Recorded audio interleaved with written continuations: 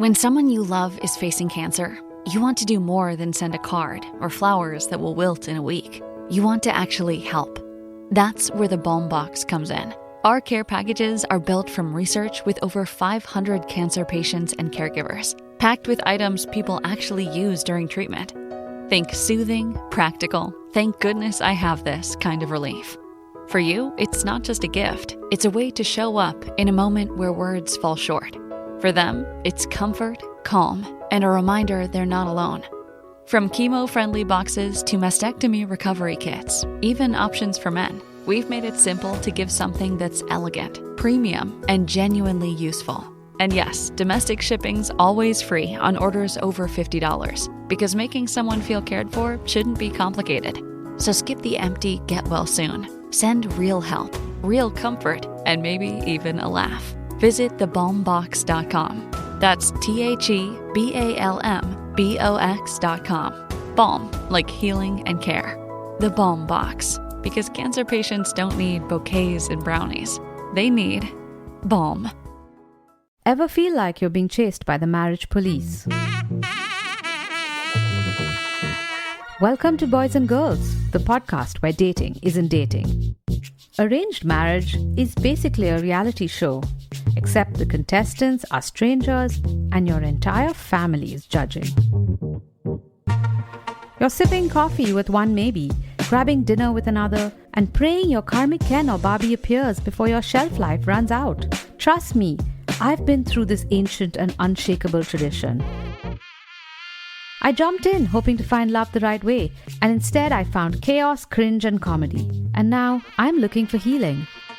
Boys and Girls dives into every twist and turn of the arranged marriage carousel. The meet awkward, the near misses, the heartbreak, and let's not forget all the jokes. Listen to Boys and Girls on the iHeartRadio app, Apple Podcasts, or wherever you get your podcasts. This season on Dear Chelsea with me, Chelsea Handler, we've got some incredible guests like Kumail Nanjiani. Let's start with your cat. How is she? She is not with us anymore. Okay, great way to start. So this is a great beginning, and hopefully you'll be able to, I don't know, maybe you will cry. Amanda Seyfried. Life is so short. If you feel something like that, you have that fire in you for this experience. It's not for a guy. It's for the experience of being in love. And it's bigger than a guy. Elizabeth Olsen. I love swimming naked so much. And I know you love taking pictures of yourself naked. Yes, I love to be naked. I just want to be in my bra and underwear all the time. Ross Matthews. You know what kids always say to me? Are you a boy or a girl? Oh my God. All the That's time. So funny. I know. love it. So I'm always like, hi. Or I try to butch it up for kids, so they're not confused. Yeah, but you're butching it up is It's basically like an angry woman. It's like Doris Day. Right? No, I turn into B. Arthur. Listen to these episodes of Dear Chelsea on the iHeartRadio app, Apple Podcasts, or wherever you get your podcasts. On June 11th, 1998, a deputy from the Los Angeles County Sheriff's Department went missing. It's an all-out manhunt for John Auger. Every search and rescue team in LA County has been called in to help. Within days, tips started flooding into the sheriff's department.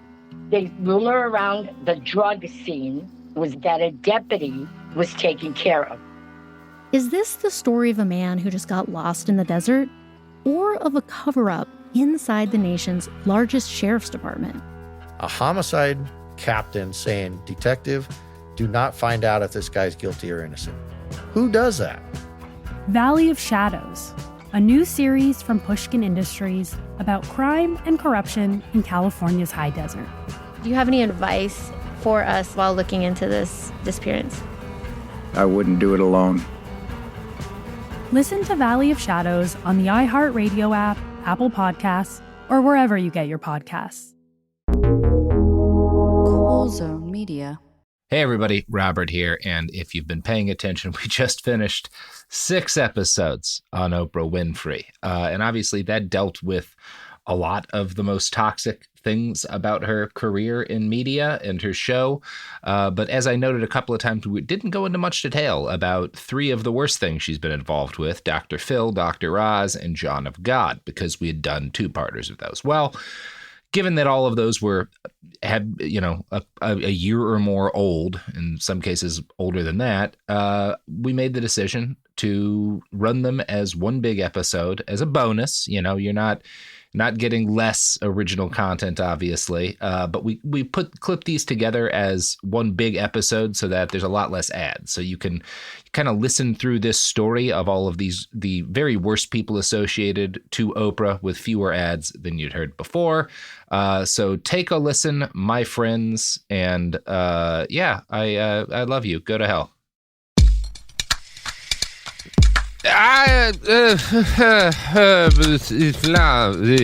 Robert Evans, Behind the Bastards podcast. This is introduction.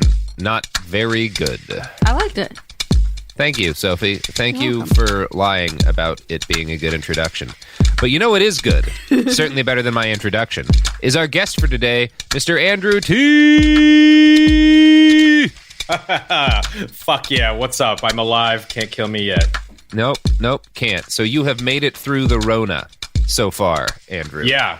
And, I have to say, your hair looks as badly in need of a cut as mine does. Yeah.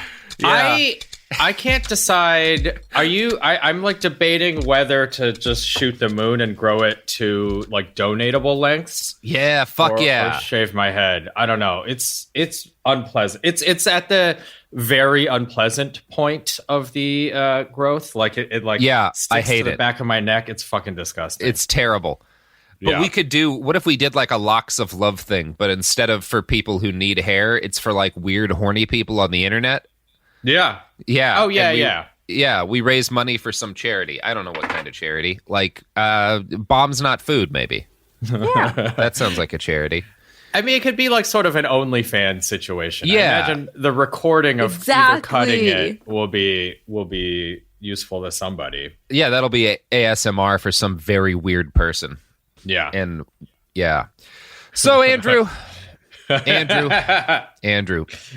as a general rule, when you and I get together, we talk about a horrific story of colonial genocide. That's right. Which is what our friendship has been based on up until this point. Even before the podcast, that's the fucked up part.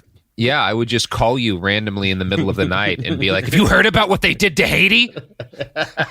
And I'd be like, nope. Let's hear it. Today we have a story that's horrible, really, really horrible. But it's actually a little bit of a reverso because it's like in part the story of this weird belief system from Europe being adopted honestly by people in a colonized nation and then used to justify horrific misbehavior on behalf of cult leaders. So that's kind of cool. Yeah. Hey. Yeah. Cool. New shit. Yeah. I guess you could call it a type of, I don't know. I don't even know what to call this. It's a real motherfucker of a story, though. This is the tale of John of God. Have you ever heard of John of God? I've heard of neither John nor God. So okay. no John of God. Now, people might be confused. There's an actual, like, Jesus-y guy, like a Catholic person called John of God. I think he's a saint or some shit. This is not that guy. This is a modern spiritual medical grifter, repeatedly endorsed by Oprah Winfrey, who turned out to be a mass rapist and possibly a baby farmer. So that is that's what we're getting into today. You're welcome, Andrew, for booking me. Yeah. Thanks for having me. Jesus Christ. Yeah. Yep. It's going to be an interesting tale today. But before we get into John of God's story, we have to go back in history to the mid-1800s and to a man with what I would have to say is one of the most unreasonably cool names I've ever come across in my research. Are you ready for this name? You're not ready for this name. Nobody's ready for this fucking name. Hippolyte Leon Dinizard Reveil. That is a fucking name. Hippolyte Leon Dinizard Reveil. That is a fucking name. Like Reveil is like so. I like going like subtle on the final landing. It's just like we could do it normal. We can do it. I like that. Last name. Fully 50% of his four names sound like Pokemon. I've got a Hippolyte. I've got a Dinizard. It fucking rules. So Hippolyte Leon Denizard Reveil was a French educator, and he wrote under the markedly less cool pen name Allan Kardec, which I don't understand. If you're Hippolyte Leon Denizard Reveil, you lean into that shit. Like, this guy did not know what was clickable. Very frustrating. That's wild. Yeah, that's giving us, speaking as a guy who's named after fucking the Godfather guy, like, and like that you don't give up the gift of a name that cool. Very frustrating. So anyway, under the boring name Allan Kardec, he wrote a series of books about spirits. And Kardec's core contention was that all living animals were inhabited by immortal spirits that bounced around from body to body over the ceaseless aeons. Kardec also believed that spirits could become disembodied through a variety of causes, and that these free spirits could impact the world in positive and negative ways. Kardec's theories became the religion of Spiritism, which is still practiced around the world today. And it is particularly popular, for reasons I don't really understand, in Brazil. It has something like 3 million adherents there. Damn. Yeah. That is... I guess it's sort of like a French version of sort of like an animist type religion, right? I think you're very keen to recognize that, because I suspect it has a lot to do with that. And usually Spiritism winds up being kind of like a Spiritist Christian hybrid. And it does, you're right, it kind of does, because a lot of these places had sort of animist traditions prior to Europeans coming in and fucking shit up, and so Spiritism felt like this kind of genuine synthesis of these old traditions with, you know, the new Christianity. I think you're probably onto something there. I guess that's kind of the shit that happened with, like, Catholicism, you know, in South America, where it basically saints became a pantheon. Yeah. Or the polytheism. It's like, yeah, it's fine. Just a slight demotion and everyone's the same. Yeah, it's whatever. So we don't hear a lot about Spiritism today in the United States. And probably the reason why is that a sizable number of what were originally the religion's chief pillars have just become normal facets of like fringe spirituality. Like a lot of stuff that was originally part of this spiritualism religion that Kardec cooked up just kind of became things that like people who like crystals all believe. Yeah. Yeah, and even Christianity, kind of like mainstream evangelical Christianity in the United States, has even absorbed a number of Spiritist beliefs, or at least different Christian cults around the world have done that. And in a number of places, including Brazil, this has led to spiritual healers becoming a very big deal. Spiritual healers are individuals who claim to be able to carry out magical healing sessions because their bodies act as conduits for dead medical doctors, saints, and sometimes just God himself.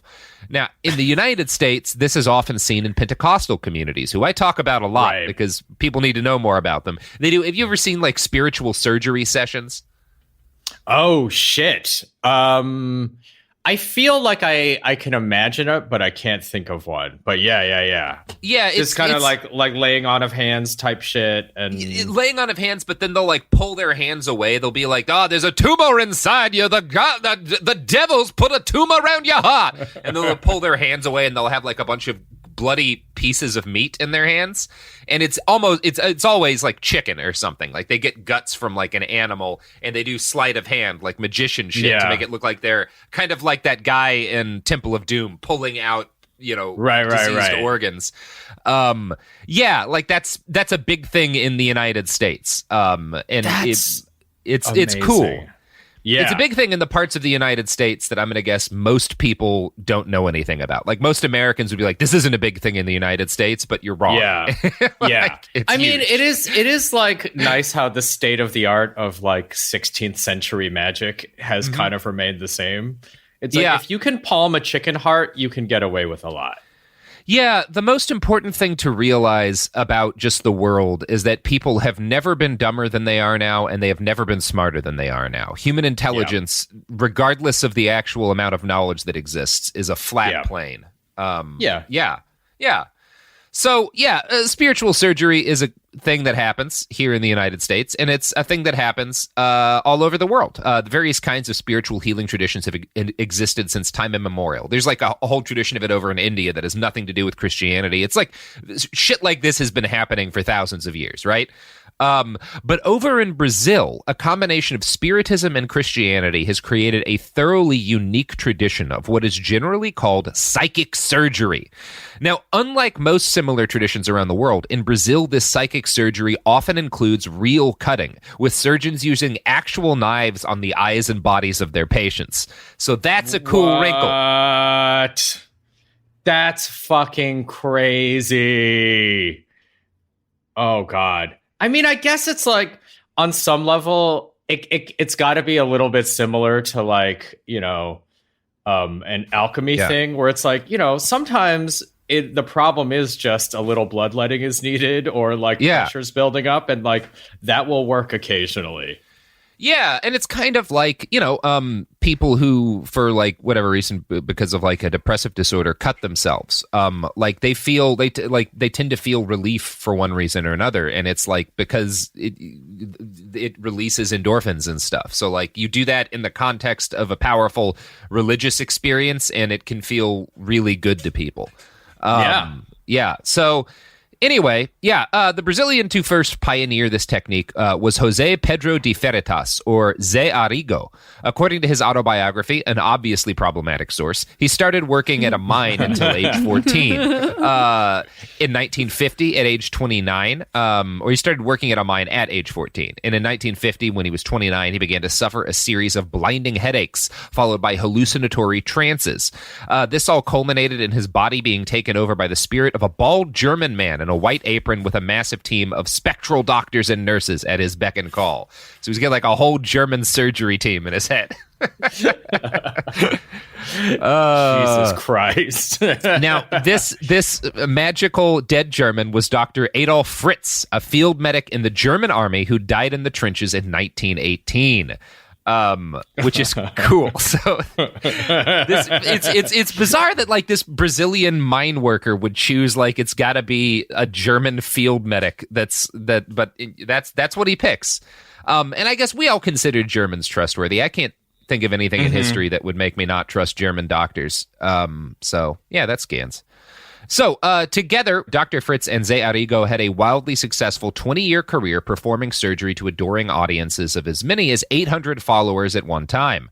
Zé Arrigo would go into trances and become so taken with the spirit of Dr. Fritz that he would grab random kitchen knives and use them to cut out tumors and the like from his patients. He became known as the surgeon of the rusty knife, and this was not like a... Nobody was like talking shit at him by calling him this. That's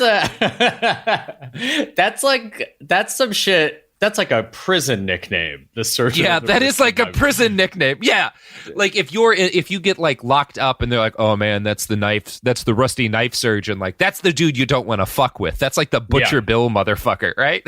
Yeah. That's incredible. And that was a compliment. Yes, that was a compliment. Yeah, because that's part of the evidence to these people that he's like so clearly holy and sacred is that it doesn't even matter that he's using a rusty knife because, and again, you'll see this throughout the whole episode and all these guys we talk about. Like part of the thing everybody focuses on is that like none of his patients feel any pain, none of them get infections, even though he's just cutting them with a dirty knife. Like that's how holy this is. Yeah. So that's cool and. Yeah, you know what? Just cool. Blood of Jesus, that works. It's fine. Yeah. It's antiseptic largely. Yeah, the blood of Jesus is profoundly antiseptic. Yeah, so he prescribed various medications, generally a mix of herbal remedies and complete nonsense. His patients could redeem their prescriptions at a local pharmacy run by his brother. The height of Zé Arrigo's career came when he removed a tumor from a popular senator. He was arrested in 1956 and convicted of practicing medicine without a license, but he was pardoned by the president of Brazil. In 1962, he was arrested and jailed again for the same thing, but the police allowed him to continue healing from his cell. He died wealthy and beloved in 1971 due to an auto accident that his spirits failed to warn him about. So... Yeah. This guy would be like an amazing character in like a Batman video game, I feel like. He feels like real final boss energy. Yeah.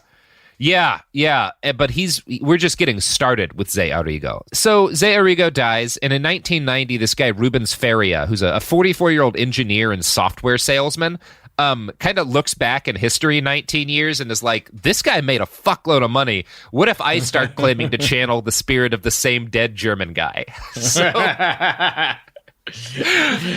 next up, Rubens Faria is like, Dr. Fritz is in my head. And he starts like, pretty soon, he's attracting crowds of 1,000 people every day to this giant hangar-style building he buys in Rio de Janeiro. His patients were renowned to feel no pain, even when he cut into them, and they reportedly never got infections from all of his eyeball scraping and body gouging. Christopher Reeves is reported to have visited Mr. Faria for healing. It didn't work. Boom. Too soon, but boom. Yeah, I mean, I'm not making a joke. It clearly didn't do the trick. Yeah, seriously. Damn, dog. I mean, that's a bummer. He seemed like a nice guy, but yeah, this was not the treatment. So, in 1995, Mr. Faria married Rita Costa at age 34. He dumped her a few years later for a 19-year-old friend of his daughter's. Mrs. Costa reported her former husband to the police for non-payment of taxes. The police confronted him during a surgery in Rio and arrested his bodyguard for possession of an illegal weapon. That bodyguard then testified that he'd been secretly helping his boss dispose of the corpses of a number of patients who died as a result of Mr. Faria's hacking on their bodies. So it turned out like a bunch of people were dying and getting infected, and his bodyguard was just throwing them in a hole. I guess I was going to say, like, what does it take to have the confidence to just cut people with a fucking rusty knife? And I guess it is, you just have to break a few eggs to make a magic omelet. I've always said there's nothing builds confidence like having a large, heavily armed man willing to dispose of corpses for you. That really, that's all any of us really needs. That's, I guess that's you for most people that I know.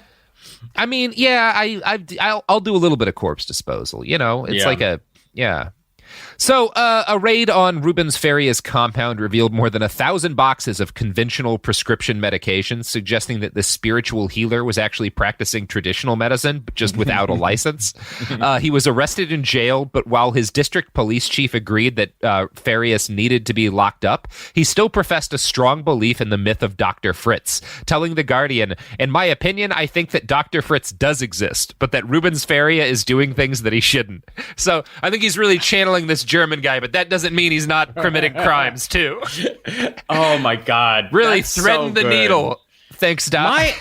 My favorite is that reminds me a little bit of I've known various people that have gotten out of Scientology, and the worst of them sometimes say shit that is basically akin to like, well, I don't agree with all the homophobia and all the cult stuff, but obviously Xenu is real and, controls our lives through a series, shit like that, where I'm like, it's like, it's just about the practice of it, not like the underlying like logic of it. It's amazing. Hey, I mean, I worship L. Ron Hubbard, not for his spiritual teachings or any of the things he wrote about space aliens, but for his ability to get boats full of young people to search for gold that his past life buried. That's exactly. That's what I celebrate about LRH.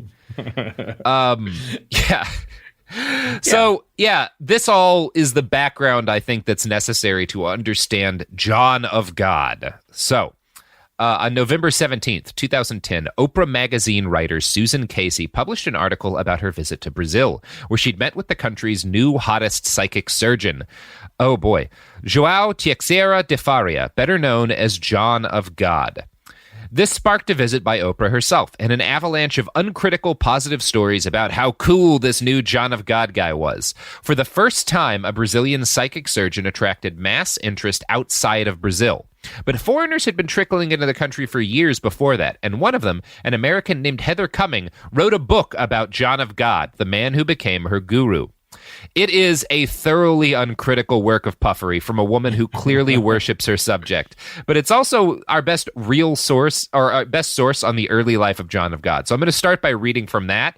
And I'm going to give the caveat that this is all information that a mass rapist cult leader wanted to convey about his early life. So, noted. A little bit of salt here and there.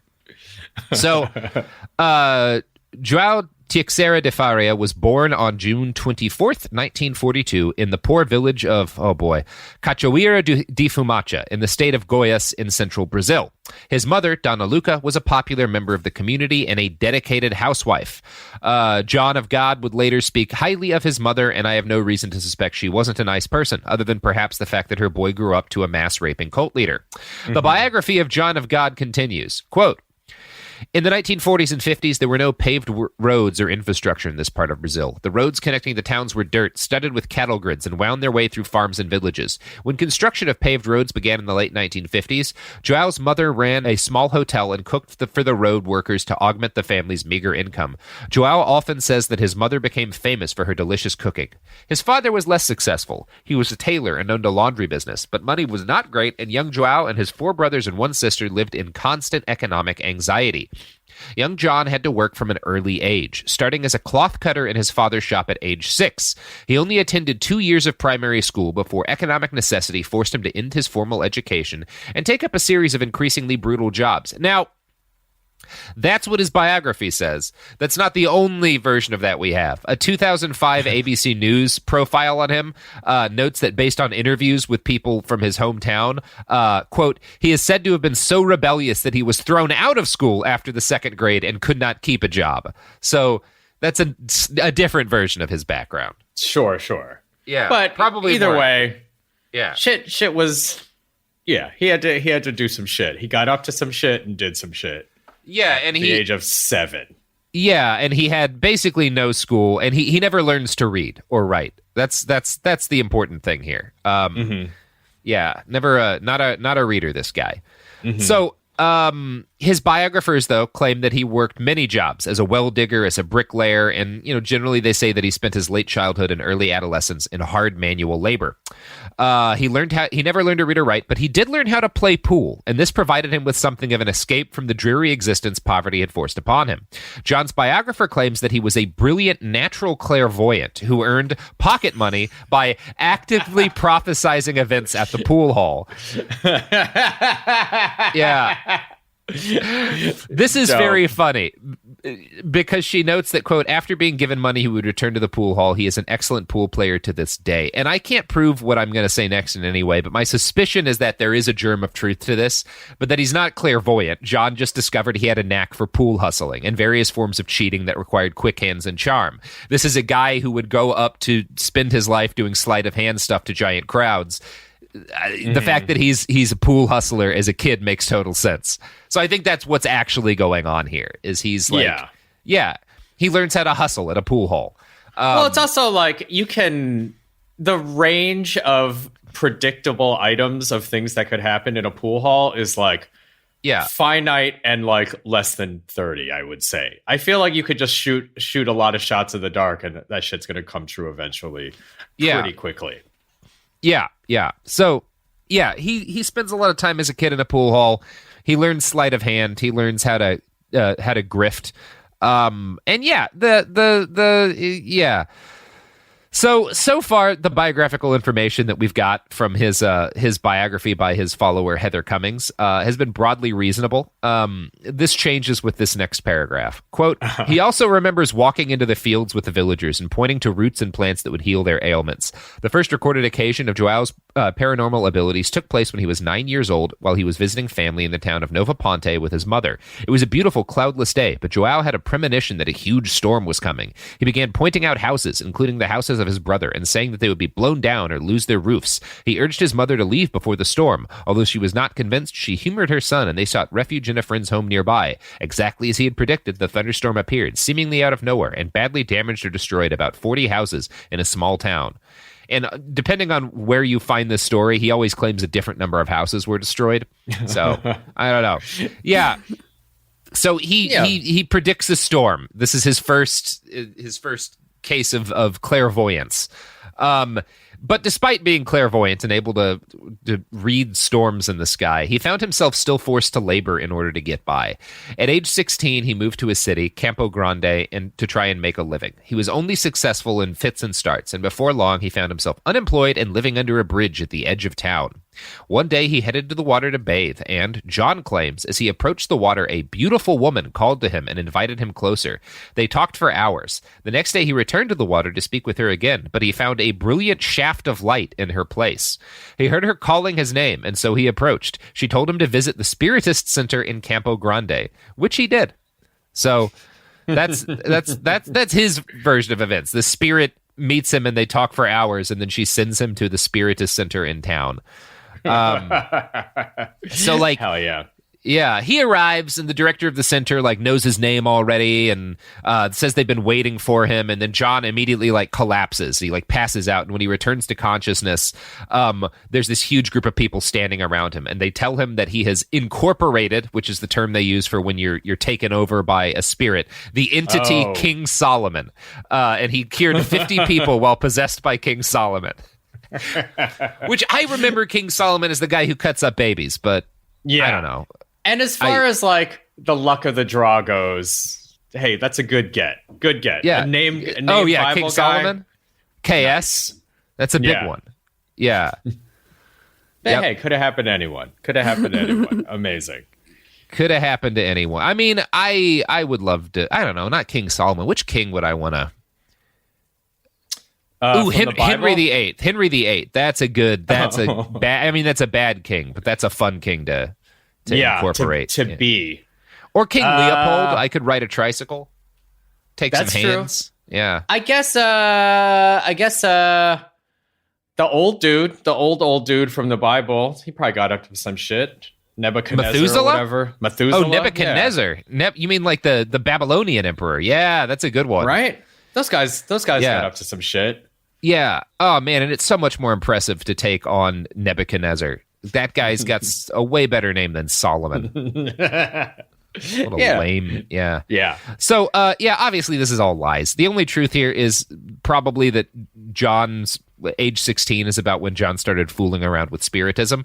Unfortunately, I'm unaware of any serious journalism that exists to actually document what went down with John's early years in the religion. But he claims that the director of the center had to take him aside and explain to him that he'd been chosen by an entity of light known as King Solomon. This director told him to leave and come back at 2 p.m. the next day to keep healing people. Since John was homeless, this guy invited him to stay the night at his house. John claims that this man's humble home and food were unthinkable luxuries for him, given the poverty he'd lived with his entire life. He was given his own room with an electric fan. So that's a big deal. Nice electric fan. It is like so weird to think about like the band of grifters welcoming in a new, I mean, this is in the retelling, welcoming in a new grifter. Like, what the fuck was actually happening? Yeah, and it's so one of those things. Yeah, it's convenient that, out in at this period of time, out in the middle of nowhere, Brazil, lifespans aren't enormous. So you're really, if you make it old enough, you could just lie about what happened to you when you were a kid. Because right. Yeah. Right. That makes sense. The earlier most people die, the easier it is to be a grifter. Yes. When everyone I went to high school with is dead, I'm going to have some stories I start telling. I'll tell you that much. Yeah. No corroboration. Oh, I was healing the shit out of people in 11th grade. You want to take a ad, buddy? Yep. You know who else was healing a lot of people when I was in the 11th grade?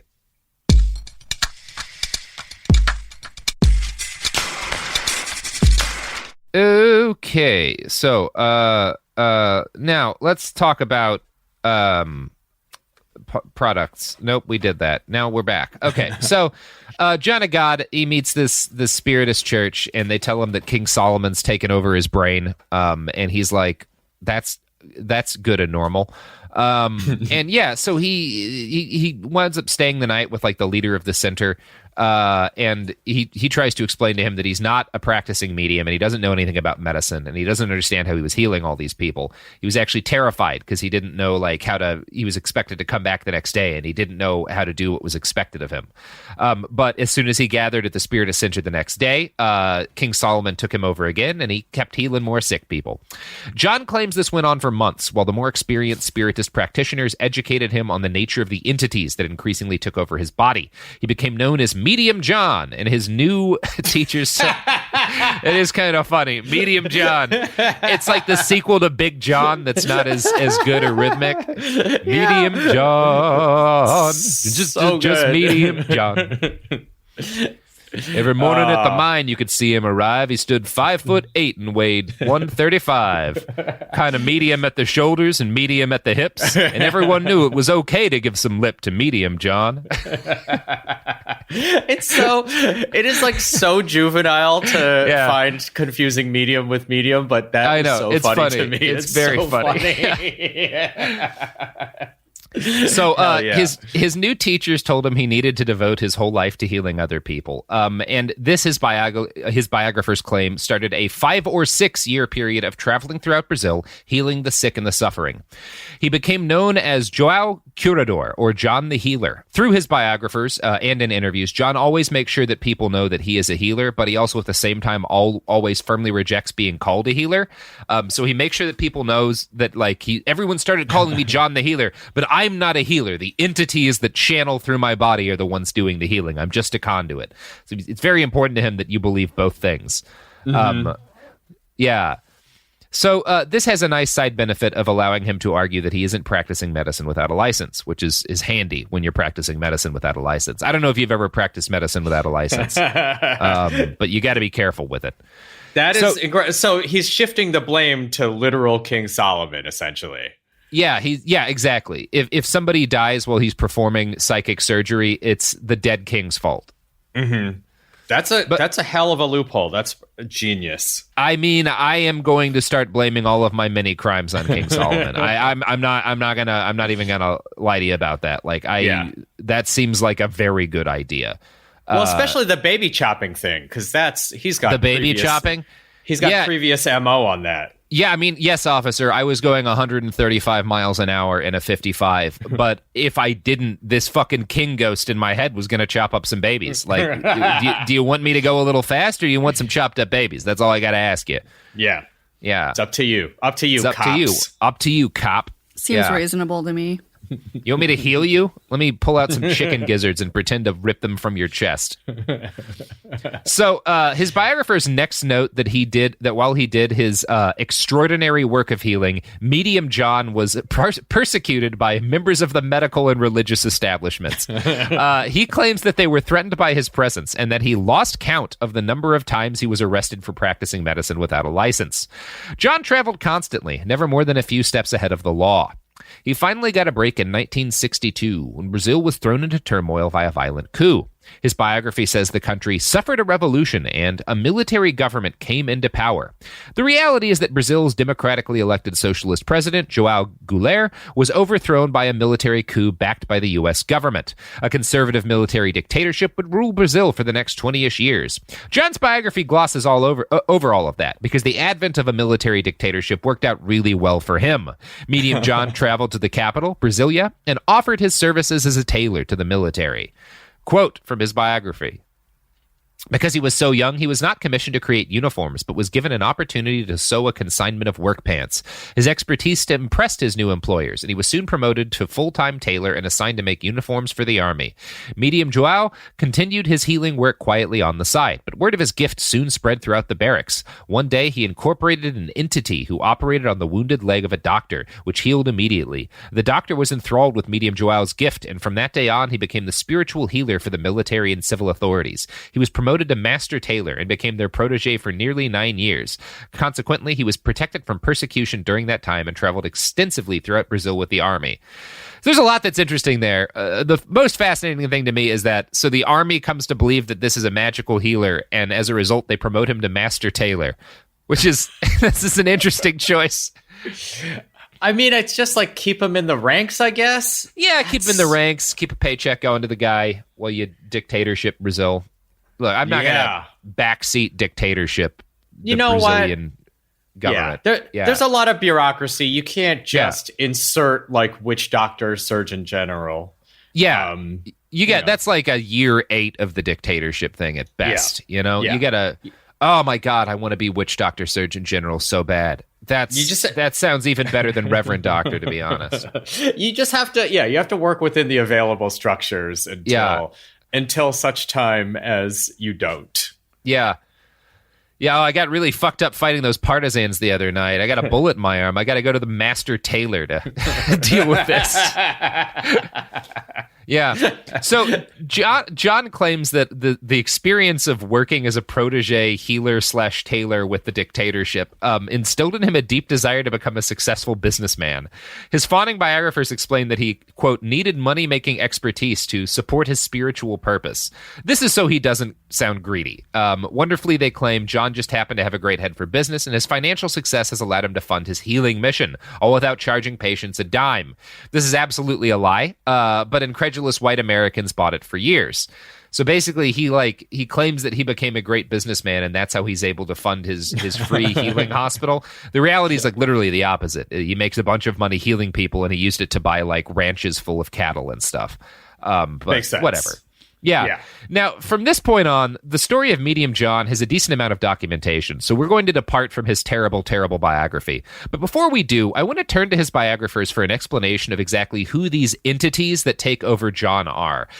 They describe the entities as transcendent spirits who are, quote, able to use Medium Joao's body to produce cures by performing visible and invisible spiritual surgeries. Quote, Medium Joao can incorporate approximately 37 entities, but only one entity can be incorporated at a time. The specific entity may change, however, depending on the needs of an individual patient. In addition to the entity incorporated at any given time, there is a highly evolved group of thousands of spirits who actually work on a person while the incorporated entity oversees healing. This group is referred to as his phalange. One spirit might specialize in diabetes or heart problems, another in emotional afflictions. These entities serve humanity in the hopes of alleviating pain and suffering on the earthly plane. This service is part of their evolutionary process. So he's a whole hospital of ghosts. Jesus Christ. That's having like support staff in this like fake like spiritual slavery the best part system. It's like I mean, I guess it makes it sound more plausible on some level. Like, oh, how could you possibly do this? No, we need, the help of thousands to cure your fucking whatever. Oh, yeah, no, I got nurses. Yeah, is it ever like, oh, I'm sorry, no, the guy who could help you, he's out on vacation. We just have like the dude who helps me cut people's eyes. Do you need an eye cut? Yeah. Oh, that's the other side of it. Is if I were designing my own version of some cockamamie bullshit, I feel like it would involve as little true body horror as possible. Like, people love that shit. Oh, yeah, man, I guess people that's love true. getting fucking cut into and blood and shit. Like, if you want to get some cult shit going on, you got to get gross with it, man. Yeah, it's part of it. Of it, but so the physicality. Yeah. Yeah. That's why not everyone's made to be a cult leader, Andrew.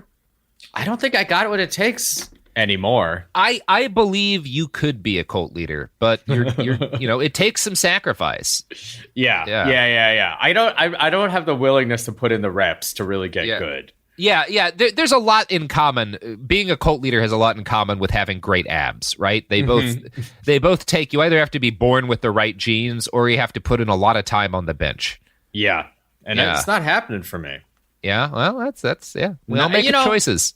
Yeah, there's not happening yet. I'll see. We'll see. We'll see where life takes me. It would be cool to be able to incorporate the spirit that could just give you incredible abs. Like one of them has to know how to do abs. But okay. So John claims that after a few years of making money and getting in good with a brutal dictatorship, his entities told him it was crucial he expand his work and heal more people. He wound up being guided to the town of Abadiania in Goiás. He first arrived there in 1978 and began his practice by sitting in a chair outside in the middle of the main road and greeting travelers who showed signs of illnesses. Through him, the entities would heal these people, and over time, the numbers increased from dozens to hundreds to thousands per day.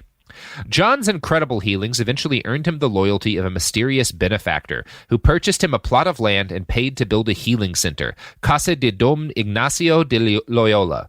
This spiritual hospital, as his followers would come to describe it, eventually received more than 10,000 visitors per month. Since Abadiania has only about 19,000 residents, the huge streams of sick and dying people represented a big infusion into the local economy. So, like, half the population of the city is coming in every week just to see this guy. Yeah. I guess you need, like, desperation tourism sometimes, but Jesus Christ, That is actually Jesus Christ's business model also. So you know what? Maybe it's just a good one. Yeah, if Jesus Christ had benefited from like roadside billboards, I don't think they ever would have gotten to kill him. He would have made too much money, but tragic. Yeah. Render unto Caesar about 38% and you're fine. Yeah, honestly, yeah. So, this was often glossed over by the positive coverage of John of God, but the extent to which he became an industry for the people who lived around him can't be exaggerated. I'm going to quote now from an O Magazine profile by Susan Casey, just a terrible article from 2010 that nonetheless revealed some important details about the economic impact of this guru on the small town of Abadiania. Quote, several businesses had displays of white clothing. The casa requests that only white be worn. This makes it easier, apparently, for a person's aura to be seen. There were a number of vividly painted small hotels, lined up side by side, lilac purple, canary yellow, lime green. One of them, a coral-colored one-story building, opened up to the street, and inside I could see a John of God video playing on a large screen. An audience of about 20 people sat in straight-back chairs and watched him cut into a man's chest with what looked like a rusty paring knife. The man's eyes were closed, and he was peaceful and still as rivulets of blood ran down his white shirt. Oh. Yeah, that's awesome. That sounds like the kind of charming small Brazilian town I want to vacation in. Just have a couple of fucking mojitos and watch some guy commit surgery on people. Hell yeah. Yeah. This is like some midsummer shit. This is like insanity. Nice. Yeah, imagine like you're just backpacking through Brazil and wind up here on accident, and it's like, oh no, I have erred. I did not want to be here. Yeah. Holy shit. So John established a cattle ranch nearby, and by the early 2000s, he was known to spend most of his week there, running his various businesses. He was able to do this because, increasingly throughout the 90s and early 2000s, a string of foreigners, generally American women, moved in and dedicated themselves to helping his mission. This includes the Americans who wrote his biography. John of God's practice involved a series of mass meetings where sick folks would basically fill up rooms and wait to be seen by the medium. He'd consult with his entities and then diagnose their problem. I'm going to quote now from a write-up in the Montreal Gazette. Quote, once the diagnosis has been made, the healing procedure begins. It may be visible or invisible spiritual surgery. If the patient chooses invisible, they are directed to a room to meditate while the spirits do their work. Visible surgery can involve sticking a surgical clamp up the patient's nose. It looks very impressive, but it is nothing but an old carny trick, usually performed with a long nail and a hammer. Any anatomical text will reveal that there is a roughly 4-inch long passage up the nasal cavity that is quite ready to accommodate a foreign object without any harm. John maintains that, that's a good trick. Yeah, he's doing the nails up the nose thing. But he's calling it brain surgery. Classic. Yeah, classic. John maintains that the success of his treatment hinges on the patient abstaining from drinking alcohol, eating pork, and having sex for 40 days after the treatment. This can provide for a convenient out in case no miracle occurs. Patients can be healed even if they are unable to travel to Brazil. All that is needed is a surrogate willing to undergo the spiritual surgery. So that's awesome. That's a good grift. Oh, God. Yeah. Oh, well, I mean, I guess it's like, if you're going to be a main grifter, at least bring up your little grifty town around you. Yeah, I guess. Yeah. I mean, that's obviously the safest thing, right? Because then they'll have a vested financial interest in protecting you. Yeah. I guess that is what a cult is.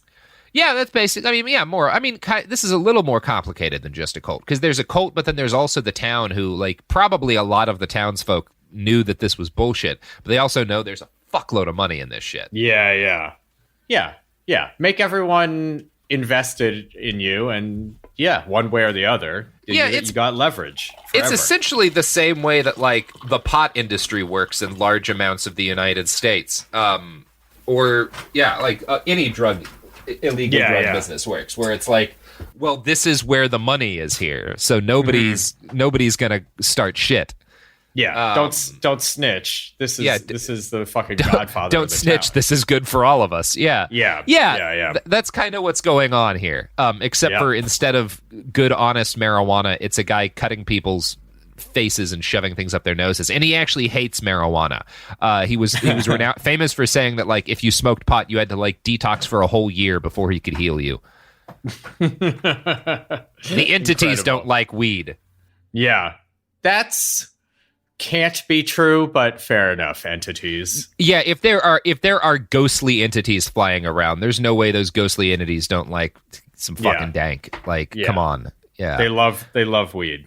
So that last write-up I read you from the Montreal Gazette was obviously written by a credible journalist who was very critical of John of God. But I want to read another example, another person writing about what his healing sessions look like, who actually believed in him and was a member of his cult.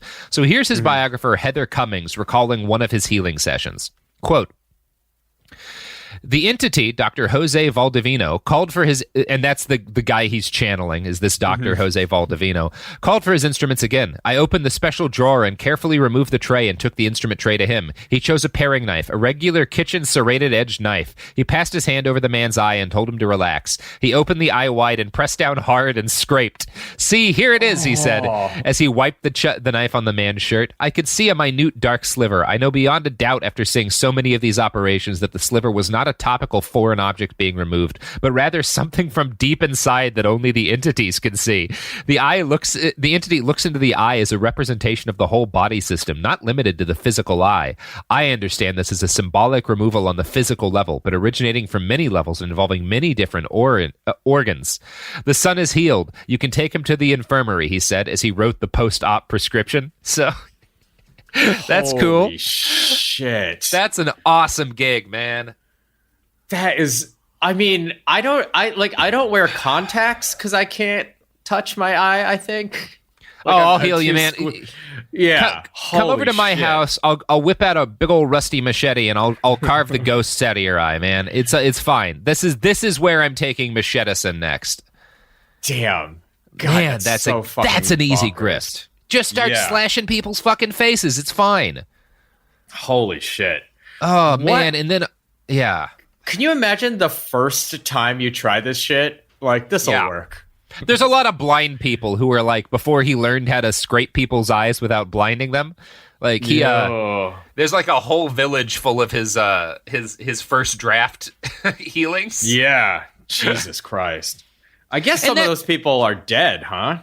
Yeah, I mean, the good thing is, if you're actually, if you're doing this kind of grift, I think you definitely want to start out only trying to heal people with serious terminal illnesses like cancer, because then once you fuck up, they're not around very long, right? Yeah. Yeah, that's really key. Yeah, a lot of good advice on how to start a medical grift in this episode. So take notes. When society collapses, some of you are going to do very well remembering this stuff. So, as that story noted, John of God would write prescriptions to his patients, and all of these prescriptions were for a specific herbal pill mixture sold in John of God's own pharmacy. The pills were mostly passion flower, and by some accounts, they've netted John more than $10 million a year.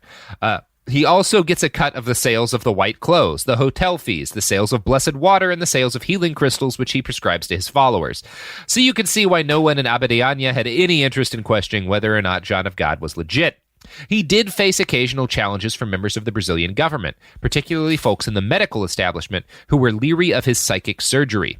But this sort of woo is extremely popular in Brazil, particularly among rural voters, and John of God was both rich and connected, so it is not surprising that very little was ever done. What's more surprising is the degree to which foreign journalists bought into his shtick. In 2005, ABC News sent a small team to Abadiânia to meet John of God.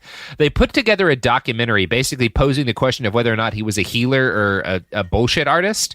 And they kind of landed on healer. ABC News did a pretty shitty job of journalism here.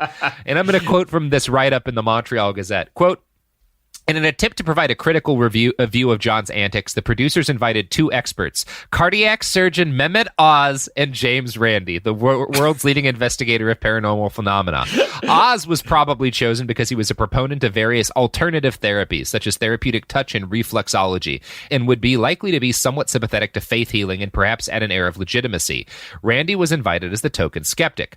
Oz appeared repeatedly in the hour-long show, basically echoing the refrain that science doesn't have all the answers and not all other forms of healing need consideration. Science, of course, doesn't claim to have all the answers, but it does look for evidence before jumping on a bandwagon. Randi, who could have provided evidence for methods of trickery and for psychological manipulation, was given a total of 19 seconds on the show after being interviewed for hours. Why? Because the possibility that cancer can be healed by penetrating the nose with surgical forceps by a healer chosen by God makes for better television than declaring him to be a self-delusional simpleton or a calculating fraud artist." So, I mean, now, this has to also be like something like the underlying, like, you know, faith in Christianity. Like, you know, it's like, oh, you gotta, you know, can't question religion takes you all the way to, well, this could be real. This clearly fake shit could be real. It's got to be real. What else could it be? It's wild, man. And Dr. Oz is a big part of justifying this guy. Like, you can't overstate how much Dr. Oz played a role in giving this guy legitimacy. Yeah. Because his job, for his whole career, pretty much, has been to be a real doctor who will get up and say that nonsense makes sense, that nonsense medical treatments are good for you. I mean, I think it's, like, critical to point out that, like, physicians are not fucking scientists. Like, you can be a doctor. Ben Carson believes in fucking... you know, doesn't believe in evolution. Like, doctors are just like high stakes technicians. Yeah, and their engineers are regularly engineers and doctors actually are not irregularly, like, part of like terrorist moves. Like Al Qaeda had a bunch of engineers and doctors in it because if you've got that kind of intelligence, like Ben Carson is a great brain surgeon and is also able to convince himself that the world is 6,000 years old. Like the kind of brains that these people have don't, you know, there's a lot of very smart doctors obviously too, but you can be a doctor and very dumb. And you can be but I don't think Dr. Oz is dumb. I actually don't think I think Dr. Oz is a very intelligent grifter who's made millions of dollars causing untold harm to the world and to our shared understanding of science. God, I hope a Dr. Oz ad comes on during this episode. He's a piece of shit and a monster. But I hope an ad for Dr. Oz comes on right now. Yeah. I think it's just like worth pointing out that the TEM in STEM, none of those things are indicative of actual knowledge necessarily. No, and this is part of why, like, this is people talk about, like, you know, conservatives in particular, like, talk a lot of shit about the liberal arts and like philosophy and all this stuff, and it's like, no. The reason why engineers and doctors should have some grounding in all that education is to stop Dr. Oz's from coming about. Like, it's to give people like a broader understanding than just like, if you get really good at one incredibly narrow technical thing, you can convince yourself to believe all sorts of stupid bullshit because you're a very smart person who doesn't have a wide-ranging education, and it's very easy for those sorts of people to convince themselves of the dumbest things in the world. Yeah, and who are highly rewarded for it. Yeah. So like, yeah, you watch like any Silicon Valley person make a pronunciation on anything outside of business, and it's like, oh, you are less educated than the average person. You are bad at reasoning. And when a bunch of these people who are really good at one incredibly narrow task wind up responsible for a wide range of things, you have stuff like a viral epidemic get wildly out of hand and kill tens of thousands of people. But hypothetically. Yeah. And Dr. Oz is, of course, a part of that and was like urging people to take bullshit medical treatments during the coronavirus epidemic because he's history's greatest monster. You know, he was also cited repeatedly in that 2010 O Magazine article because, of course, Oprah gave Mehmet Oz life and nursed him at her metaphorical breast of publicity.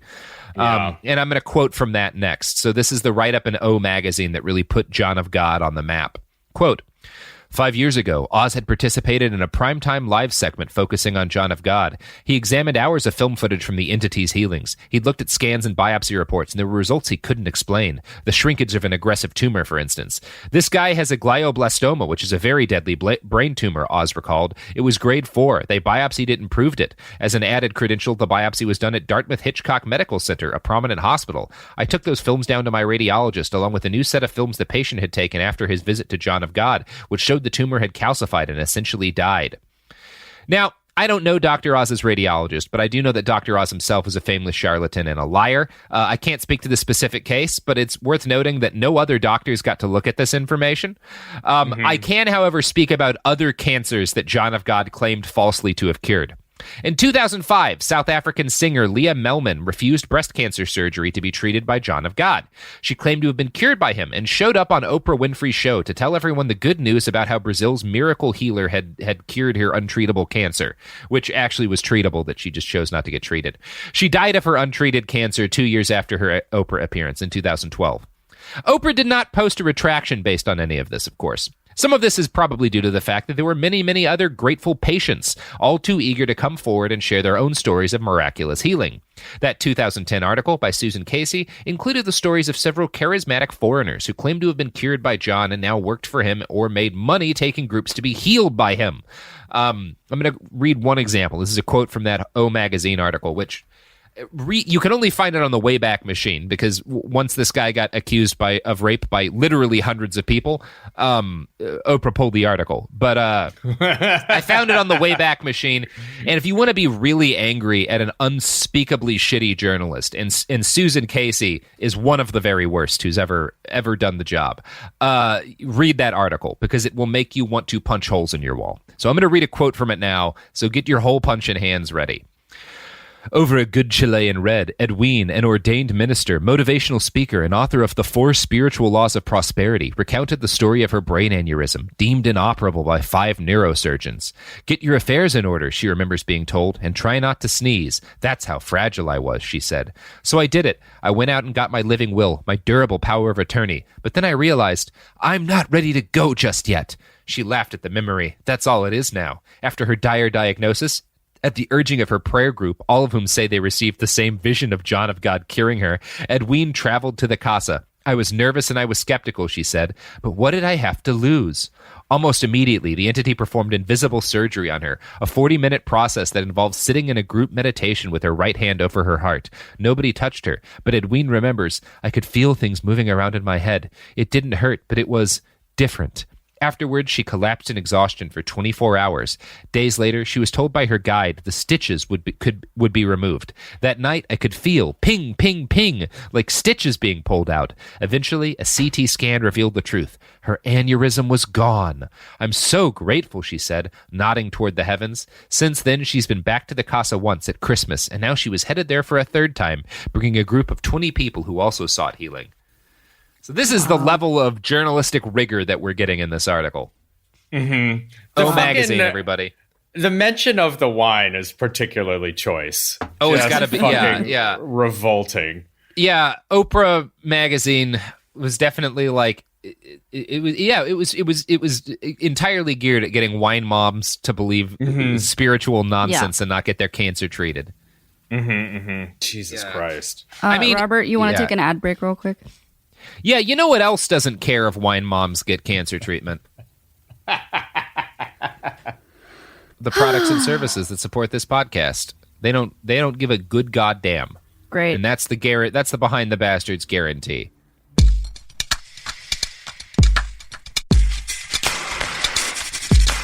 We're back. Oh my gosh. What a great, I don't know. Whatever this is. What a great, John of God story. John of God is a monster and a rapist, and we will only hear more about the horrible things that he's done. But I can't have the same kind of hatred for him that I can for these fucking O Magazine grifters and Dr. Oz. And I don't know why. I think it's because on like a global level, the amount of harm that these people do is so much higher. And it's also so much like, this is going to sound weird, but like the horrible physical crimes that John of God committed, like he just went out there and committed with his own body. And there's a level of like commitment to evil that's necessary. Whereas Dr. Oz and Oprah just like sit in front of a camera and say bullshit that harms so many more people, while at the same time, they're perfectly friendly and nice people. And so like nobody hates them and they never go to prison. And like, I'm not going to say they're worse than a rapist, but yeah, they do more damage on a broad scale, right? Like, it's not good. Well, it's like sort of like it's like whatever the PR version of money laundering is. They clean it. They're the cleaners. Yeah, exactly. Yeah, that's exactly right. They're like money launderers for like dangerous bullshit that gets people killed and molested and stuff. Yeah. And they are responsible in this case for sending thousands of potential victims to this guy who again turns out to rape hundreds of people. And like they're being sent there by Oprah, but all she gets is traffic for it and more money, and everybody loves Oprah. And if she ran for president, she would absolutely win. And it's fine. And it's just fine. Because she's a friendly, nice person. I'm sure if I got to hang out with Oprah, I would enjoy her company. And I would forget momentarily the horrors that her brand has brought into the world. And that's very frustrating to think about. Although, to be fair, actually, if she were to graduate to the level of American president, she would once again be in company where, probably relatively speaking, her hands are relatively clean. I hate to say it, but I suspect she would not be the worst president of my lifetime. Oh my God, she might be the best. Yeah. It's entirely possible. Both things are true. You can be the friendly face of a lot of horror, and still be the best president. Yeah, I would still vote for her over the current guy or even Joe Biden, to be honest. So here we go. Like, it's fucking wild. This is so dumb. We shouldn't have presidents or billionaires like Oprah, but whatever. Yeah. Anyway, that O Magazine article has been scrubbed from the internet because of all the rapes and stuff. I almost recommend finding it and reading it just to get a crash course in how to write a really irresponsible article about a cult leader. Susan Casey should be in some sort of journalist prison, but instead she went from being Oprah's editor-in-chief to working as the creative director for Outside Magazine, the editor of Sports Illustrated Women, and the author of a ridiculous-sounding book on dolphins. And I am sure that I have ruined any chance of publishing an Outside Magazine now, which bums me out because I would much rather do that than write about Nazis, but I don't like Susan Casey, and I think she's very irresponsible. Yeah. She's the journalistic equivalent of like taking your 9-year-old out shooting for the first time and just getting blackout drunk first. I mean, is it like, because it's like, so generally there's just like a vested interest in promoting like spirituality and Christianity on some level. And like, because it's like when you encounter these people, are you not at any point like, hey, this seems fucked up? It's so wild to me that they don't have that instinct. You know, the key is that all of the people surrounding John of God, because you don't spend much time with him, you spend a lot of time around these like, and they're mostly like white American ladies who like love his shit, and they're all the same kind of, they're all Gwyneth Paltrow kind of people, and they're all like well-heeled and friendly and charming, and they know how to speak to a specific segment of the population, and those people find them trustworthy. So Susan felt the need to visit John of God, the author of that O Magazine article, so she could write a terrible article. But the ailment that sent her there was the fact that her father had tragically died very young, and the resultant grief had nearly broken her. She went to Brazil for healing, and she basically claims that John of God put her into a trance during one of his mass healing sessions, and she was able to visualize her father in paradise. Knowing that he was happy and off living his eternal life allowed her to move on. And that's all fine. Like, seriously, grief is the worst thing ever, and there are way worse ways of coping with it than paying a guru to help you to hallucinate heaven or whatever. Do what you got to do to get by. I'm not going to blame her for that. What I will blame her for is the utterly uncritical way that she wrote about John of God's bullshit, like his claims of being able to perform surgery without even touching people. So here's another quote. When you consider the countless unseen things that have undeniable power, sound waves, microwaves, radio waves, emotions like anger or envy, wind, and of course the awesome universal power of love, it seems silly to rely on the naked eye for proof of anything. Yet that is what we do. Numbers on charts and graphs, x-rays, those we believe in. But belief without documentation, something we perceive with one of our five senses, is considered with one of our five senses, is considered blind faith. Sweet, but we don't really trust it. So she's saying that like it's silly to believe in radio waves, but not the power of ghosts to heal people's cancer. The hand waving of naked eye into evidence is fucking revolting. She is hand waving so hard it could power a fucking windmill farm. Like Jesus. So she actually makes the argument in that article that it's unreasonable for us to reject the reality of John of God's powers just because there's no proof behind them. This is reinforced by something she writes about her arrival in the hotel at Abadiania. Quote, as I hoisted my luggage up to the second floor, a small sign of the wall caught my attention. Don't believe everything you think, it advised. Which is, that's kind of gaslighting, right? Like, it's like gaslighting via decoration. That is what abusers say. That's fucking insane. Yeah. Holy shit.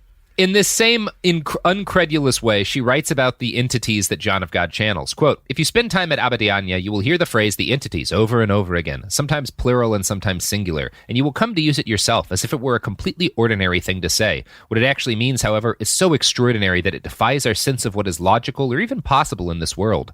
The healing entities who work through John of God are the spirits of deceased doctors, surgeons, masters, and saints. Heather's website explains matter-of-factly. They use Medium Joao's body, channeling their power through him. Sometimes the spirits show up anonymously, but there are several who make regular appearances.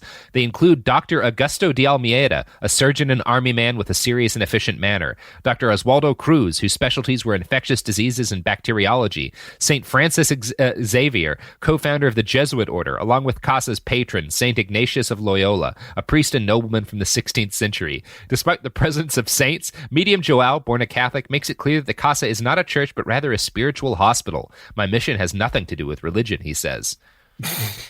So, have these guys ever been like sued by the estates of these? This feels a little bit like Mormons, like baptizing people in post-mortem. Most of the poor people who come to John of God are too poor to sue if their serious diseases don't get cured. And most of the rich people aren't actually coming there for serious diseases. They're coming there for things like Susan has, where like they're sad, you know? Yeah. That's a lot of these patients. Sorry, I meant the estates of these spirits of the people.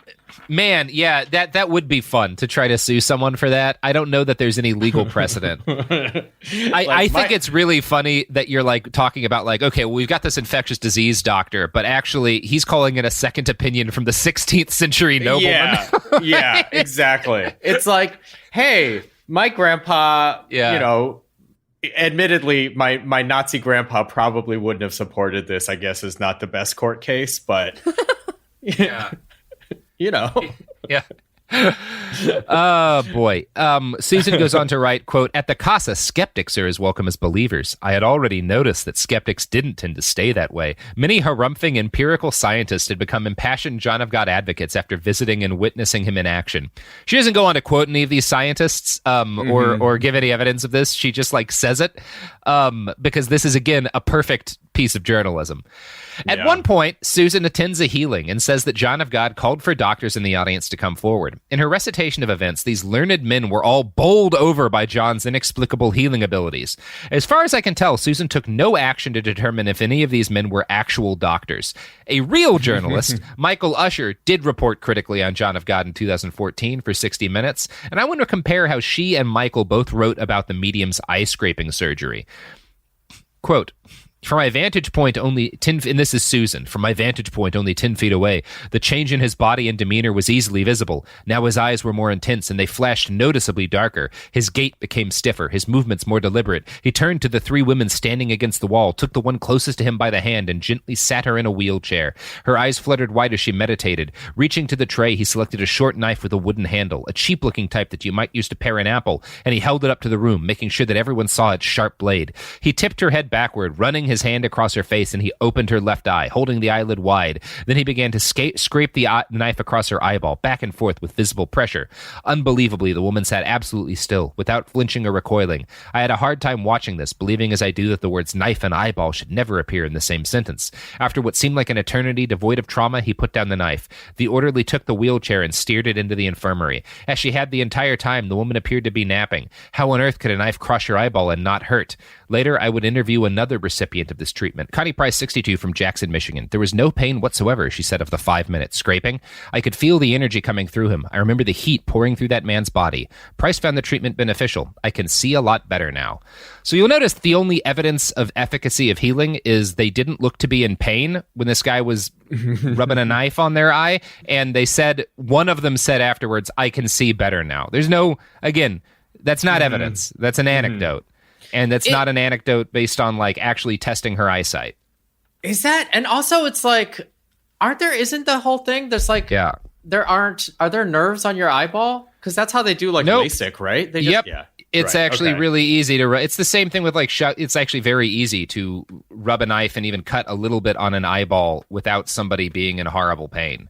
Right. And, you know, even when you actually are cutting into people's chest, like, it's easy for people to not feel pain. Like, again, people who, like, there are people who, like, do cutting and stuff, or who will, like I have friends who, like, will suspend themselves from the fucking things in the roof of a building with, like, hooks in their back. And, like, it feels good to them. Like, there's, like, a release of endorphins. Like, there's pain, too, but, like, they're not, like, screaming in agony the whole time, even though you would think they would be. Like, there's, exactly. Like, the fact that these people don't report pain or anything isn't weird, and is part of like a long documented history of people experiencing temporary relief from faith healing and stuff like that. There's nothing mysterious about it. For decades, Pentecostal revivalist preachers have done things like pray over people with injured legs and then have them discard their crutches and dance around.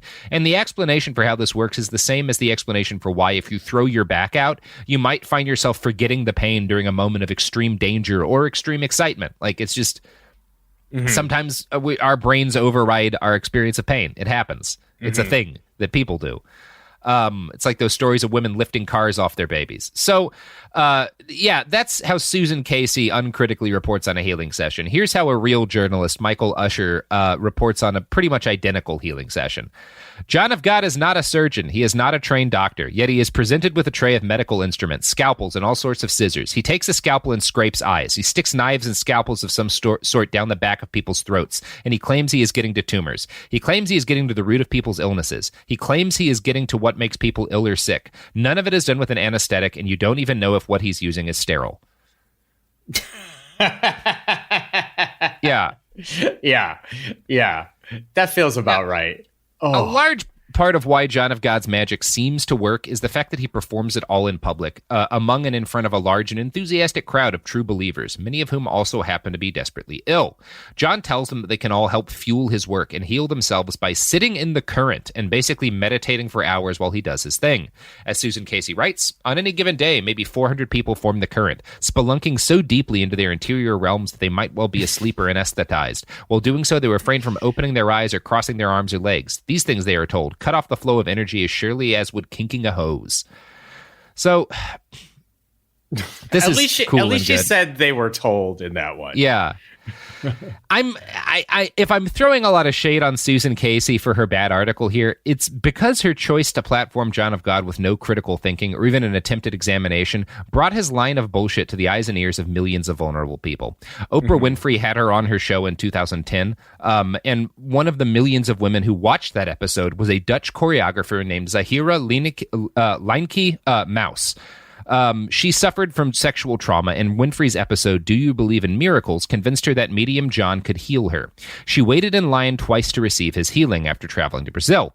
On her first visit, he prescribed her some of his herb pills. When those didn't do the trick, she went back and he offered her a spiritual cleansing in a rare private session. From the Washington Post, quote, she waited until everyone in line had their turns, until finally she was alone, and John of God invited her into his office, and then into his bathroom. That's where Mose says he raped her, all while leading her to believe it was part of her healing. Jesus. Now, Mose was one of hundreds, and perhaps thousands, of rape victims of John of God.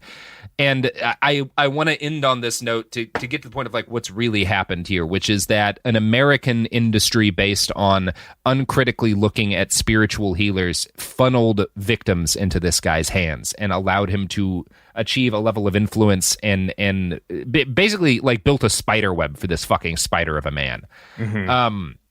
So we're going to continue the story of John of God in part 2, but right now we're going to continue the story of Andrew T of God's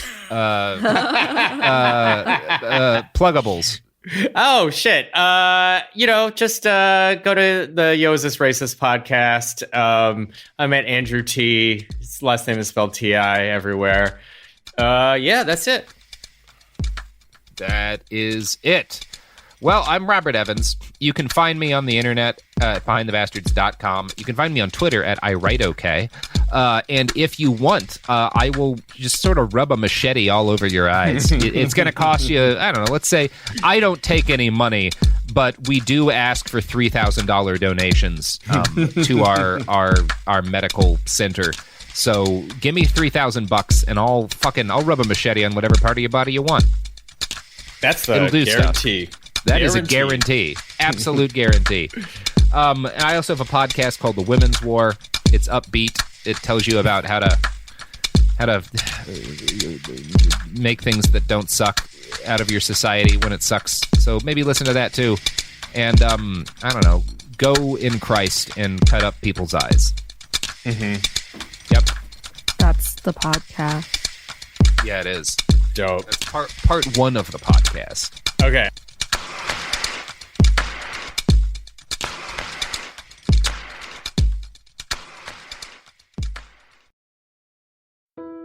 When someone you love is facing cancer, you want to do more than send a card or flowers that will wilt in a week. You want to actually help. That's where the Balm Box comes in. Our care packages are built from research with over 500 cancer patients and caregivers, packed with items people actually use during treatment. Think soothing, practical, thank goodness I have this kind of relief. For you, it's not just a gift. It's a way to show up in a moment where words fall short. For them, it's comfort, calm, and a reminder they're not alone. From chemo-friendly boxes to mastectomy recovery kits, even options for men, we've made it simple to give something that's elegant, premium, and genuinely useful. And yes, domestic shipping's always free on orders over $50, because making someone feel cared for shouldn't be complicated. So skip the empty get well soon. Send real help, real comfort, and maybe even a laugh. Visit thebalmbox.com. That's TheBalmBox.com. Balm, like healing and care.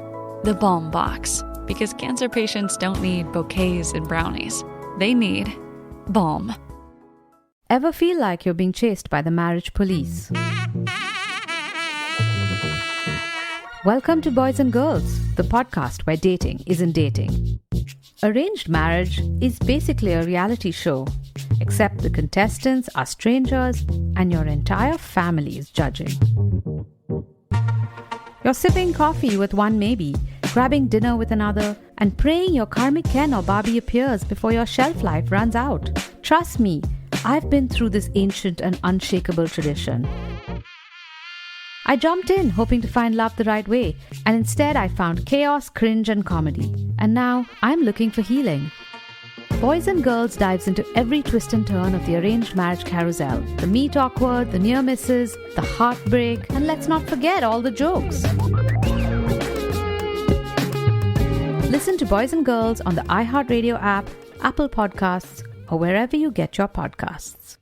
This season on Dear Chelsea with me, Chelsea Handler, we've got some incredible guests like Kumail Nanjiani. Let's start with your cat. How is she? She is not with us anymore.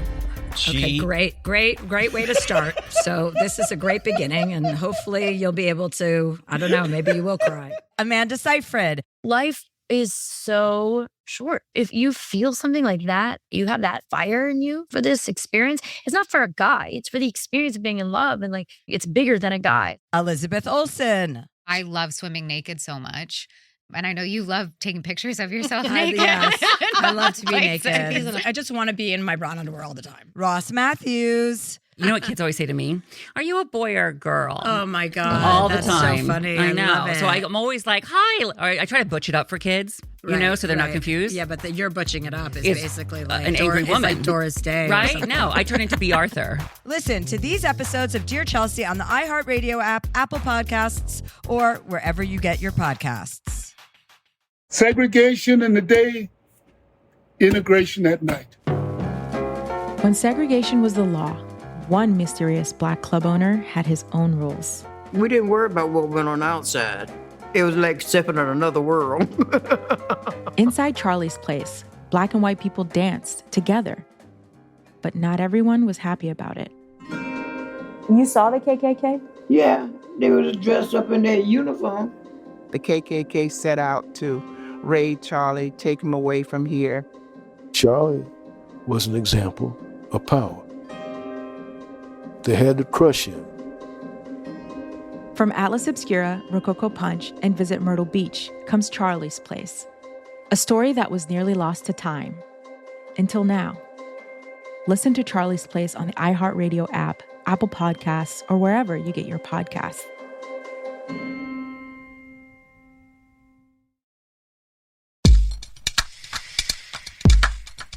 Welcome back to Behind the Bastards, the podcast where we talk about terrible people, and this is part 2 of our series on John of God.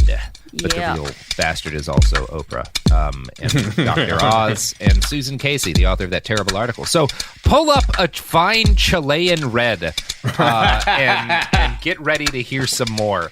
I have to. This is off topic, but I want to tell something I just ran across to my guest Andrew T. before we roll into the episode. Andrew, how are you doing today? What's up? The JOG, ready to hear about the rest of this motherfucker. Well, before we do that, I just came across something on Twitter. It's a book that's being sold. It's like a part of the Joe Biden grift, because like every politician has a grift now. And this is a coloring book called A Hot Cup of Joe, and it has a cartoon of a sexy Joe Biden on it. God. A piping hot coloring book with America's sexiest moderate, Joe Biden. Jesus Christ. Yeah, This feels like abuse. Awful. It is abuse. It is abuse. Yeah, that's fucking horrendous. It's almost worth buying so you can have it for whatever happens with the election, just to have this fucking horrible thing. Yeah, I don't want to give this person money. But I do want to see inside this terrible, terrible criminal coloring book. The sexy 70-something politicians thing is one of the weirdest aspects of modern politics, that like you have these two old and clearly not in the best of health men, Joe Biden and Donald Trump, both of whose supporters have to depict them as like muscle-bound, like hunks. And it's like, guys, they're elderly, dying men. Stop it. Like, you don't, like, even if you think they're the right person to be president, you don't have to pretend that they're, like, you don't have to get thirsty about them. What is wrong with you people? They both wear diapers. Like, let's talk about that situation. They're not out here, like, bench pressing. Come on. Yeah, they're not doing wind sprints. Like, Joe's abs don't exist because he's an old, sick man. And that's okay. I mean, it's that's not fine. Ideal, but, like, whatever. Like, just stop it. Stop it, all of you. The flesh on his face is melting day by day. Yeah. Like, it's what happens out here, as you die. Like, he's not, which is fine. He's not fucking Popeye, they're dying. Okay? Yeah, like this is not on them because they're like pretty normally aged men for their ages. Creepy like, people, what are stop you doing? Stop You it. don't have to make them sexy. What is wrong with you? If I could just do a tiny poll and just point out that Sophie's idea of a sexy man is Popeye, and we can just live in that for a second. I dare you to find a better example of uncut eroticism than Robin Williams as Popeye in that 1980s Popeye movie that absolutely exists. Look it up. It's fucking something else. Insanity. Yeah. People made that. People made that and no one stopped them. I think isn't that Robert Altman? I think so, yeah. I think it's Robert Altman. You keep talking, I'm going to look it up. No, I'm not. No, don't do it to yourself. Never mind.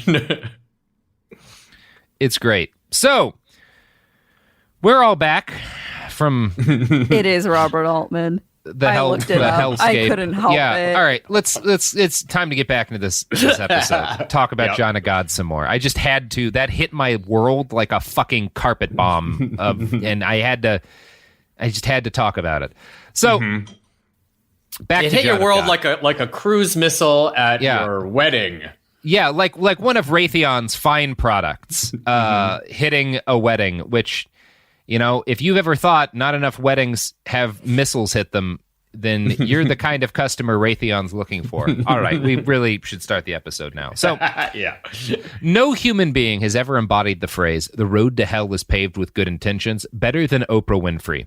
Like many of you, she was a regular background figure in my childhood. My mom would have her on when she was working from home, while we did chores, etc. Like, she was just on in the background all the time. And compared to the other background figures of my childhood, guys like Rush Limbaugh and Michael Savage, she was pretty benign. At least she seemed that way.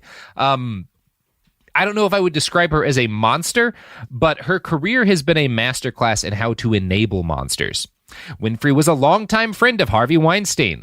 She regularly hosted Tony Robbins, another sex pest and self-help guru. She is largely responsible for making Dr. Phil and Dr. Oz into household names, and both of those men have gone on to do incalculable harm to society. And of course, she is the reason John of God and his clinic were put in front of the faces of millions upon millions of gullible, desperate Westerners. After that O Magazine article was published in 2010, she dedicated a special episode to John of God, inviting the author of that article and a doctor onto her show. They were both total converts, but how they and Oprah presented John to their audience is really interesting to me. And I want you to click that first link and play it to about 38 minutes, Andrew. Because you went expecting to find what? Well, I went to just gather evidence to see what's true. Susan, when you were there, I heard that he actually invites medical doctors from around the world to come up and witness him do these things. Is that correct? Yes, and they always are sort of very careful not to ever pit themselves against the mainstream medical profession. They're very much like, he's never going to do a heart transplant up there. It's like he's going to do whatever he can do with his ability to heal, and then you might have to go to your doctor for the rest. Yeah. Okay, I'm back. That's good. Yeah, what'd you think of that, Andrew? What'd you think of that framing? Incredible. I mean, the one thing watching the clip is that what is the journalist, the quote unquote journalist name again? Susan Casey. Yeah. Journalist is a strong word for Susan. The one thing watching that is that Susan looks almost exactly as I thought she would. Yes. She's like exactly the type of white woman that would promote this shit. Yes. Yeah. And whatever picture I guarantee you, 100% of you, whatever picture you have in your head of Susan Casey is accurate. Because there's That's only one. Wild. Yeah. It's awesome, isn't it? Yeah. It's and then also like this thing where he's like he's not going to do a heart transplant, but then he's like you might have to go to your regular doctor for that. Is like just like key like sweeping shit under the rug. It's like, well, of course you will need real medical care also. What's really cool about that is that it is very clearly and obviously an answer of Susan and this other doctor who we'll talk about in a minute whitewashing John of God. So like they know that if they're going to be on Oprah's show and talk to like a mainstream audience, they have to put in they can't just be all like, especially because of this is 2010 and we aren't where we are now. Now you could just say doctors are bullshit. This guy's the only real healer in the world. Like you could get away with that. Back then you had to be like, oh no, regular doctors are still great for things. He's just helping with other stuff. And like that was necessary to get people on board. But John of God's cult produced propaganda too. And this is why I say that Susan Casey and this doctor are like intentionally whitewashing him, because for this episode of Oprah's show, they use clips from a documentary that John of God's cult produced. And in the actual documentary, there is no time wasted telling people that they need to consult their doctors. So I'm going to have you play next a clip from that the documentary produced by the cult that shows kind of how internally they talked about his healing powers. And it's very different from how Oprah did. Physical healings that cannot be explained away. Ich fragte die Wesenheit, könnt ihr mir helfen? Who said to me in reply to my question, can you help me to become healthy again? Du bist bereits geheilt. And he replied, you are already healed. Holy shit. Yeah. So yeah, you see, like in that, there's no talk about like, oh yeah, you gotta fucking Right. Consult a physician. Yeah. No, he just heals your shit. Yeah. So the doctor guy that Oprah has on there is a fellow named Jeffrey Rediger. And he's really interesting to me because he is a very real medical professional and was actually or is actually a member of the Harvard Medical School faculty. He researches spontaneous healing, which is like when people go into remission or whatever and there's no clear explanation why, which is a thing that happens. People get better from things we don't understand why. That's a thing that happens. And he is clearly there to inject both credibility and skepticism into the discussions about John of God, kind of like Dr. Oz was earlier. For example, Oprah at one point plays a video of one of John of God's brain surgeries where he's like shoving stuff up people's nose. And Dr. Rediger is really upfront and clear about the fact that this brain surgery through the nose stuff is sleight of hand, that he's not actually performing surgery, that there's a ton of space in the nasal cavity and nothing inexplicable is going on. So he does state that to the audience, but he does that while he buys into the fact that scientifically inexplicable healing occurs at John of God's center. So I'm going to play another clip from that Oprah episode so you can kind of see how this skeptic talks about this healing. Dr. Jeffrey Rediger traveled to Brazil also to see John of God's work firsthand. Explain, if you can, the medical risks of surgery without anesthesia or proper sterilization. It doesn't look like he's like sterilizing the knife or the probe or. Well, yeah, as a physician, I have to say, you don't try these kinds of things at home or with your loved ones. And, you know, this guy has a second grade education. I do have to say that these are things that I don't understand, so I can't fully endorse things that are beyond my understanding. But I've seen them happen. Generally, without anesthesia, you see enormous pain. I take care of people every day in pain from surgery and other events. The risk of infection is typically great and something that we have to take seriously. So have people followed up with these people who've gone through these procedures? Maybe infections came later. Well, I think every situation of spiritual healing is different. So did you catch what went on there? This is really interesting to me. So Dr. Rediger notes that the psychic surgeries, which like use real knives and actually cut people, he notes that that's dangerous. Like he tells people not to do it at home. But he also says he's not aware of anyone getting infections. And then when Oprah points out that they could have gotten infected later, he doesn't respond to that. You'll notice he doesn't say that that's possible even. He just sort of says that like a bunch of things get that's really, that's amazing. But it's the kind of thing, because it's been acknowledged, even though he doesn't then go on to state that, like, actually, yes, we have no data that these people, to suggest these people aren't getting infected. We're not performing any follow-ups. I didn't take any attempts to actually determine whether or not people got infected later.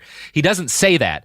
He gives a non-response so that the show can move on and the audience can move forward, content that John of God, that these are real, serious, skeptical people, and that makes John of God even more real because this medical professional has vetted him with the requisite amount of skepticism, even though none of that was actually done. It's amazing. Yeah. Like, this is a masterclass in how to whiten, like, it's laundering bullshit. Yeah.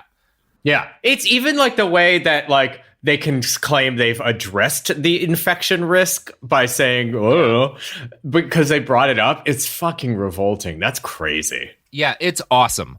I want to play one more clip from this episode because we just gotta.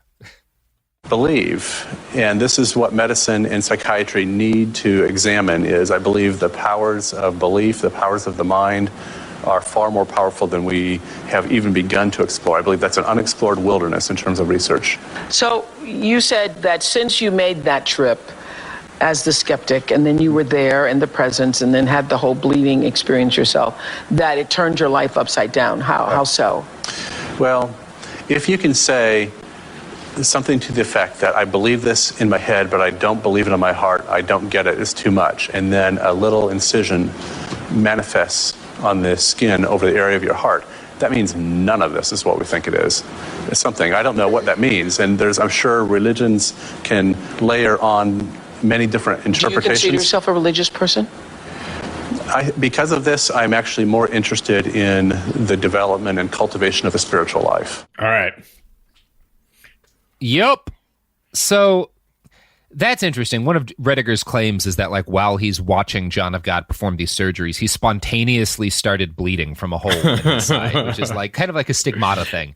And right. He's introduced as a skeptic who traveled to John of God's center in order to take samples and medically vet whether or not this man was a serious healer. And he says later in that interview, quote, "Some people I spoke with were able to remember the events going around them completely, and some people seemed to enter a sort of altered state during these surgeries. When I was assisting in one of these surgeries, John of God cut this woman's cornea. She didn't flinch. She didn't try to pull away from him. I can't explain that. I heard some people use the term spiritual anesthesia. I have no way to understand that." It's interesting that he says that because, like, there's actually a lot of reasons why someone wouldn't feel their eye getting scraped. Yeah. It's like perfectly explicable and like lending essentially the name of your institution and by claiming to be baffled to give it like credence is like, God, truly pathetic. It's also like even accepting his words at face value until the end. It's like, okay, yes, the brain can do a lot. Yes, psychology is more powerful probably in terms of physiological stuff than, you know, we give it credit for. And then pivoting to, I want to have a spiritual life is like just an abdication of curiosity. Yup. It's just like, what do you, it is remarkable that some of these people don't feel pain, probably. It's documented in other media, you know, other types of formats of this kind of shit. And sure, worth exploring, but being like, I want to learn more about these spirits is like, incredible. He's such a piece of shit. And it's obviously, like, I've scraped my cornea before when I was out hashing in the woods, and it didn't hurt. It hurt afterwards, like, because just like it fucked up my ability, like my eye was taking in too much light or so. Like it was like kind of blinded me. It was very much debilitating afterwards. But the actual getting scraped by a branch in the eye, it didn't cause pain, which is part of why it took me a while to realize what had happened. I don't know. It's like there's also a lot of data on how mind-altering states like people have in these religious moments can impact perception of pain. Worship is definitively a mind-altering state. John of God requires his patients to go through an elaborate series of meditations before and after treatment. And I actually found a scholarly study of his surgeries conducted by doctors from a Brazilian medical school. They note, the surgeries were always performed by John of God and occurred in a large, non-sterilized and open room with dozens of spectators, most of whom were other patients and their relatives or friends. During each of these surgical sessions, approximately 5 patients usually remained standing while side by side in front of one of the room's wall. Rarely, patients were submitted to the surgeries while they were seated in a chair. Visible surgeries were performed in a few minutes in a very grandiose and theatrical way, invoking strong emotional involvement and even perplexity among the audience. Incisions were performed with either sterilized scalpels or kitchen knives, and surgeries were performed in rapid succession. The cleanliness of the instruments contrasted to reports of other mediumistic surgeries performed by dirty or even rusty implements. So you notice the stories about this guy that uncredible sources state always say that he's just using like random kitchen knives, sometimes even that they're dirty. When actual scientists studied his knives are always sterilized, and he's not cutting open people deeply and removing organs. He is scraping their skin and their eyes. The fact that a lot of them don't get infections isn't weird. Have you ever gotten a scrape that didn't get infected? You've probably gotten a lot because your body is reasonably good at not dying from random scrapes. Otherwise, there wouldn't be people. And it's very frustrating. Another frustrating thing is that this study goes on to note that like they don't they couldn't find any evidence of infections among John's patients, but they also note that they didn't actually get to follow up with any of these people further than a day or two on, because like a lot of them like were traveling in from elsewhere. So like the paper is a proper scientific paper, and it concludes that like we need to do more research and track these patients for longer term to determine whether or not anyone's getting infected, which is what you say if you're an actual scientist. Dr. Rediger, on the other hand, just gets on Oprah and announces that this is all inexplicable. Like science can't explain this. It's like, yes, it can. You just didn't try. Like you didn't even try. And I hate him. Science doesn't work when you don't do it. That's a remarkable conclusion. Yeah. Thank you, doctor. I found a good critical write-up of Dr. Rediger's performance on the blog Science-Based Medicine. I'm going to quote from that now. Unfortunately, the camera angles used made it impossible for me to judge whether John was doing what he claimed. In the only close-up shot that was presented, it was clear to me that the knife never touched the woman's eye, and when John actually appeared to be doing something, the camera never focused on the woman's eye. How convenient. It was almost as though Oprah producers were making a conscious effort not to show a camera angle that would allow viewers to judge whether the procedure actually being done was what John of God claimed. Personally, I'd have loved to see an ophthalmologist or even just a surgeon rather than a psychiatrist, because Dr. Rediger is a psychiatrist, allowed to have a close-up view of John's activities. Rediger is also shown in a video clip apparently bleeding from the chest, apparently after having viewed John do his cornea scraping bit. He expresses fear and is concerned that the bleeding doesn't stop as soon as he thinks it should, pointing out that he doesn't have a bleeding disorder. So again, Dr. Rediger's a psychiatrist, which makes him a legitimate medical professional, but does not make him particularly competent to rule on whether or not someone's reaction to a light surgical cut is inexplicable, because that is not what psychiatrists specialize in. Yeah. Oh, but it's also just being like the arrogance of being able to say, I can't explain it, so it is therefore I won't explain it. Yeah. And won't find out how to explain it, so it's therefore inexplicable. Yeah, it's super great. Yeah, and it's also noted in that article that Dr. Rediger isn't just a psychiatrist. He's a psychiatrist who's built an entire brand off of embracing spontaneous healing. At the time this came out, he headed up the Initiative for Psychological and Spiritual Development. And on his old website, he wrote this explaining what the Institute did. Quote, "We live in a culture that has advanced enough that we can send the person with a medical problem to the medical doctor, a person with an emotional problem to the psychologist, a person with a spiritual problem to the priest, minister, or rabbi.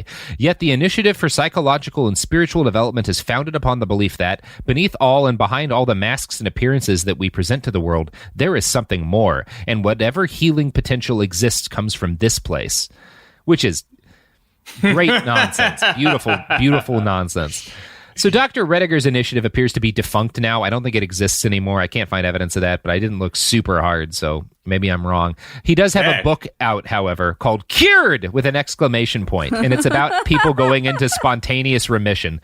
I don't know enough about Rediger to declare him an absolute grifter, but I do know that he was once a ghost on Coast to Coast AM, which is like Alex Jones for people who are a little bit less racist than Alex Jones. God. So I'm gonna say it's probably fair to call him a grifter. You don't go on Coast to Coast FM if you're like or AM if you're like a credible person. Well, it's also like the not acknowledging that spontaneous remission is a severe outlier event. Yeah, and it's possible. But putting your treatment faith in that is insane. Yes. Yeah. And but it's a great grift. It's a thing people want to read about it. People love reading books about magical healing and shit. Yeah. So, Dr. Rediger is part of the grand tradition in the medical field of credentialed medical professionals who provide cover for miracle-slinging con men. And, of course, Dr. Oz would be another example of this type of person. Another example is provided in Susan Casey's O Magazine article about John of God. And this is her, again, attempting to do some real journalistic research to talk about how it's not weird to believe that this guy could be curing cancer. Quote, "The belief in the effectiveness of prayer is as old as civilization. The results are tough to pin down. Bernard Grad, PhD, a Canadian biologist from McGill University, worked with a spiritual healer named Oscar Estebani, conducting controlled studies in the late 1950s and 60s. Using mice that had been uniformly wounded, Estebani would place his hands upon the wire covers of certain cages, willing those animals to heal. The results were dramatic. In one experiment, the wounds on Estebani's treated mice were very significantly smaller after 2 weeks than those of mice that had been left to heal on their own. The team also discovered that plant seeds exposed to energy healing grew at a faster rate. There was a force here, they agreed, and it appeared to be doing something beneficial. What that force was, however, no one could say for sure." Now, these studies happened. They're a real thing that happened. You can read them. Bernard Grad did carry out those studies, and if you look them up, you'll find conclusions that are pretty similar to what Susan Casey writes in her bad article. What you won't find is any clear follow-up to this study. In fact, basically the only writing about this research you will find comes from either woo-woo bullshit practitioners or other medical griftsmen trying to convince people that energy healing is real. This makes it difficult to refute because there really aren't direct refutations of Dr. Grad's work. What we do have, however, is almost a century of additional research into quote-unquote energy healing. because again, this stuff was done in the 50s and 60s. Like it wasn't a big study. It was conducted a long time ago. You can't say that it was we can't prove to a point of certainty that these people were actually conducting it well or abiding by all the rules they said they were. And there's another 70 years of other studies into this that show very different results. So again, she picks out this one study from 70 years ago that says what she wants it to say. She ignores, for example, the fact that in 1999, 3 psychiatrists with The Lancet evaluated multiple studies, several hundred of them, that showed links between religious faith, faith healing, and energy healing and health benefits. Here's how Science magazine reported on their findings. Quote, typically, they say, these studies ignore other factors that may improve health, such as abstinence from tobacco and alcohol, and even the scientifically sound practices, they contend, were inconsistent and don't justify bringing religion into medical practice. Richard Sloan of Columbia University and his colleagues reviewed every article containing religion and physical health they could find in Medline, an online service that indexes medical studies. Many of them, he says, focused on such groups as Roman Catholic priests or Benedictine monks, which forbid certain risky behaviors. Others looked at more general populations of churchgoers and found lower disease rates, but failed to take into account that only people who are in fairly good health can go to church. When these confounding factors were taken into account, either by the original researchers in a follow-up study or by Sloan's group, the alleged benefits usually disappeared. Overall, Sloan says, the evidence is very unconvincing and weak, much weaker, for example, than the link between marital status and health. So again, you can point out there's a couple of individual studies that haven't been refuted that suggests a benefit between energy healing and health, and then there's hundreds of studies that show no connection at all. And if you only pay attention to the studies that say what you want, it sounds great. If you look at the mass body of research, it doesn't look so good. But Susan Casey doesn't do that. Yeah, so that's cool. Following that 2010 episode of The Oprah Show, Oprah herself visited John of God in 2012. She described the encounter as blissful, and in her wake, thousands upon thousands of other seekers made the call to travel down Brazil way for some psychic healing. By 2014, John's humble center had transformed into a straight-up commercial empire. Those passion flower pills alone grew into a $10 million a year business. Celebrities visited, including Paul Simon, the Princess of Japan, and Bill Clinton. Maybe. Probably. We don't exactly know. There's a bunch of celebrities who are rumored to have gone. I'm going to guess probably. Bill Clinton seems like the kind of guy who'd try this. Yeah. But something else. Especially like all the other shit. Yeah. It's like, who the fuck knows what's happening there? Yeah. Ugh. Yeah. But something else also cropped up over the years. Allegations of sexual misconduct by John of God. Objective observers noted that he seemed to have a strange, non-medical fixation with women's breasts, performing surgery aimed at treating heart conditions and other ailments by groping them and cutting around their nipples. So that's good. Oh, God. It's always like the most obvious shit, and yet there's still going to be years of where they're like, oh, I don't know. He just, he was just interested in heart surgery. Yeah. It's always so transparent when the shit finally, when the mask starts to slip, I feel like. Yep, it is. But you know what mask never slips? The mask of capitalism. And that means it's time for us to take our mask off and put some products and services on. Yeah. Hell yeah.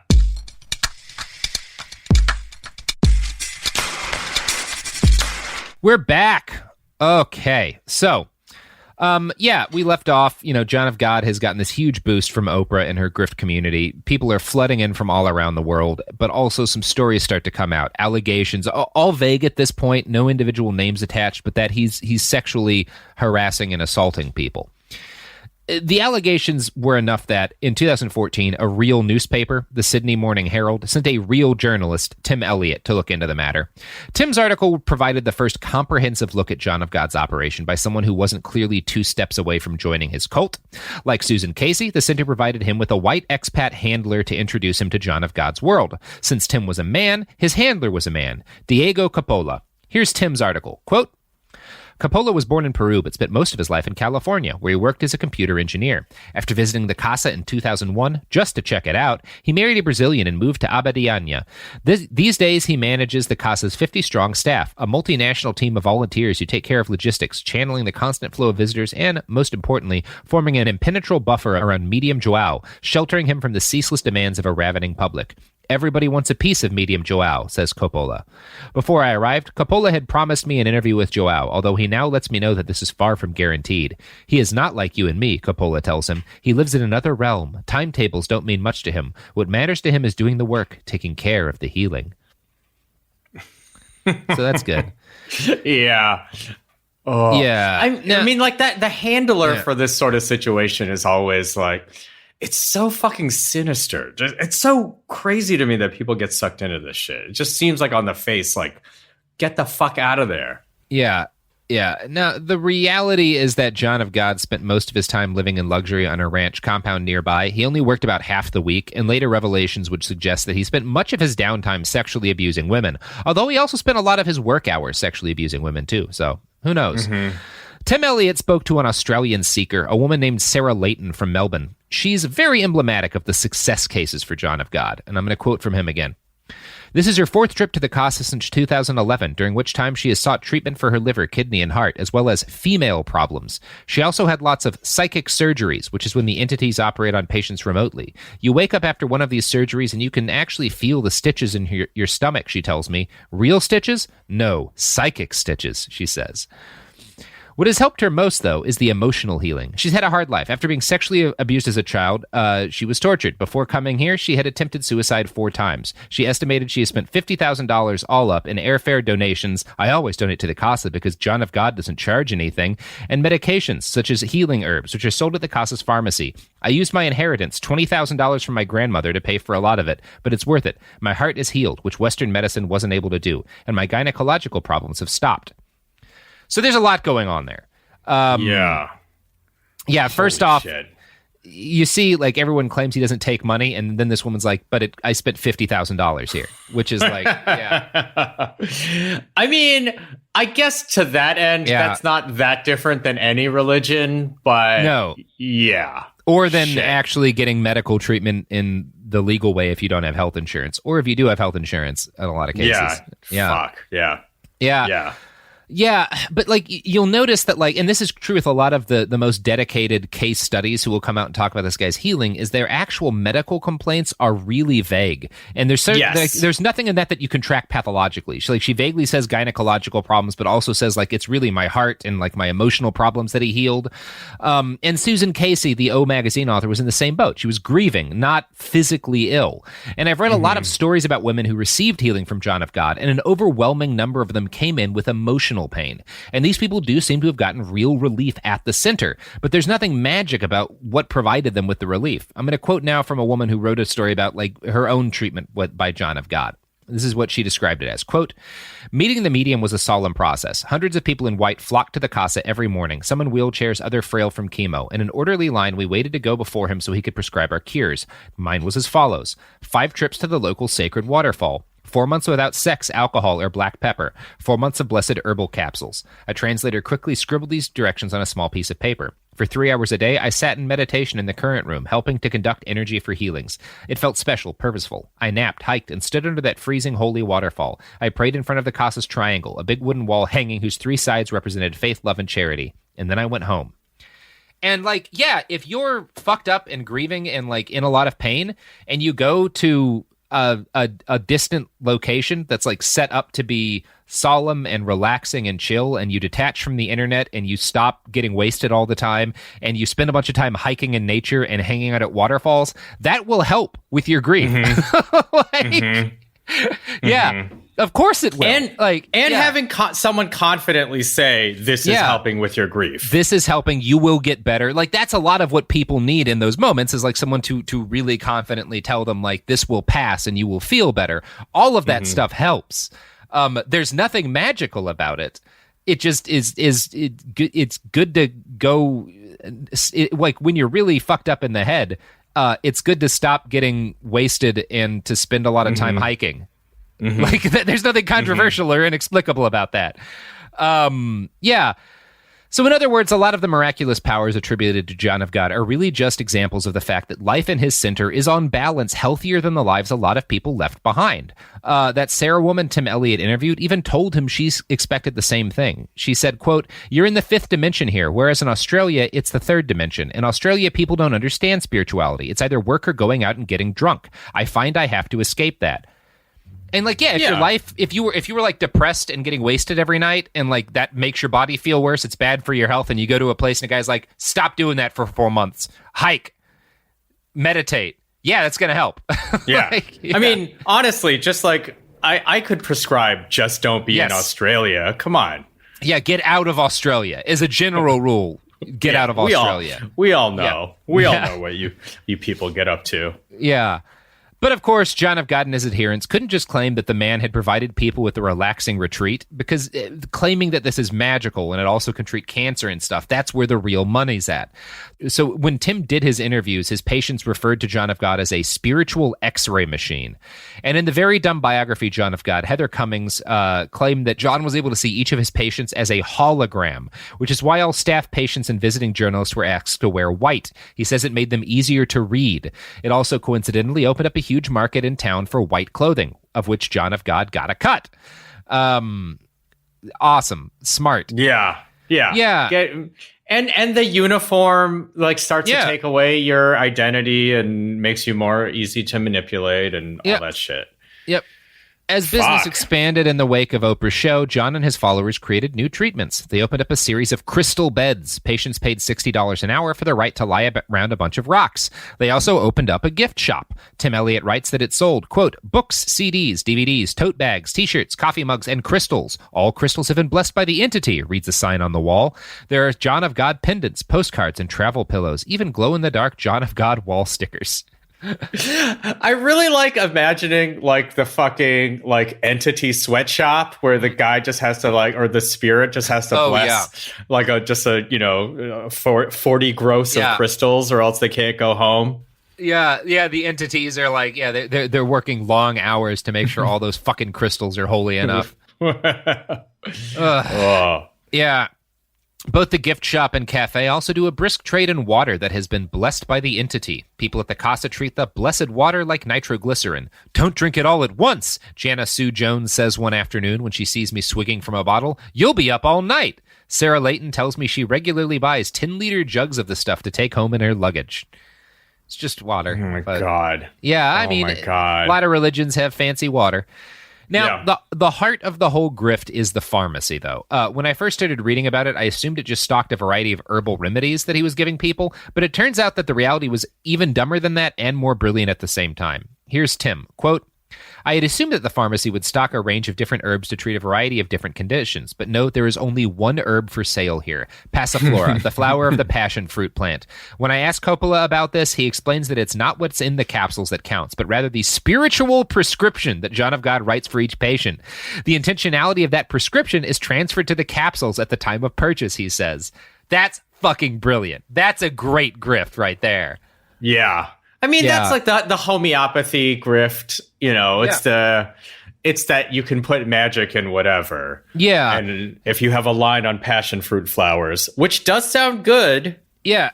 And again, all of the people who see John, his actually just being seen by him and showing up and being in that line is free, but they all get prescriptions for these herbs. And, some buy $50, some buy $10 worth. But the average, Tim knows that the average purchase is about $20, which would account for $40,000 a day in herb sales alone. Jesus Christ. Great grift. A fucking plus grift, John of God. Like, very smart. So, Abadiânia is a small town. It is not located in a nice part of Brazil. Before John of God, its biggest industry was a series of brick factories. By the mid-aughts, John was by far the largest business in the area, and this gave him power. The way Tim describes it, John of God's financial leverage turned Abadiânia into his own personal fiefdom. Quote, the biggest industry by far is medium jiao. There are no less than 72 posadas or hotels here, all catering to Casa pilgrims, most of whom come on 2-week tours and arranged for booking agents. These tours cost many thousands of dollars and must be approved by Joao, or rather the entity. There are rumors that he also demands a percentage from the tour operators, but Coppola denies this. Medium Joao owns farms and some mines. He doesn't need more money. Not if he's making 40 grand a day from herb sales, he doesn't. He also is definitely getting that kickback. Yeah. My friends in the pot industry got into the wrong business. Just convince people that any random plant cures everything and start selling that shit. Like, that's the fucking money. You don't even need real plants. They could just be putting grass in those pills and people wouldn't notice. Yeah, or nothing. Yeah, or nothing. Just sawdust. It's brilliant. Mm-hmm. So it soon becomes apparent just how much the town has been molded in the Joao, the entity's image. Photos of him are everywhere, on street poles, in the posadas and cafes. A whole industry has sprung up around the sale of white clothes for visitors who forget to bring their own. He is the brand here, one visitor told me. The locals are now worried about how long he's going to live. The entity oversees everything here, from new businesses, which must be entity approved, to new construction. One Australian CASA staff member told me that before building a house here, she ran the plans past the entity.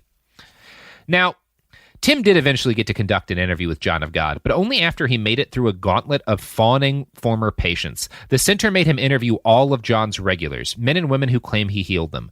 The goal of this was obviously to instill a sense of awe in him, so that by the time he got to talk to John of God, he was in a mentally receptive place. But Tim is a good journalist, and this did not work on him. In fact, he says that by the end of the whole routine, he suffered from miracle fatigue. Quote, if one more person tells me about their amazing recovery, I'll kill them. I'm a fan of Tim. Very good. When they sat down to talk, Tim became probably the first reporter to directly ask John of God about the sexual abuse allegations against him. John's response, I thought you came to talk about me, not other people. That's fucking awesome. I mean, I guess if you're going to pass the buck, why not? Jesus Christ. Yeah. At this point, John tried to break off the interview to go nap, but Tim asked him about another allegation. Local reporters had alleged that he diverted donations meant to build a soup kitchen and used them to renovate his house. John responded with a rant that he wasn't a thief. The person making the allegations was a thief. So, like, very credible guy here. Then the interview ended. And for a while, that was about all anyone had on the allegations against John of God. The Montreal Gazette had a big laugh in 2015 when John of God had an endoscopy, which revealed a tumor, and he had to undergo major surgery and chemotherapy to have it removed. When asked if this was hypocritical, John of God responded, what barber cuts his own hair? And went right back to fleecing thousands of people per year, which is just great. Like, I'll cure your cancer, but if I get cancer, I'm going to get some fucking chemo. Yeah. I mean, look, he had an answer and the right answer ready to go, I guess. Mm-hmm. Yeah, that is the right answer. You know what will cure your cancer? Oh, God. Please don't. We are FDA backed to say that all cancers are cured by whatever product and or service comes up next. So again, the FDA completely backs and supports this. And if they have a problem with what I'm saying, Oz ad, they can come after me. Come on, you fucking FDA cowards. Bring it on. Bring it on. Anyway, here's healing.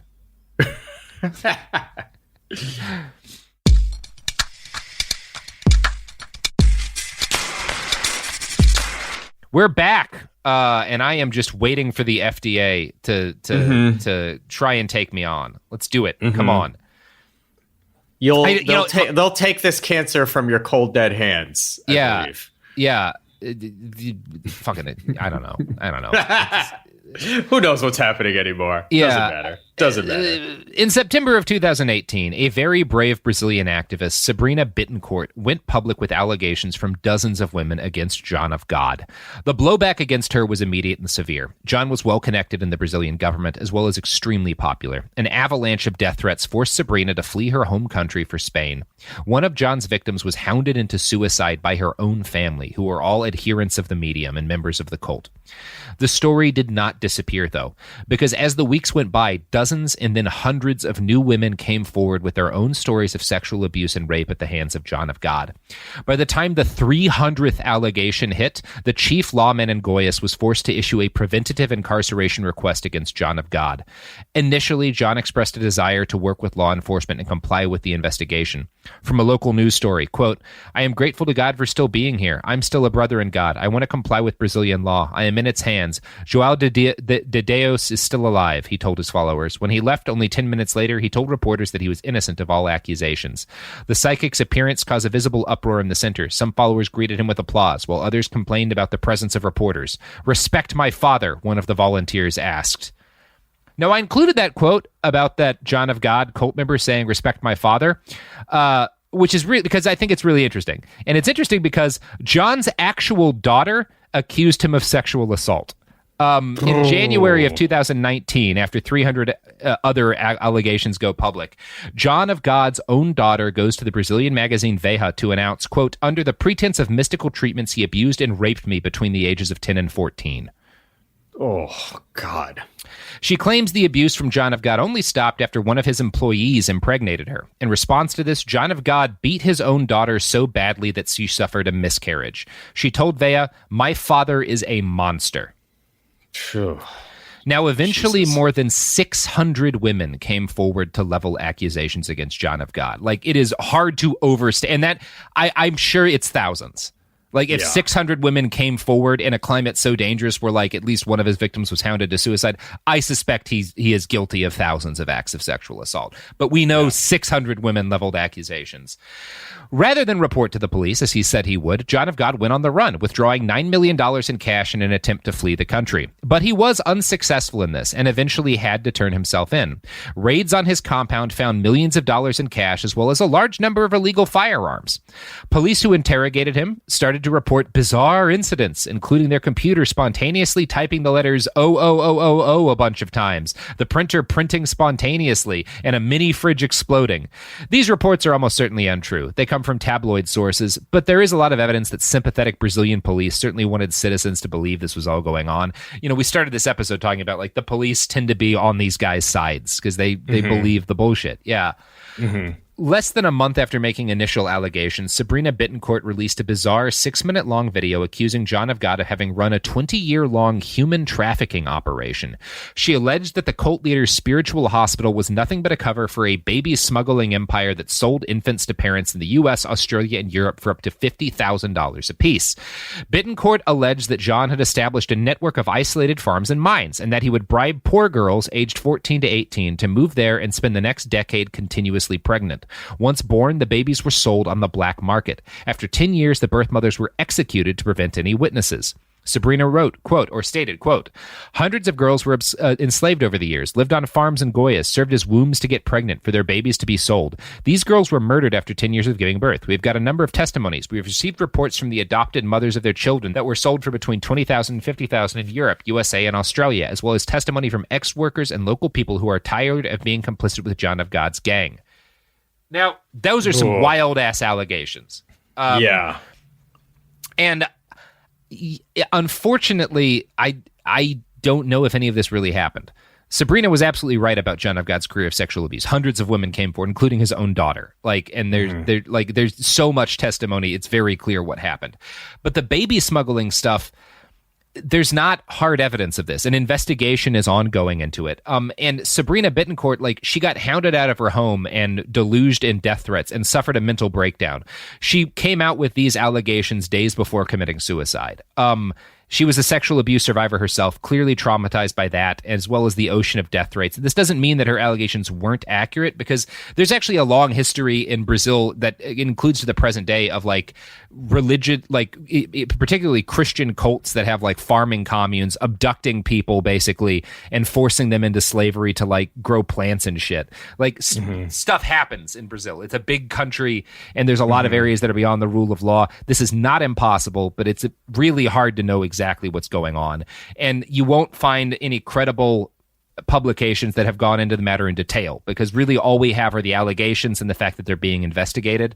And unfortunately, it is unlikely we will ever know the truth, because if Bittencourt's allegations are accurate, it is highly unlikely that the Bolsonaro administration would allow the truth to get out, because Jair Bolsonaro has connections to John of God, and a lot of members of his political party were backers of John of God. And if John of God was operating a massive multi-million-dollar baby smuggling empire, he absolutely did it with the consent and help of powerful men in Brazil, and the truth's just not going to fucking get out.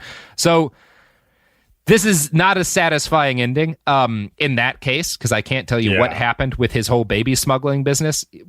Pretty clearly, he raped a whole lot of people, and it was a monster. But there's just a lot that's unclear about this story that will be up in the air for years. Hopefully good investigations will kind of come to a more concrete conclusion about some of this stuff in the future. I will say, though, while our story doesn't end in the most satisfying way possible, it does end with something that kind of resembles justice. In December 2019, a judge in Goya sentenced John of God to 19 years and 4 months in prison for the rapes of 4 different women. His lawyers are appealing, but John is incarcerated today. And at age 77, he is very likely to die in prison. So that's something. Yeah, something, I guess, resembling justice. Jesus Christ. If you squint. Yeah. Oh, it's okay. So, Robert, as someone who spends a lot of time looking at men like this, is there ever a case where it's like, it just feels like these, like the patterns of this shit is always the same? And I guess it's maybe self-selecting because it's the shit we hear about. Yep. But it always feels like it follows like such a similar blueprint. It's like, like every cult feels the same. Yeah, I mean, because they all operate on the same principle. Like every cult feels the same in the way that every oil and gas company works broadly the same way. Because the same sort of tactics, the same sort of promises attract and work on the same sort of people, and the same kinds of folks are able to successfully carry out these grifts because being able to do the work that these kind of people do, like John of God isn't all that different from a guy like L. Ron Hubbard. Like they all have more alike than different, or all that different from Paula White Cain, Donald Trump's spiritual advisor. They're all they just pick different kind of ways to do the same thing. And some of them are more successful than others, and they're all differently successful. But it's always the same grift, and it just leaves a huge amount of human shrapnel in its wake, which sucks. Fuck.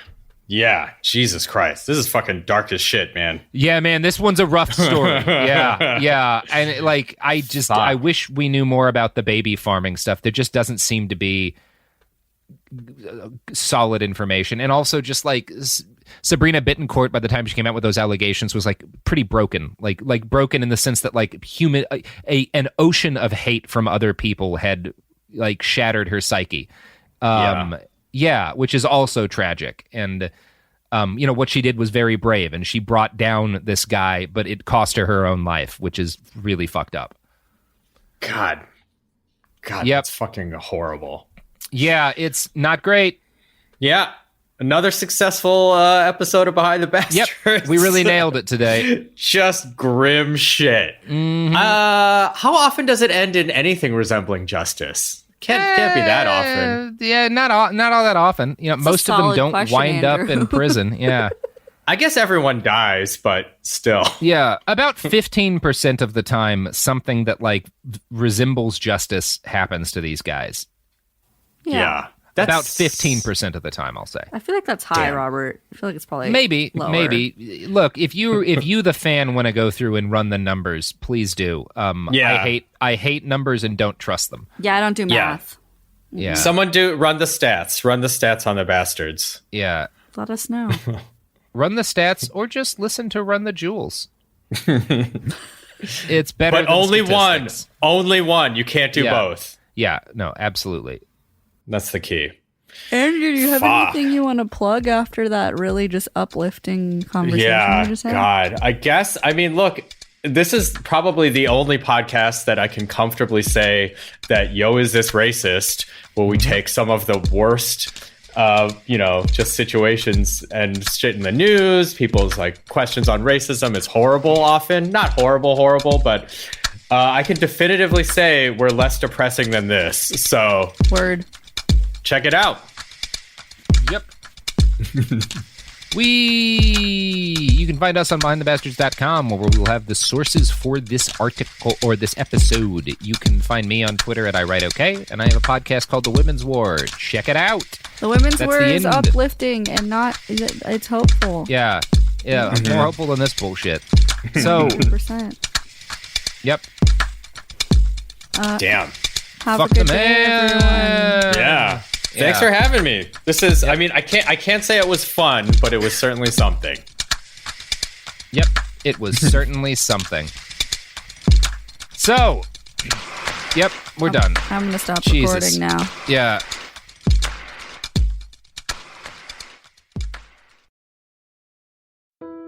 When someone you love is facing cancer, you want to do more than send a card or flowers that will wilt in a week. You want to actually help.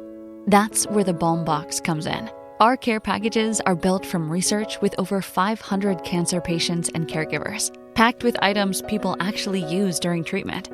Think soothing, practical, thank goodness I have this kind of relief. For you, it's not just a gift. It's a way to show up in a moment where words fall short.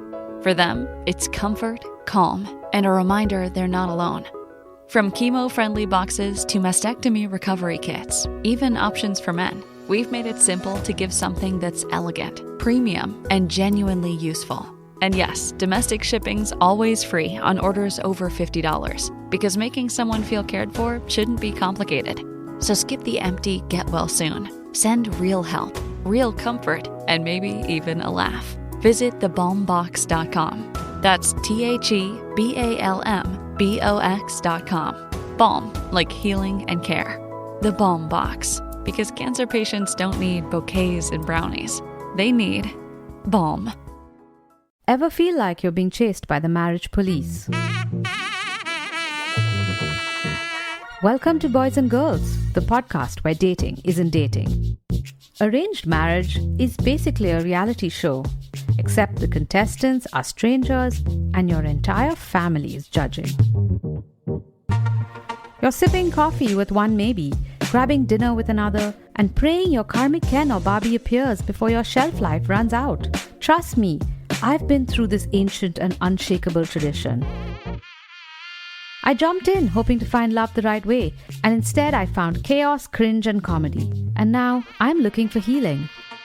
Boys and Girls dives into every twist and turn of the arranged marriage carousel. The meet awkward, the near misses, the heartbreak, and let's not forget all the jokes. Listen to Boys and Girls on the iHeartRadio app, Apple Podcasts, or wherever you get your podcasts. This season on Dear Chelsea with me, Chelsea Handler, we've got some incredible guests like Kumail Nanjiani. Let's start with your cat. How is she? She is not with us anymore. Okay, great way to start. So this is a great beginning, and hopefully you'll be able to, I don't know, maybe you will cry. Amanda Seyfried. Life is so short. If you feel something like that, you have that fire in you for this experience. It's not for a guy. It's for the experience of being in love, and like it's bigger than a guy. Elizabeth Olsen. I love swimming naked so much. And I know you love taking pictures of yourself naked. Yes, I love to be naked. I just want to be in my bra and underwear all the time. Ross Matthews. You know what kids always say to me? Are you a boy or a girl? Oh my God. All that's the time. So funny. I know. Love it. So I'm always like, hi. Or I try to butch it up for kids, so they're not confused. Yeah, but you're butching it up is It's basically like an angry woman. It's like Doris Day. Right? No, I turn into B. Arthur. Listen to these episodes of Dear Chelsea on the iHeartRadio app, Apple Podcasts, or wherever you get your podcasts. Segregation in the day, integration at night. When segregation was the law, one mysterious black club owner had his own rules. We didn't worry about what went on outside. It was like stepping in another world. Inside Charlie's place, black and white people danced together. But not everyone was happy about it. You saw the KKK? Yeah, they was dressed up in their uniform. The KKK set out to raid Charlie, take him away from here. Charlie was an example of power. They had to crush him. From Atlas Obscura, Rococo Punch, and Visit Myrtle Beach comes Charlie's Place. A story that was nearly lost to time. Until now. Listen to Charlie's Place on the iHeartRadio app, Apple Podcasts, or wherever you get your podcasts.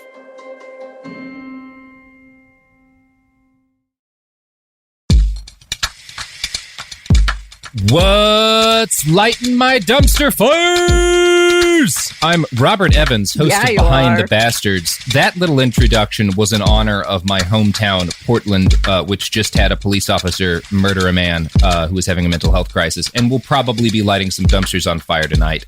Although you won't hear it the day that this happens. But anyway, that's all beside the point right now, because the point right now is that I'm introducing our guest today, the inimitable Matt Lieb. Hey, what's going on? Matt, hey. How are you doing?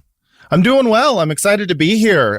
Big fan of the pod. Love me some bastards. And you do a Sopranos podcast, and the name is, I believe, Pod Yourself a Gun? That's right. Pod That's Yourself right. a Gun. Yep, That's we're right. the world's only Sopranos podcast. Don't go looking for any other ones because they do not exist. Little known TV show, The Sopranos. You might have heard of it. Very obscure. A niche TV show that only people who really like art understand. And that's why we talk about it. We talk about the art. It's fun thinking about that because I believe the song that introduced that show was something about waking up in the morning and getting yourself a gun, which is what I did this morning. You bought a gun? I did buy a gun this morning.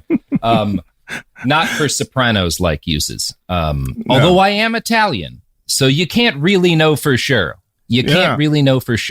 Yeah, you woke up with a blue moon in your eye and you decided, I'm going to go get myself a gun. And then I'm going to commit crimes in the Pine Barrens of New Jersey. Yeah. They do that a lot in the show, right? A lot of Pine Barren crimes. They do it at least once, and it's great.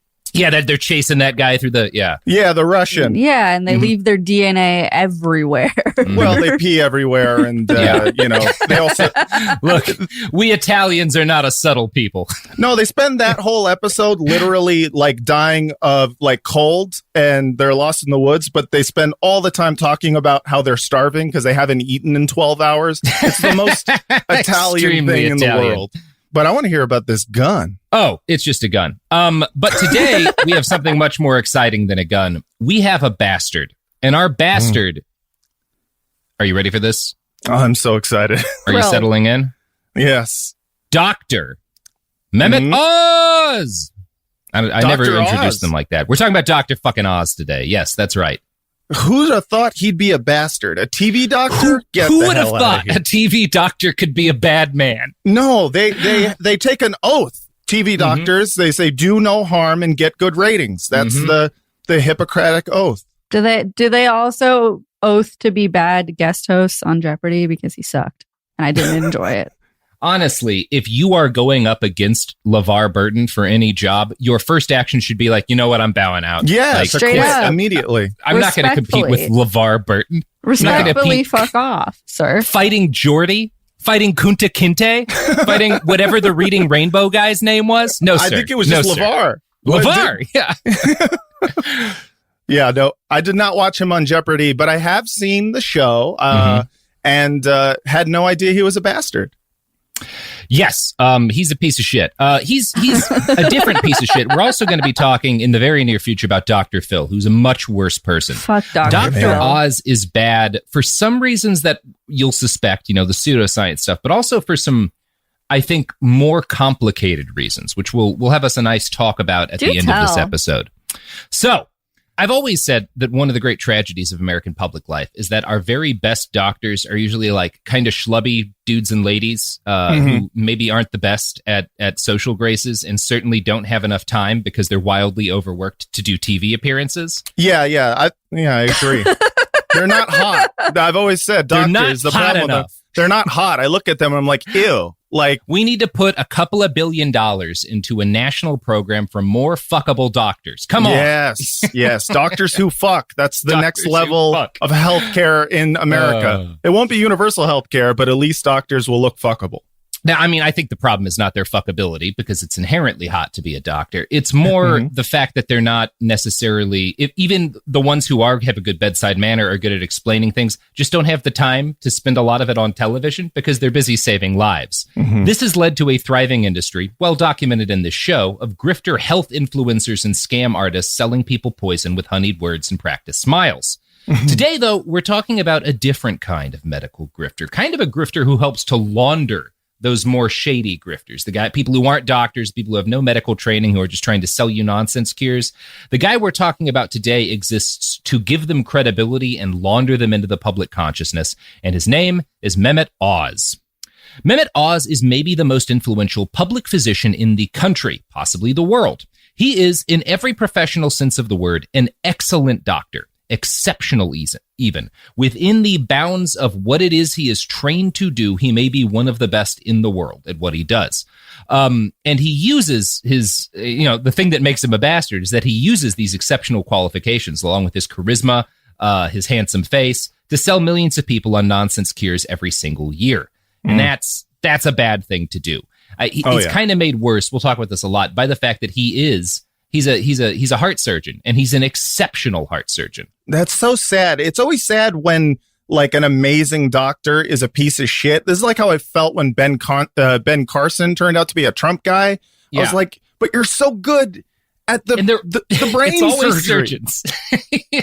Which you talk to doctors, they'll be like, yeah, of course it's always surgeons. Yeah. They're the ones who think they're gods, right? Yeah. They essentially have a god complex, and they'll be really good at one thing, and then they'll also think that they're good at politics and shit like that. I think good surgeons are so prone to being also like nonsense. Like so many of our nonsense public doctors are surgeons for the same reason that so many of our terrorists are engineers. They're people who get really good at a specific thing, and it lets them convince themselves that they know what they're talking about in a wider variety of things than they really do. That's great. It just makes me glad that I never, got really proficient in any one skill. Never gain skills. I never ever learn skills. how to do things. You'll become too smart for yourself and think that you are God. If no one learned to do anything, we would still be living in the mud and eating grubs. And you know what we wouldn't have? Snake Genocide. oil salesman? Oh, yeah. Or that. We would have very little at all. Mehmet Cengiz Oz was born on June 11th, 1960, to parents Suna and Mustafa Oz, who must have fucked at some point in October of 1959 in order to conceive him. We have to assume his parents fucked in October. You don't know that. Yeah, he could be immaculate conception. Yeah. Robert. Possible. I would say right now the most likely theory is that they fucked sometime in October. Oh, all right. His father, Mustafa, had been born in Bozkir, a village in southern Turkey. He had grown up poor in the countryside during the Great Depression. And obviously, Great Depression, bad time everywhere. Real bad time if you're like in rural Turkey, You're dealing with a different kind of poverty than even like our grandparents dealt with here. Yeah.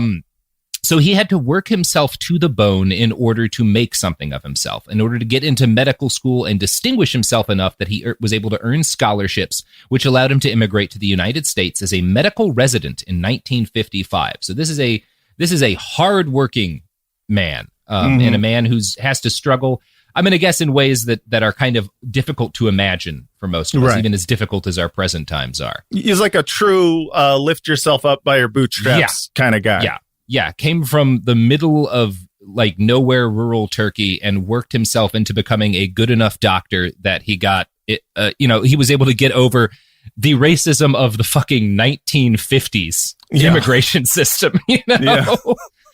That's an achievement. Yeah, no, good for him. Started from the bottom, and now he's on TV selling fake cures. That's his dad. That's his dad. Yeah, that's not Mehmet. Yeah. That's Mustafa. Yeah. So we're talking about his dad and his mom right now. His mom, Suna, came from a much wealthier background. I don't know if this is what helped his dad get into the country or not. It may have been. Her father was a successful pharmacist, and both sides of her family came from Istanbul. She grew up with a lot of money. As befits his more modest upbringing, Mustafa was an observant traditional Muslim. Suna's family was more moderate and secular. Mehmet and his two sisters grew up split between both approaches to religion. The Oz kids spent their childhood speaking Turkish and English fluently at home, so they grew up in a bilingual house. Mehmet was from a young age ambitious, starving for success and his father's approval. He was wont to note that he was born in the year of the rat, according to the Chinese zodiac. In one interview, he noted of this, quote, "You run the maze. If you put cheese in that maze, I swear to God, I'll get to it, and I'll get to it really fast. But should I be running after that cheese? Am I in the right maze? All of these questions, which people much greater than I am think through, I put on the back burner as I'm running after that cheese." What the fuck? Like, that's way too much stock into the year of what animal you were born into. At least he wasn't born into the year of the pig. And he's like, well, what you got to do is you got to take your snout and put it into the trough of life and just really got to just shove slop. your face into food as hard as you can. You roll around in the shit, and then you hope that someday you find another piggy to fuck, and then you have little piglets. It's like, look, I was born in the year of the pig, and that's why I dispose of bodies for the mob. It's just what you do. Well, that's it's a nice take on Year of the Rat for him. It is telling, because what he's saying there is like, I don't think about why I'm doing what I'm doing. I just strive to achieve things, and I don't think about whether or not they're good or bad. I have to achieve. Yeah, he just wants that cheese. Yeah, he wants that cheese. It's ambition without an analysis, I think is what you'd call it. And he's pretty open about that. Now, Mustafa, his dad, repeatedly told the growing Dr. Oz, who's not yet a doctor, obviously, that when he'd grown up, when Mustafa had grown up, he hadn't been able to relax for even a second on his road to escaping poverty and establishing himself as a cardiothoracic surgeon. So he's like telling his kid as he grows up, like, like if you want to succeed, you can't relax for even a second. You can't take a moment off. You always got to be hustling.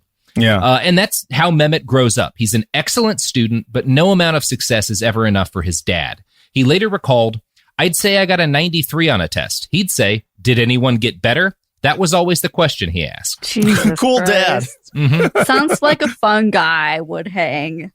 Yeah, I mean, Jesus. The school I grew up in, because of just where we were in North Texas, like about half of the kids in my school were either from India or from China or Japan. And so you had a lot of kids who would talk that way about their parents, right?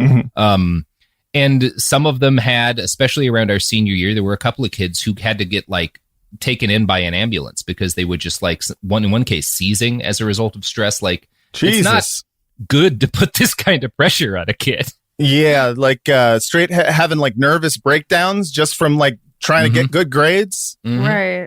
Once again, don't get good at anything. It's not worth it. Don't develop skills. Don't develop skills. You'll get seizures. You're at risk of seizures. You're at risk of your dad not loving you. You know, you just gotta he won't love you no matter what. Yeah, exactly. Stop caring about your dad. You know, just coast Find through life. some dirt. Eat some grubs. You'll be fine. Yeah. Start a Sopranos podcast. Start a Sopranos podcast.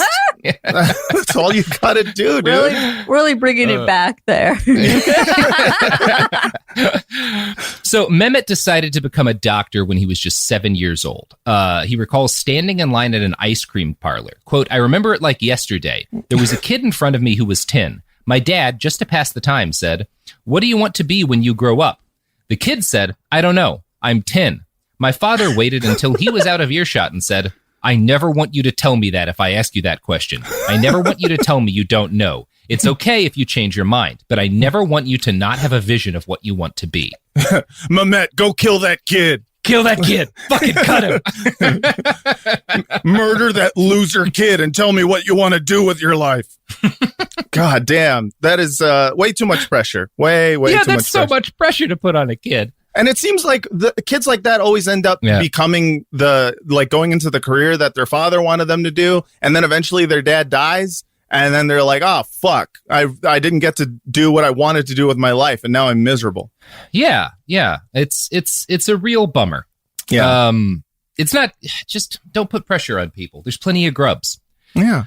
By the time Mehmet was ready to start school, his father was wealthy enough to pay to send his son to Tower Hill School, a K through 12th grade private college preparatory school in Wilmington, Delaware. Jesus, that sounds horrible. I know, it sounds like a fucking nightmare. Sounds, the fancy boy uniforms, ties. Yeah, probably like lots weird of bullying shorts during the summer. Yeah. The fancy boy prep school worked well enough that Mehmet was accepted to Harvard, where he played football and water polo. His grades were, as always, exceptional. One of his roommates later recalled, he was very competitive. There was never any question that he wasn't going to be a doctor. He wanted to be a fantastic surgeon.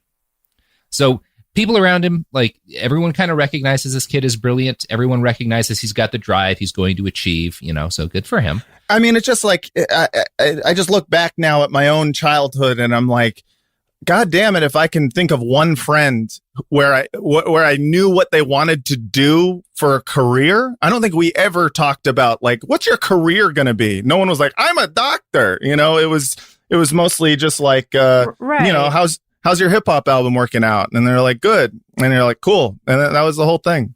That's interesting. I think it was different for me because there was definitely a lot of pressure to have something. You know, I went to a public school. I didn't go to a private school, but I went to a public school in my early schooling years was in a dirt poor farming town called Idabel, Oklahoma. And the school was as good as it could be in a place like that. Like they paddled us and stuff. Like it was not, not a high end educational. Wait, they paddled you in a public school? Yeah. Yeah. Oh, damn. They still did that in Oklahoma back in them days. Yeah. Damn.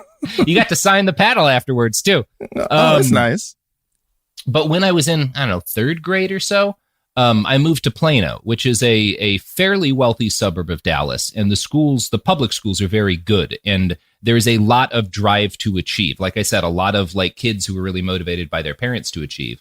And so you either were kind of planning to be a doctor or, you know, something on that level, or you were planning to join the military because it was Texas. Right. And I was in ROTC. So me and all my friends, I think we all kind of assumed we're all going to join the Army, you know? Yeah. I went to, public school, my entire life. And I think most of my friends they were either going to go into the Army or they wanted to be famous musicians and or athletes. So see, my brother is a doctor and knew he was going to be a doctor he's my older brother too, from the time that he was like 7. So like, and I'm like, la, la, la, no idea. So that was I'm just saying, like a level of ambition at a very, very young age has always been a turnoff for me when it comes to like friends, because it just they always have that like sense where they're trying to get you're some sort of stepping stone into their whatever their career path is, and I don't like it. So Oz took only one break during his relentless progress through medical school. That break was to do a compulsory, I think it was a 1-year term of service in the Turkish army in order to maintain his dual citizenship. Other than that, straight on to like becoming a doctor. That's the only kind of break so I guess that's his gap year, is being in the Turkish army. I'm just going to take a break, have a gap year, and join the military of a foreign country. Yeah, help suppress Kurdish liberatory movements and stuff. Hey, whatever. You know. They got to stop trying to have their own thing. Yeah. He got a 4-year degree in biology and then transferred to the University of Pennsylvania, where he doubled up, working on both an MD and an MBA. He succeeded in earning both. So that's interesting to me. He gets both. He gets, at the same time as he's getting his MD, he also gets a business degree. Yeah, this is it's very there's a lot of foreshadowing going on. Yeah, here. There's some foreshadowing. He earned both, obviously, with flying colors. He's an incredibly intelligent man, right? This isn't just a guy like we'll talk about Dr. Phil later. Dr. Phil, I don't think is very smart. He's incredibly good at reading and manipulating people. He's not particularly a genius. Mehmet Oz is a genius. Like I think he almost certainly is an actual genius. Yeah. In 1985, at age 25, he married Lisa Lemole, who was the daughter of a cardiothoracic surgeon who worked with his father. They met at like a party or something. This relationship gradually opened him up to alternative medicine and Eastern mysticism because Lisa's mom was hardcore into homeopathy, meditation, and other new age stuff. We'll talk about that more in a little bit. For the next decade and change, Dr. Oz's career zoomed forward. He became triple board certified, which I don't know what that means, but it sounds impressive. It's at least 3 boards. It's at least 3 boards. That's 3 more than I've been certified with. I got 0 boards under my belt. Not a 1. Fuck. Not a single board between the 3 of us. So we really should find a board just to get us some certifications, guys. Just to get certified. If you're a board, if you're a medical board, hit us you're up. A board out there. Well, actually, please. You know what? The state of New Jersey has certified me as a reverend doctor, so I'm 1 board certified. Oh, all right, I assume you got a board counts. out there. Yeah. Is there a board in the Universal Life Church? Because I am a minister / Jedi Knight. I'm going to say that counts. All right, I'm board certified. Right. Can you get me painkillers? I know a guy. If that's what that you sounds need. legal enough. Yeah. So he starts working as a heart surgeon, and he's very good at being a heart surgeon. And he's not just good at the heart surgery part, he's good at the science part. Over time, he authors hundreds of peer-reviewed articles, and he's awarded 11 patents, One of them is for a solution to preserve transplanted organs. Another is for an aortic valve that can be implanted without open heart surgery. Like, he's not just really good at the mechanics of surgery. He's an excellent scientist. Yeah. 11 patents is pretty good. Seriously. One might say he's the Wizard of Oz. I think I read like 6 articles with variations of that title on the guy. All right, well, I gotta go then. Bye, guys. It's just a thing. Journalists can't fucking help themselves. Oh, you can't help yourself if you're anybody. You see Oz and you're like, oh, I gotta call him a wizard. Gotta call him a wizard. Dr. Oz was hired by Columbia Medical School as a teacher. And as you know, he's also working. They've got a hospital. He's working there, but he's also teaching. And he very quickly rises to the level of full professor and becomes the vice chair of the of the heart surgery department, basically. How old is he at this point? He's in his 30s. Oh, man. Yeah. Fuck. Like everything I've read right now on its own would be a career trajectory any doctor in medicine would envy. Like, you could die happy with that being your fucking resume. Like, that's a hell of an achievement. Yeah, my God. Yeah. In 1995, a New York Times profile referred to Dr. Oz as, quote, probably the most accomplished 35-year-old cardiothoracic surgeon in the country.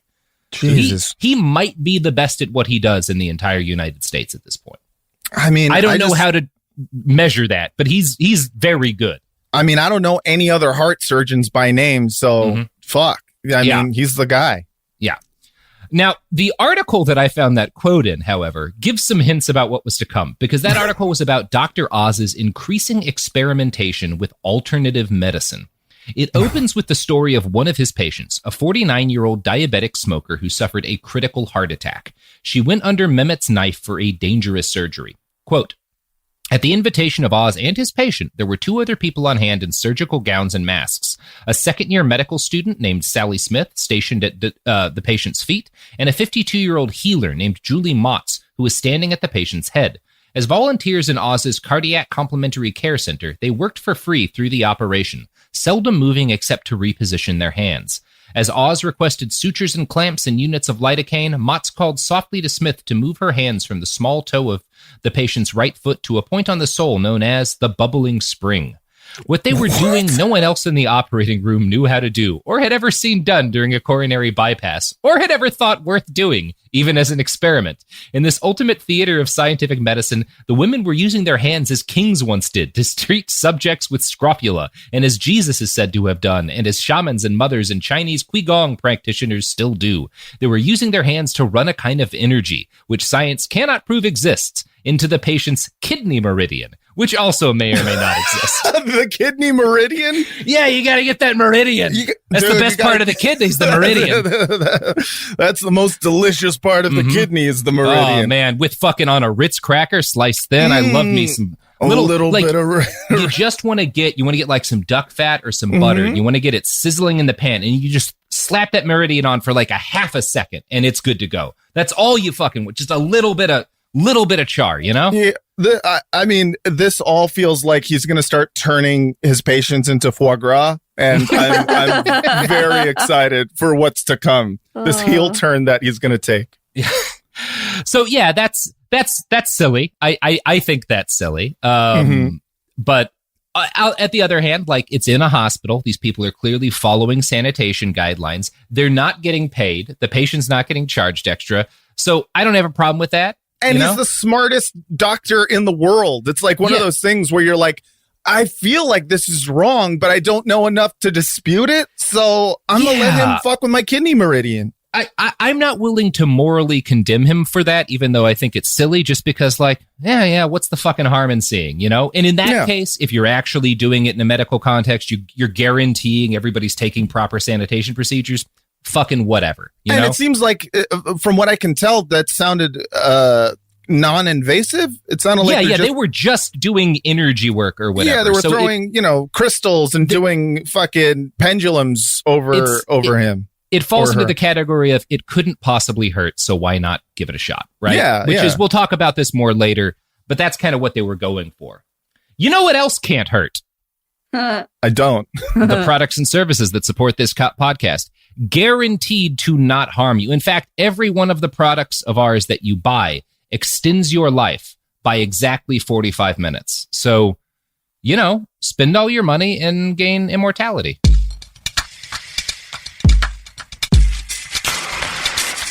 We're back. We're talking about Dr. Oz, who in the mid-90s has started some weird alternative medicine stuff. Now, he's not the person who starts the alternative medicine program at Columbia Presbyterian Hospital, which is also like a teaching hospital, whatever. It's one of those hospitals that they have a medical school with. You know how, the thing. If television has taught me accurately, all of the doctors are fucking constantly. Doctors fuck and teach. That's what they do. Doctors fuck and they teach. That's all they do, When you're not teaching, you're fucking. Yeah. And Columbia Presbyterian was among the most reputable medical establishments on planet Earth. Still is, as far as I'm aware. So this alternate medicine program there is kind of an odd thing. It was not started at the behest of anyone at the top of the school. The whole thing came about because in 1993, a retired utility executive named Richard Rosenthal gave them $750,000 as a private grant in order to establish a center to study alternative medicine. Just gifted money and just said, start a magic doctoring school. They're I like, want it to be like Hogwarts. Right. Okay.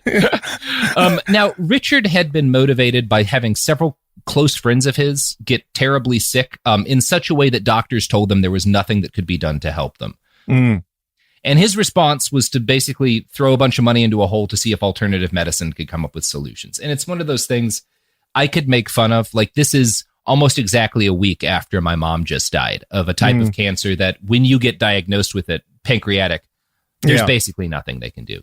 It's even like she went through chemo and it did nothing, Right. I get it. You go through something like that. Okay, well, let's try other shit, Yeah.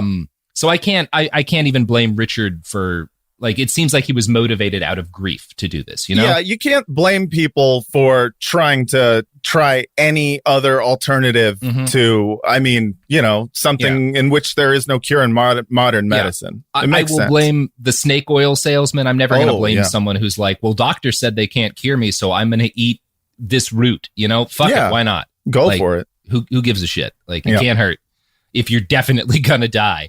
Yeah. And it is, to be honest, like, it is kind of within, even you could argue within kind of medical best practices, because one of the things, if like I took EMT training years ago, one of the things they tell you is that you're not supposed to use an AED, like paddles to restart a heart. You're not supposed to use them on an infant. But if an infant is in, the state where like you use them on them because they're dead. Shock the shit out of them. Yeah, they're dead. You can't make dead worse. So like, why not? Right. So I guess you can't, can't make it worse. Why not see if something happens? I'm not against the basic idea of testing some of this shit is what the worst thing you're going to get out of that is a really cool TikTok video of electrocuting a dead body. Absolutely. And then you get a fuckload of followers and then you start selling brain pills. It's a perfect plan. So I can't blame the college for this. I can't blame the guy for funding it. It's a reasonable thing. Why not? You know what? That's kind of my attitude is why the fuck not? And that's more or less what the dean of faculty of medicine at the college said. Like, all right, well, we're not paying for it. Why not give it a shot? That said, a lot of medical professionals were really angry about the idea. Dr. Victor Herbert, a Columbia Medical School graduate and a professor of medicine at Mount Sinai and a board member of the National Council Against Health Fraud, publicly lambasted the lecturers brought in by the program as con artists and sociopathic liars. And knowing the kind of people who get into the selling this shit business, I don't know if he's wrong about that. A lot of these people are fucking sociopaths, He says, quote, "I am nasty. I call practitioners of fraud practitioners of fraud. It's my feeling that the Rosenthal Center has been promoting fraudulent alternatives as genuine." And I get his critiques. That is one of the, like, I can say on one hand, what's the harm? But also maybe the harm is that people hear this stuff is being done in a hospital, so it must help when it doesn't. And maybe some of those people do that, not the way Dr. Oz is doing it, where we're going to do the normal medical procedure. We'll have this done. Maybe some people decide, I just want to have the energy work done, and then they drop dead of a heart attack because it doesn't replace a valve, I'd like to think that even at a hospital or a research facility with Western medicine, that they still peer review and try out different, like alternative medicines, right? Yeah, like some of them some of them work. Some of them work. Like there was a time when, acupuncture was seen as kind of like a crock, and now it's like kind of just a standard part of Western medicine. It's just, so. Yeah. And there's a lot to be said about even acupuncture. I went through a lot of it as a kid and it did nothing for me, but my grandpa swore by it for his Parkinson's. And even if it was, I don't know, you could say it's like fucking, whatever, placebo, but he experienced relief. So I don't care. Like, yeah. I don't know. I'm not going to get into because I don't know all of that. I know it's one of those things where there's a number of divergent opinions on acupuncture, but a number of things that were initially considered alternative medicines have been found to have medical, benefits. Not that that's the norm, but it has happened in history, different kind of traditional or whatever treatments. So this is very controversial, though, is the point I'm making. And a number of people even picketed the college when the Rosenthal Center opened. None of this dissuaded Dr. Oz from participating in it. His explanation as to why he embraced alternative medicine was, to be quite honest, kind of brilliant. He said that his, by this point, vast experience as a real doctor had really informed him of the limits of medical science. Specifically, he said that while he could sew bypass grafts and even implant a new heart into someone's chest, he couldn't change the habits that had made them sick in the first place, nor could he cure the emotional issues that they were dealing with.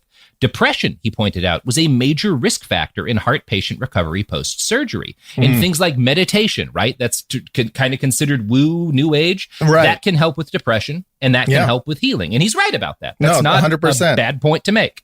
Yeah.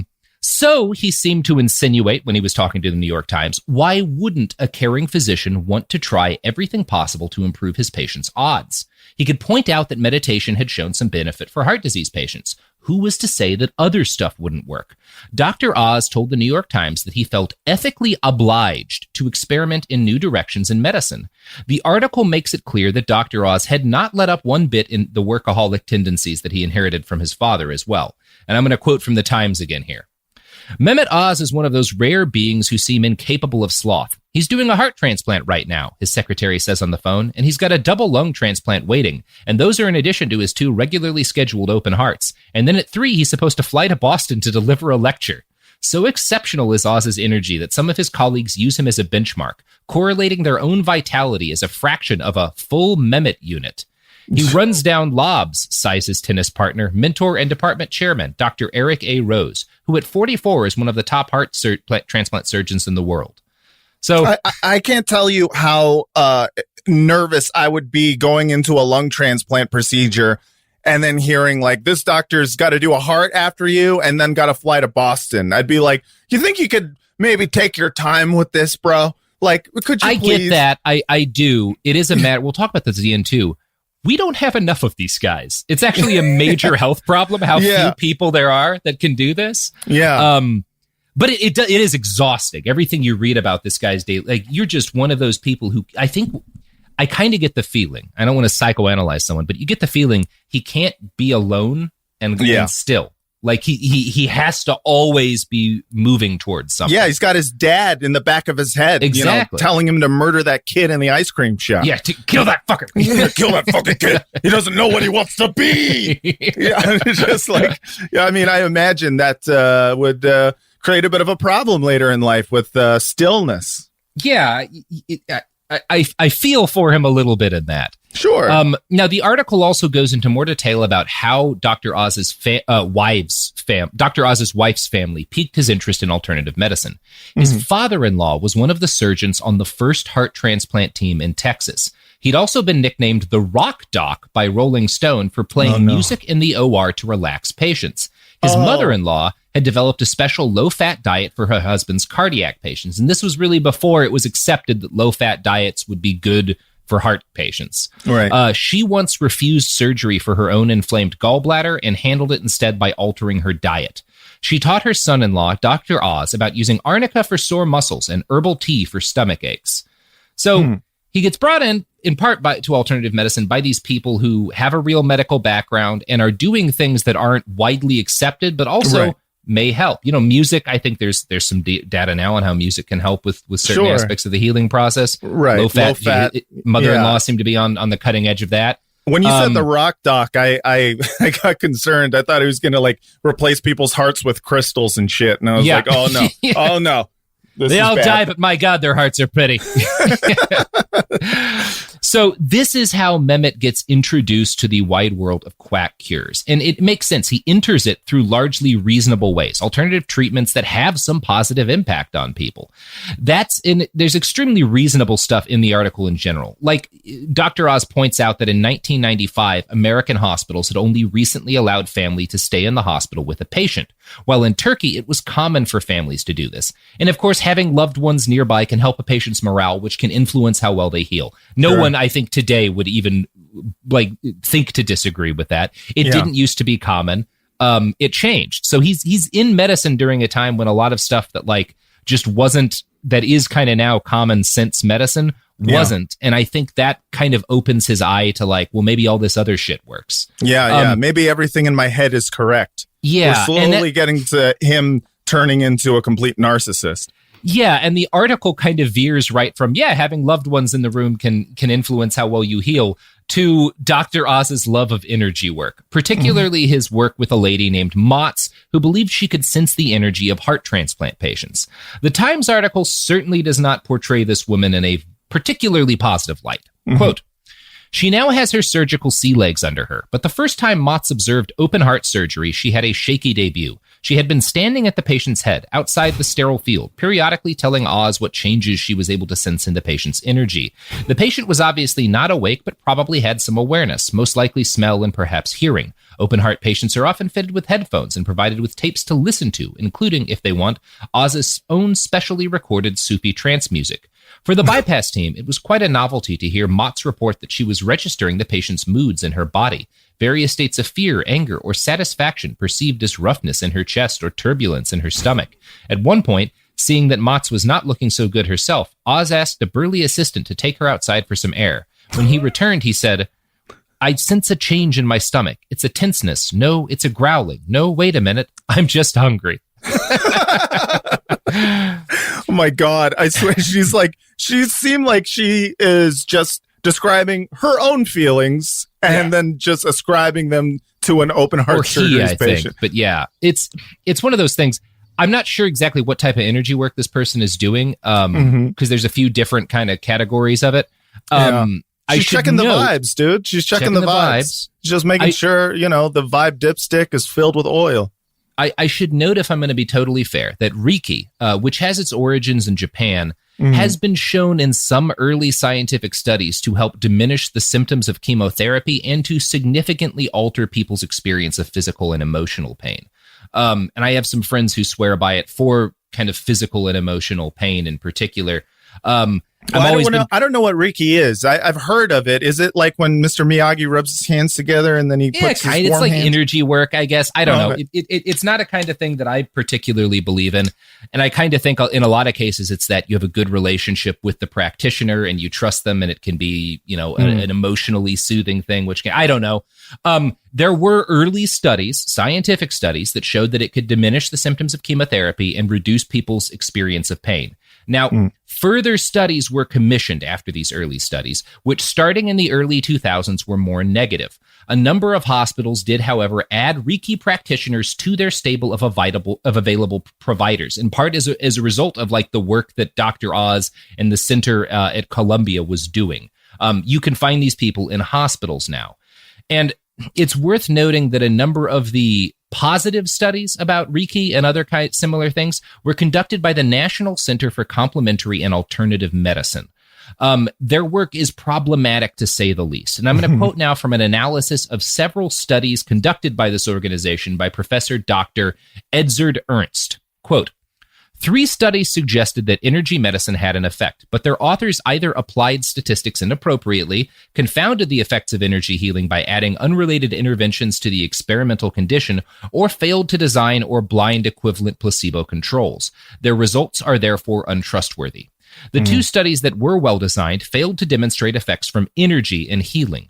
The odds of generating a useful result of a clinical trial of energy medicine are small. Moreover, what impact would negative studies have? Scientists will simply say, "We could have told you so," and proponents are unlikely to change their mind. Proponents may then claim that the negative study must have been flawed, or that energy medicine cannot be investigated by the tools of science. Or they might rely on the NCCAM, that organization I talked about, funded studies that generated biased but apparently positive results. The NCCAM's approach encourages a self-perpetuating cycle of misinterpreting research and conducting flawed research, which inevitably generates some studies that erroneously claim positive effects and give the false impression that the efficacy of energy medicine is still scientifically unresolved. Man, we are just veering into anti-vax territory and like anti-mask territory. Yeah. People who just, they Google stuff. And then they go, this article right here says that masks actually cause COVID. They can't analyze, and it's from a government science organization. You know, these guys like, and here's a study that said, and it's like, well, okay, but you actually look at scientists who don't have a vested and often financial interest in this, and they point out all these very obvious flaws in the study.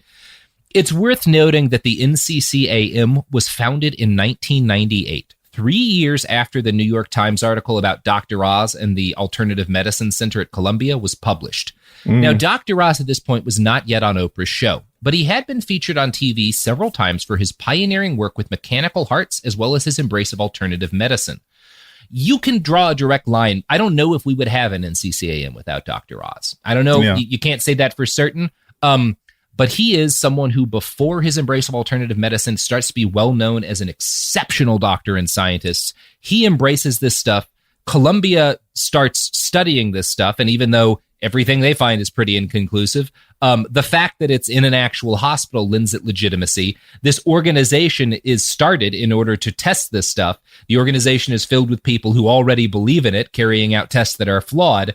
And it helps prepare this culture of believing too much in this stuff. My God, it's just like, it's a real life Facebook group, you know? Yeah. It's just like everyone already believes in all the stuff and they just keep like just co-signing each other's bullshit.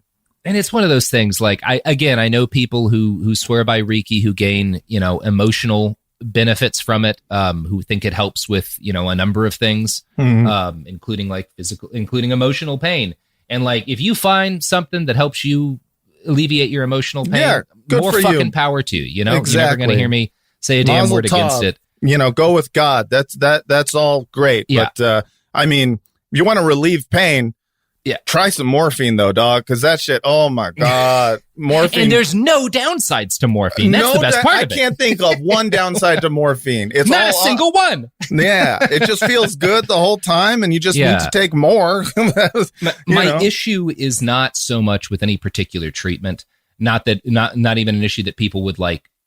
It's number one, a lot of people will eschew actual medical treatment in favor of some of this stuff, and it's not going to.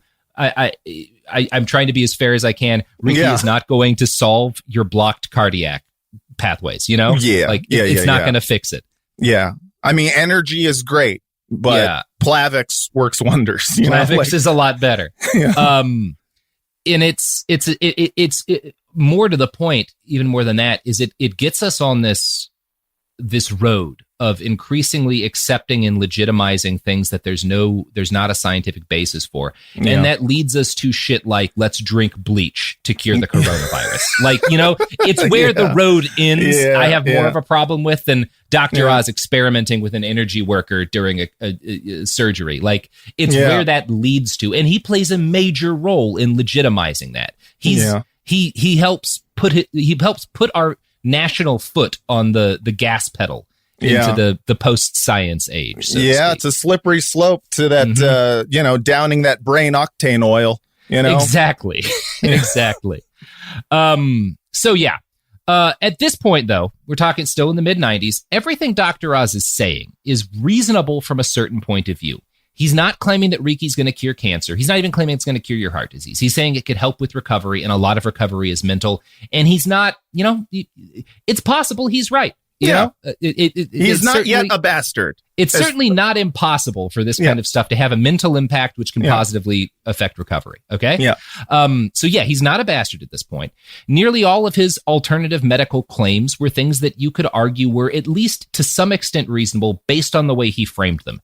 And he was, most importantly, regardless of whatever kind of woo-woo stuff he got into, an exceptionally gifted medical professional who was performing something like 250 heart surgeries a year. That's 250 lives a year. Yeah. Extended. That's great. He's not a bastard yet. Yeah, he's doing great work so far, you know, despite the little weird heart but stuff. Fine. A little bit of energy, a little bit of heart surgery. It works out. And the thing, though, that is, I think is happening during this period, and I don't know how conscious a choice this is by Dr. Oz. I think it is because of the fact that he gets an MBA as well, and the fact that he's very good at getting press, very good at getting on TV, at getting in the news.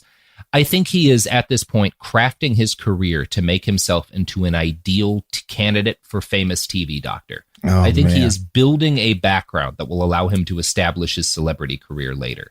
It is not hard to see how a handsome doctor with TV experience, a New York Times profile talking about alternative medicine, and a seriously impressive resume was going to wind up eventually on Oprah Winfrey's radar. He almost built himself perfectly for that to happen. And he tried in the early 2000s. He tried with his wife to start a TV show. They filmed a pilot episode. It didn't really take off.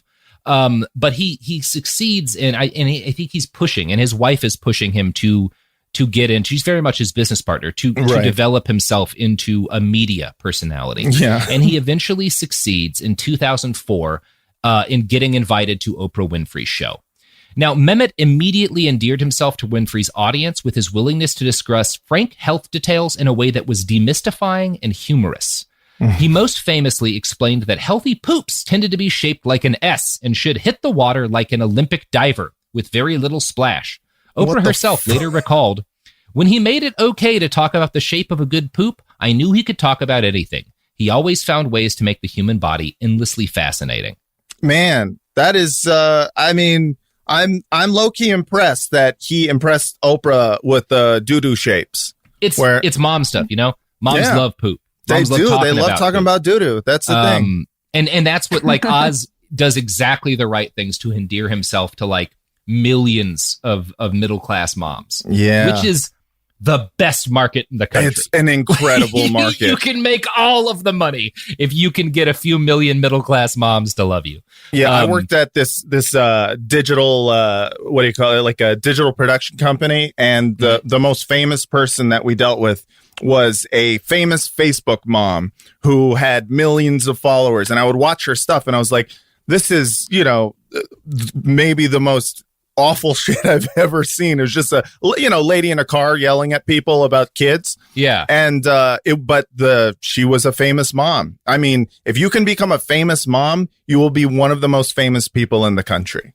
Yeah. I mean, it's the power of particularly middle-class moms can't be exaggerated. Yes. Like in Portland, the cops and the feds were able to fuck over as many people as they wanted until they started gassing moms. And then suddenly the whole country's pissed. Yeah, they're like, hey, listen, you can do that to people of color, but those are moms. Those are white moms. Those are white moms. That could be my mother. Yeah. Yeah. You know what else? Yeah, where are you going with that? Where are you going with that, Robert? Moms.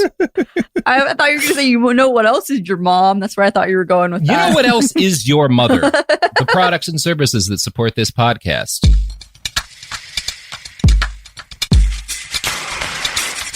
We're back. So we've all just agreed that Matt is very funny. That was the discussion over the break. You made this one into a two-parter, Matt. So you audience can thank you for 2 episodes about Dr. Oz this week. All right. Or they can blame you. And if they blame him, Matt's home address is. We love to dox our guests, don't we, Dox Sophie? me, baby. So Oprah had Dr. Oz on her show 55 times over the course of 5 years. She gave him the nickname America's Doctor, which stuck, and although I'm not saying this in a positive sense, is unfortunately accurate. He's definitely America's doctor. Just appealing to the lowest common denominator of the stupidest human beings America's on Earth. Doctor. And if you look at the health of the average American, you can tell the quality of job he's done. Eat more bread. Everybody eat bread. Well, actually, that's the one thing he is. He's actually pretty good about weight loss. Well, I don't know. That's still debatable. Stop defending Dr. Oz. I'm not going to defend. I just love to be fair, I know you do. You're very fair. Look, say what you will about Hitler. No. Say what you will. He was a vegetarian, and that's good for the environment. The man cared about animal rights. By 2009, it was clear that Dr. Oz had more than enough star power to justify a shot at his own show. Oprah's production company had little trouble finding a buyer for what was sure to be a blockbuster new series. Her show celebrated the launch of Dr. Oz's show with an entire episode dedicated to Dr. Oz, which acted as something of a coming out party for his brand. From a press release on Oprah.com. This is talking about the special Dr. Oz episode. Mm-hmm. Moving personal stories and extraordinary surprises are featured throughout the hour as Dr. Oz meets viewers who share how his advice saved their lives. From those who noticed life-threatening diseases their doctors missed to those who lost weight thanks to his diet tips from Dr. Oz. Real people step forward to offer their thanks to America's Doctor. Plus, it's the reunion that Dr. Oz never imagined would happen, as Oprah show producers track down a young boy he cared for in the aftermath of Hurricane Katrina, and the two reunite for the first time. He's like the fucking perfect guy for this. I mean, I love that it's literally sounds like an hour-long special of people just thanking him, which might be the most narcissistic thing I think I've ever heard. Yeah.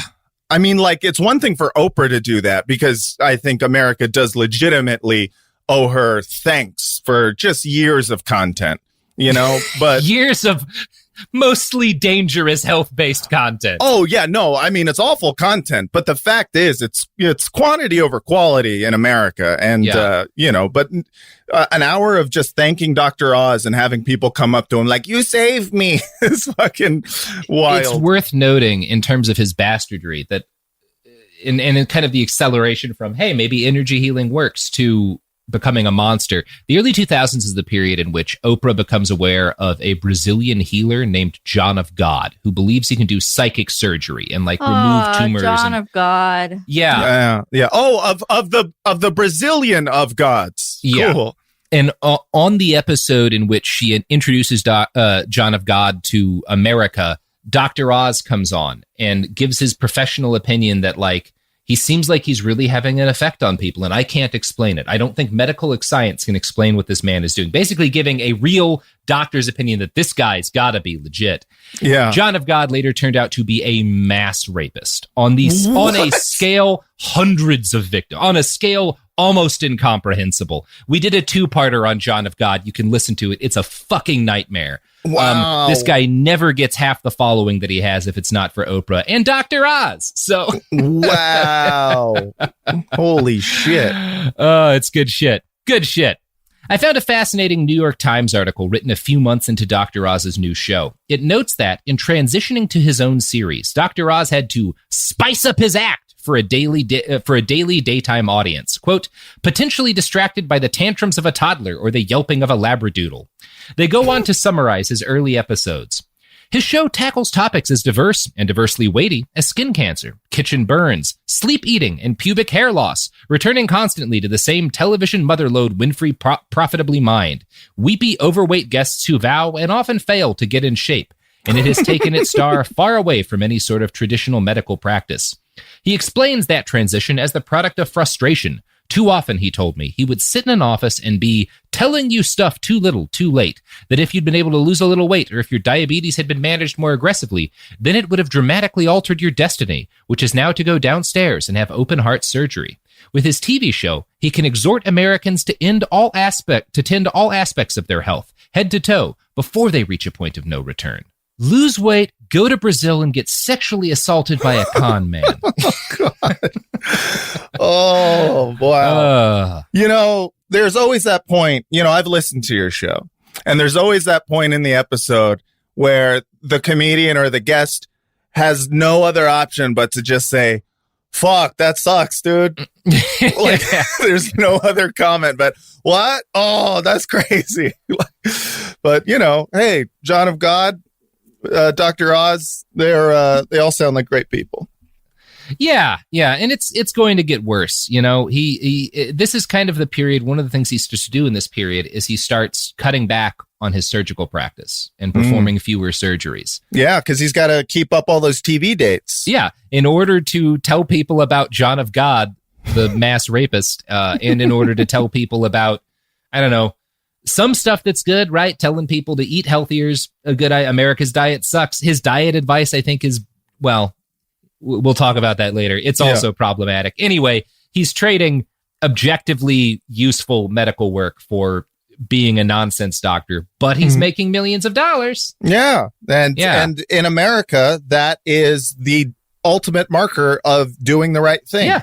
That's the only thing that tells you whether or not you're doing the right thing. Is if you make a lot of money, then whatever you're doing is the right thing to do.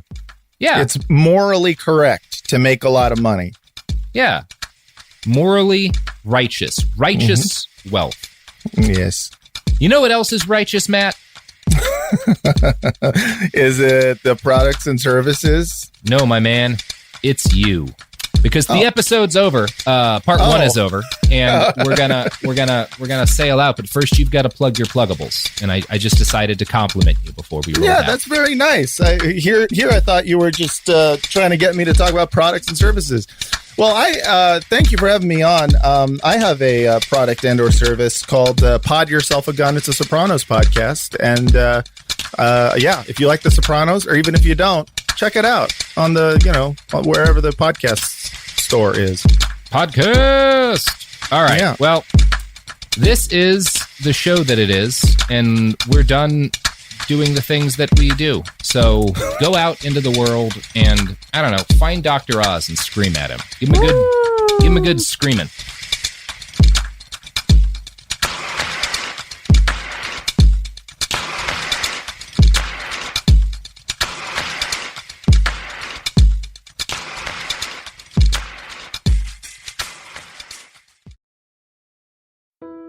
When someone you love is facing cancer, you want to do more than send a card or flowers that will wilt in a week. You want to actually help. That's where the Balm Box comes in.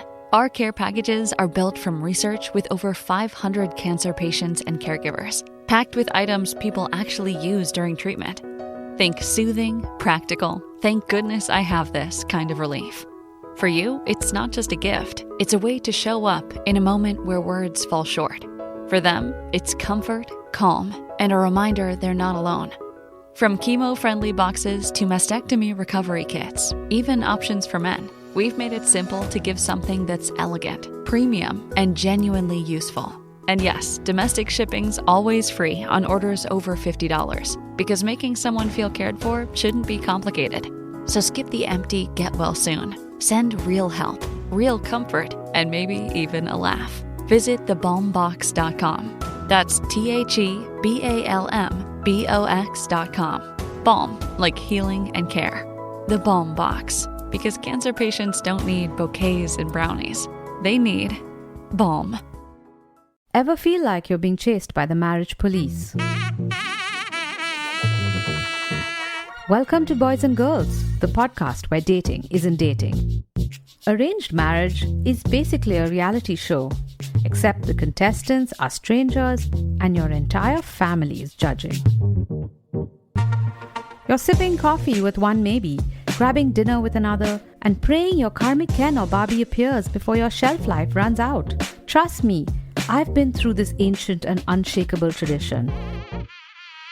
I jumped in hoping to find love the right way, and instead I found chaos, cringe, and comedy. And now I'm looking for healing. Boys and Girls dives into every twist and turn of the arranged marriage carousel. The meet awkward, the near misses, the heartbreak, and let's not forget all the jokes. Listen to Boys and Girls on the iHeartRadio app, Apple Podcasts, or wherever you get your podcasts. This season on Dear Chelsea with me, Chelsea Handler, we've got some incredible guests like Kumail Nanjiani. Let's start with your cat. How is she? She is not with us anymore. Okay, great way to start. So this is a great beginning, and hopefully you'll be able to, I don't know, maybe you will cry. Amanda Seyfried. Life is so short. If you feel something like that, you have that fire in you for this experience. It's not for a guy. It's for the experience of being in love, and like it's bigger than a guy. Elizabeth Olsen. I love swimming naked so much. And I know you love taking pictures of yourself naked. Yes, I love to be naked. I just want to be in my brown underwear all the time. Ross Matthews. You know what kids always say to me?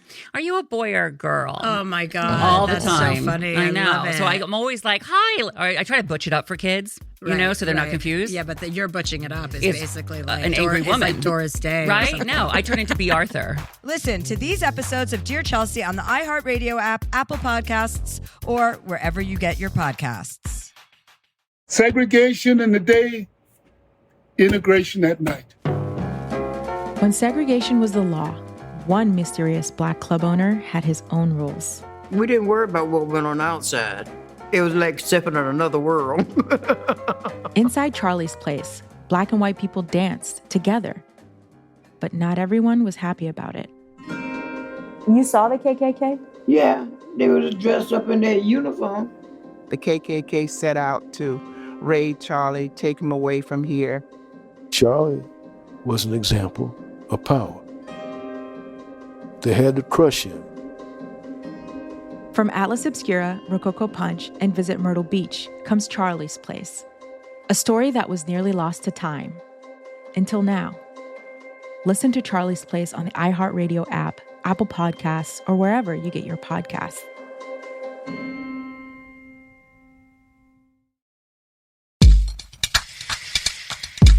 This is Behind the Bastards, the podcast where we neg our audience in order to make them more closely drawn to us. It's a tactic I learned from pickup artists. From pickup artists, yes. Really, this whole show is based on the lessons I learned as a pickup artist. You can't see it, but I'm wearing an enormous hat with ostrich plumes coming off it, made out of purple felt. It's an incredible hat. The most fuckable hat. The most fuckable hat. Yes, that was actually the first name I pitched for this podcast, but Sophie said that means nothing and no one will listen to it. So we went with He Behind always the puts Bastards. lies on my name and saying that I turned down his ideas. That's just not the case. Sophie, I think we can all agree that one of the best things to do is to lie about things your colleagues didn't do because it's funny. I agree with it. Thank you. On to the show. We're talking about Dr. Oz. And as we left the last episode off, he had just, gotten Oprah'd, right? Started his TV career. Yeah, gotten Oprah'd hard. So he started his TV career, and he also starts right around the same time he gets on TV for the first time. He starts a daily morning radio show on Oprah Winfrey's Sirius XM channel. Never a good idea. Sirius XM? No, terrible idea. What is it about giving people 3 hours of uninterrupted airtime? There's just something about it. I and this is an opinion that's pretty controversial within iHeartRadio. I think radio should be illegal. And I think it should be a felony punished by prison time for being on the radio or having a radio or thinking about the radio. Yeah. I think the only form of entertainment that should be legal is specifically my podcast. Yeah. One Matt's. podcast. And yes. And there should legally only be one Sopranos podcast allowed, which, as it turns out, is the case. So I think if we could get Chuck Schumer's ear, we can make this happen. Yeah. We'll tack this onto the pot bill. No one will notice. So, Dr. Oz has the Dr. Oz show. He's got a radio show on Winfrey's XM channel where he covers very scientific topics like how God changes your brain and the happiest people in the world. Now, I found a New York Times article that was written just a few months into his tenure with his TV show, kind of at the start of his burst into stardom. And the interviewer who talked to Oz for this article seems as impressed as everyone always is by the manic, somewhat inhuman pace at which Mehmet Oz works. By this point, he'd also written 6 books with titles like You, the Smart Patient, You on a Diet, and You Having a Baby. It's like the series is the You series. The famous like You series. Whatever. Right. And he co-writes these books with another doctor. I can't tell you how much of the writing was. A lot of times, I'm not saying this is the case with Dr. Oz, because he's a wild workaholic, but a lot of times when you have a guy that's his kind of famous and they write a bunch of books, they write like 10% of the book and they have someone else, a co-author or a ghostwriter, do the rest. I don't know if that's the case here. There's always one Matt Damon Damon who's writing most of Good Will Hunting, and then there's a Ben Affleck who gets top booking. And I do believe Matt Damon writes most of his books. 100%. Yeah. So 9 million copies of his various titles are in print by this point, like the first year of his show. So he is a very wealthy and successful man, pretty much out the gate. Like money machine. Getting the start on Oprah kind of guarantees it. Basically, if Oprah likes you enough to put you on her show more than once, you're going to get rich. God damn. Yeah. I just should have spent my youth trying to get on Oprah. We all should have. We all should have. So, Dr. Oz gets a semi-regular column for Time magazine because, again, they see this guy get famous. And they're like, we got to get some of that Oprah money, too. We get this guy on Time. People will start reading Time again. And, yeah, it's interesting. They give him a column. And in 2008, they included him on their list of the world's 100 most influential people. So before they hire him to a column, they call him one of the world's most influential people. And as soon as he gets listed as one of the 100 most influential people on the planet, Dr. Oz calls his dad, right? Like, finally, this has got to. Yeah, this has got to be the thing. How could he not be impressed by this? Am I enough for you, Papa? So when he tells his dad's first question is, what number? As in, how high are you on the list? And this is not a ranked thing. Like, it's not the top 100, like going to 1. It's just, these 100 people are all very influential. It's not a listicle, bro. Yeah, it's not a listicle. Oh my God. But Dr. Oz in this interview seemed to acknowledge that the fact that his dad reacted that way said a lot about both, his dad and about their relationship. He told an interviewer, quote, he wants to know what number. Are you kidding me? There are 6 billion people on the planet. It's a rounding error. Oh God. But like what number though? Because you do wonder. Like, seriously, how high are you, motherfucker? Yeah, come on. How influential 100? Are you? You're basically me. Yeah. So exactly. That interviewer, along with the New York Times, wrote, quote, it's also the kind of thing that goads a son to climb mountain after mountain, seldom pausing to enjoy the view. The good doctor did admit to engaging in a number of time-saving measures. Over the years, he did numerous columns, which were often just recycled from other columns or chunks of his books. He'd provide the same list of skin moisturizing or metabolism-boosting tips in different magazines or online articles. Even so, his workload was enormous. The Dr. Oz Show was instantly one of the most popular shows on the planet, and Mehmet was contracted to record 175 hour-long episodes per year, which is a fucking brutal work schedule on its own. And the man continued to practice as a surgeon, albeit at a reduced rate. The New York Times interviewer who visited him in 2010 seemed to find his behavior and kind of his compulsive workaholism somewhat unsettling. I never saw him without a portable larder of baggies, plastic containers, and thermoses of food and drink, and all of it, every crumb, every drop, was healthful. Low-fat Greek yogurt mixed with brightly colored berries, spinach, slaw, raw almonds, raw walnuts, soaked in water to amplify their nutritional benefit, a dark green concoction of juices from vegetables, including cucumber and parsley.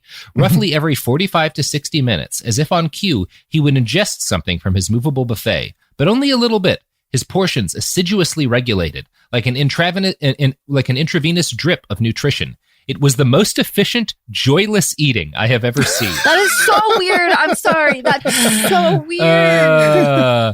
That makes me so uncomfortable to just listen to. He's cool, dude. Like that's he's living life in the most drab way possible. Just trying to make TV shows and do heart surgeries, Yeah. Who has time to enjoy anything when you're dead? Joyless, efficient eating. He's like, I don't eat or drink anything that I would enjoy. Yeah. You're welcome. God, that's like, just so unsettling. I mean, you know what? I have known a couple of people in my lives, all very skinny, who have told me, like, I just don't really like eating. Like, yeah, there's some foods that I prefer to others, but I just don't really enjoy it one way or the other. Like, I've known, like, some of those people wound up on the Soylent thing. And I guess, like, I mean, yeah, fine. It's like, it's whatever. It's your life. If you want to eat monkey food, eat monkey food. Yeah. But don't, be surprised when I judge you, Yeah. Like, that's weird. At the start, the Dr. Oz Show was broadly inoffensive from a medical perspective. He gave a lot of fairly good common sense health advice and provided a lot of people with a friendly medical face willing to explain things their doctors might not have the time or the bedside manner to properly lay out. But Oz's fascination with alternative medicine was present from the beginning. And as time went on, he veered more and more in that direction, following both the topics that consistently drew the most viewers and the topics that were easiest to put together, because 175 hours of content a year is a lot. I mean, really, though, like at some point you run out of shit to talk about and you have to just be like, pendulums over the heart. Do they work? You know? Yeah. Punching people in the dick. Could it improve your bowels? Yeah, why not? try it. Why Try not? it. I mean, you know, we have to do, I don't know how much content we have to do per year. 52 weeks, 2 hours a week. We do like 110, maybe like with some of the episodes that go over 120 hours of content a year for this show. And that's a lot. Yeah. 175 hours of video content is huge. Like you can't. There's not that much good and also entertaining medical advice that you can give in a year, let alone every single year. I mean, just like there's only so many organs to talk about, you know? After a while, you just got to invent shit. Yeah, and it's this thing. It's this kind of this inevitable churn of capitalism leading us all into this specific kind of nonsense because you can't not have content. Legally, you're contracted to, but also you have this whole team of people whose ability to pay their rent, whose ability to afford their homes, to keep their kids in school is dependent upon you doing this show. Outside of just the fact that he's rich, like he's fine, but it's this thing. You have to keep putting out the thing, and you will never have enough meaningful shit to put out to do it. Right. So you start, in his case, doing nonsense about mediums and shit. And in our case, doing episodes about Dr. Oz. When you run out of bastards, eventually you just got to find one on TV. We're not out of bastards, but like last week, I spent 30 hours reading about the protocols of the elders of Zion. I needed an off week, you know?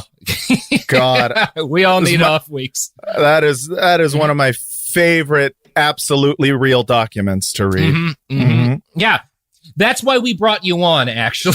Yeah. I'm actually one of the elders of Zion, and I got some protocols for you. Oh, good times. So, good times. For an example of the kind of nonsense creep, I guess you'd call it, that like advanced upon his show, in March of 2012, Dr. Oz did a show titled Medium versus Medicine. Oz's guest was a psychic who claimed she could communicate with the dead. This was one of several, and by this point, probably dozens of episodes dedicated to people who claimed to talk to the dead. Energy healing was, you know, on the fringe, certainly, but at least it was something that when he started doing it, there were scientific studies saying there might be something to it. Those studies have since been to a large extent discredited, but when he started doing that, there was some evidence. It was a thing to try, you know? He wasn't completely out of left field. Yeah, people were at least testing it out. Doing episodes on mediums talking to the dead is well outside of plausible deniability territory, right? Like, you're just doing nonsense at this point. I mean, you know, it depends how they're talking. If you go up to a dead body and start talking to it, you are technically talking to the dead. Now, that would be a fun show. Dr. Oz breaks into morgues and talks to corpses. Yeah. Hey, how'd you die? Just having his bodyguards mace police officers rolling into a crime scene, be like, who did this? How'd this go down? Are you okay? Hey, I am a doctor. Do you want some almonds? They're soaked in water for more nutrition. All right, someone get me a crystal.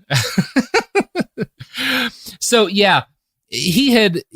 Dr. Oz had among his psychic guests famous grifter king John Edwards on his show. Not the politician. The Talks to Dead TV show guy. Yeah.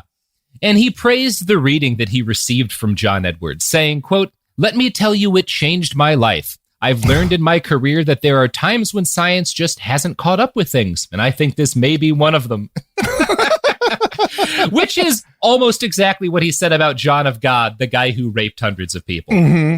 Yeah, that's how you know, like, to stay far away from anything when he's just like, man, this is a brand new, groundbreaking territory. And you can go, all right, guys, it's a rapist, run. It's one of those things. Part of how he's like, the intelligent way to frame this is you start with the true thing, which is there are things science can't explain. One of those things is the nature of consciousness and what happens to it after, you know, vital signs cease. We don't know. There's not an objective answer to that. But going this way is kind of like being like, yeah, you know, we can't explain like the slit box experiment. Like there's a bunch of shit in physics. I don't know. I'm not a science guy, but like, particle and wave shit. You can't explain that. There's a bunch of shit you can't explain. Magnets. Yeah. How do they work? It's this jump from, yes, there are things we can't explain to, so let's listen to this man talk to the dead. Millions of people gather around. Yeah, gather around. He's going to channel your dead aunt. Yes. Maybe not a reasonable way to take a reasonable starting point. Yeah, especially when you're a doctor on TV. Yeah. And I want to quote from a write-up I found in the Journal of the Missouri State Medical Association. Quote, during another show, Oz interviewed Dr. Mosarraf Ali, a miracle healer to Sylvester Stallone, Prince Charles of England, and others regarding his use of iridology. According to the widely debunked bizarre belief, each part of the iris corresponds to a specific area of the body, and a person's state of health could be diagnosed by examining particular regions of the iris. After expressing his amazement at Dr. Ali's diagnostic abilities, Oz stated, I want to applaud Dr. Mosarraf Ali because these are ancient traditions and they have been around for centuries, so who am I to dismiss them? Other than a very well-educated man. A doctor. Yeah. You're a doctor, Mehmet. You had me at Prince Charles. Yeah. It's like, there's a lot of cultures who say that you should remove the clitoris surgically because it's healthier and it stops dangerous masturbation. It's ancient. Who are we to say this is a bad idea? Who are any of us to say anything's wrong? Yeah. Oh my God. I love it too. Just like, I was amazed by his ability to look into my eyes and diagnose that my dad will never love me. How did he know? It does bring me joy that Prince Charles got fucked with because fuck Prince Charles. I wonder what his eyes said. It's funny. It said the same thing. It said, your dad will never love you. That's all he does. He goes to famous people and he goes, your dad will never love you. Your dad will never love you. Thank you so much. There's this, one of the big aspects of this guy's success and of the success of the things he pushes is Orientalism, right? Like this idea of like the forbidden and strange and wondrous and magical East and all of the we don't understand all of these, like, oh, India is so mysterious, yada yada yada. What if you were to say, like, well, for centuries tobacco companies have said that tobacco can cure like different lung ailments. Who are we to dismiss these ancient traditions? The Q zone could be real. Exactly. Like, it stops people from stuttering. Do more cocaine. I mean, just the idea, and I've always found this in general to be the biggest load of horse shit, is when people have said, this is like an ancient healing technique. And it's like, you mean like bleeding people with leeches? You mean like cutting off someone's leg because he got a small infection on his toe? Ancient. It's this fucking thing with Dr. Oz. Like, it's one thing if you're just like traveling to another part of the world, you see some sort of medical or treatment you've never seen before, and you're like, well, who am I to say anything about it, right? Like, I don't know. Dr. Oz is a doctor on TV talking to millions. You're literally the person who should be saying something about the legitimacy of this. Right. Yeah.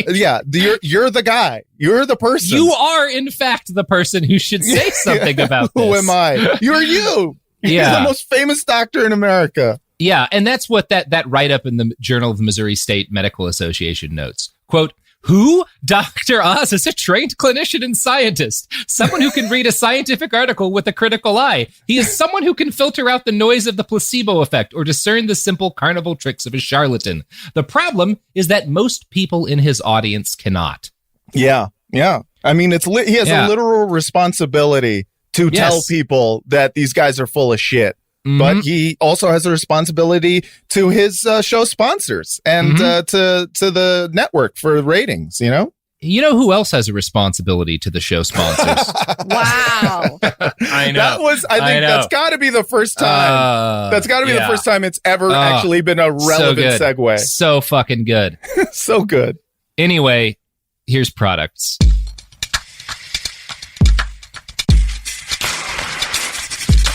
We're back. Talking about Dr. Oz, having just a great time. So obviously the fact that Dr. Oz, probably the fact that most of his audience couldn't discern whether or not any of these nonsense treatments were real. is a big part of why the Dr. Oz show became an overnight success. Yeah. Before very long, it was being watched by 4 million viewers every single day. Jesus. Over the next half decade or so, he won 2 Emmys. His guest list included First Lady Michelle Obama, who loved Dr. Oz for his focus on healthy diets for children and, in general, his crusade to get Americans to lose weight. Dr. Oz claimed through through math that I cannot verify, that his show inspired Americans to lose 3 million cumulative pounds per year. I don't know, maybe. Yeah, they base that on what? Like, did people call in to say how many pounds they've lost to the show? I mean, I'm sure he found some way to like make the claim or whatever, but I don't know, maybe. It is one of the things that he does that is, we'll talk about, there's problems with some of the diet tips he gives people, actually, significant ones. But inspiring people to lose weight is not usually bad for their health, although it can be. Yeah. Sometimes people take it too far and it depends causes on the significant person. health problems, It's a mixed bag, I guess we'd say. Yeah. But the other stuff isn't a mixed bag, so I guess we'll call that his great success. So, yeah, it is good. I will say it is unequivocally good that Dr. Oz continually pressed his audience of millions of people to eat more fruits and vegetables, to get better sleep, to exercise regularly, and to get their flu vaccinations. That's all rad, right? Yeah. But shit, I could have told you that. Give me a TV you show. You don't have to be a doctor to say that. Doctor, know that shit. Yeah, eat better, piggies. I mean, but he's charismatic. People like him. It's good that he does that him. At least. Yeah, they don't trust me, so they won't give me the show. But they should, because the unfortunate part is that this guy gained, because he's handsome. A lot of ladies out there think Dr. Oz is hot. He's a doctor. He's very charismatic. He's very charming, and he gains this enormous influence with Middle America. And he uses that influence to do some really fucking questionable shit. And I'm going to quote now from a write-up in the AMA's Journal of Ethics. He has told mothers that there were dangerous levels of arsenic in their child's apple juice. There weren't, and suggested that green coffee is a miracle cure for obesity. Federal regulators discovered altered data in hyped coffee bean evidence. The Food and Drug Administration tested for arsenic in apple juice and found the vast majority of apple juice tested contain low levels of arsenic, and given these levels, was confident in the overall safety of apple juice consumed in this country. Dr. Oz also featured 2 guests on his show who claimed that genetically modified foods were cancer-causing, despite repeated safety reports that found no adverse effects. Man. Yeah. I mean, he's getting there. Like I'm watching him slowly go from Mehmet to Mangala. You know, yeah. He's come on, let him be Mangala. It is too good a pun to I get skip. that you want to be fair, Robert, but let's go for it. Okay. All right, we're doing it. But no, we're watching him turn into a snake oil salesman, and it's very exciting. Yeah. So, Dr. Oz's enthusiasm for alternative medicine has had the effect of creating instant fads over any health product he even vaguely suggests on his show. When he mentions the purported health benefits of white mulberry, red palm oil, or brown seaweed, all of which he's claimed can do things like cut weight, reduce aging, or beat the flu, those products fly off the shelf. Oz often doesn't endorse specific brands, but he doesn't need to. Online retailers watch closely and immediately slap "as seen on Dr. Oz" on their pseudoscientific products. Yes, I've seen this. Yeah, I've seen this. This is where we get to the big harm. He did one episode that focused on so-called relaxation drinks and included a close-up shot of 5 cans of beverages he said might help calm you down. Just a Miller High Life. Yeah. He just puts a can of Colt 45 on the table. Yeah. Billy D. Williams walks out. It's a steel reserve. Trust me. You'll be relaxed. You'll be calm as shit. Yeah, exactly. You might yell at your mom, but it'll be fun afterward. Yeah. You will very calmly put your hand through a taxi cab window. As soon as the episode aired, a, quote, liquid sleep aid called iChill bragged on their website, "Dr. Oz is talking about a new way to wind down with relaxation drinks. They are the newest trend in helping you relax and calm down, and the best news is they contain natural ingredients already known to promote relaxation." Mulberry, laudanum. I remember the eye chill. That turned into like an entire thing. There's so many drinks we're like about that to now. we're about to talk about it. Yeah. And also if there was a laudanum drink, I would be buying it. So the problem with this is that all of these different relaxation drinks are filled with a variety of chemicals like melatonin and theanine and taurine.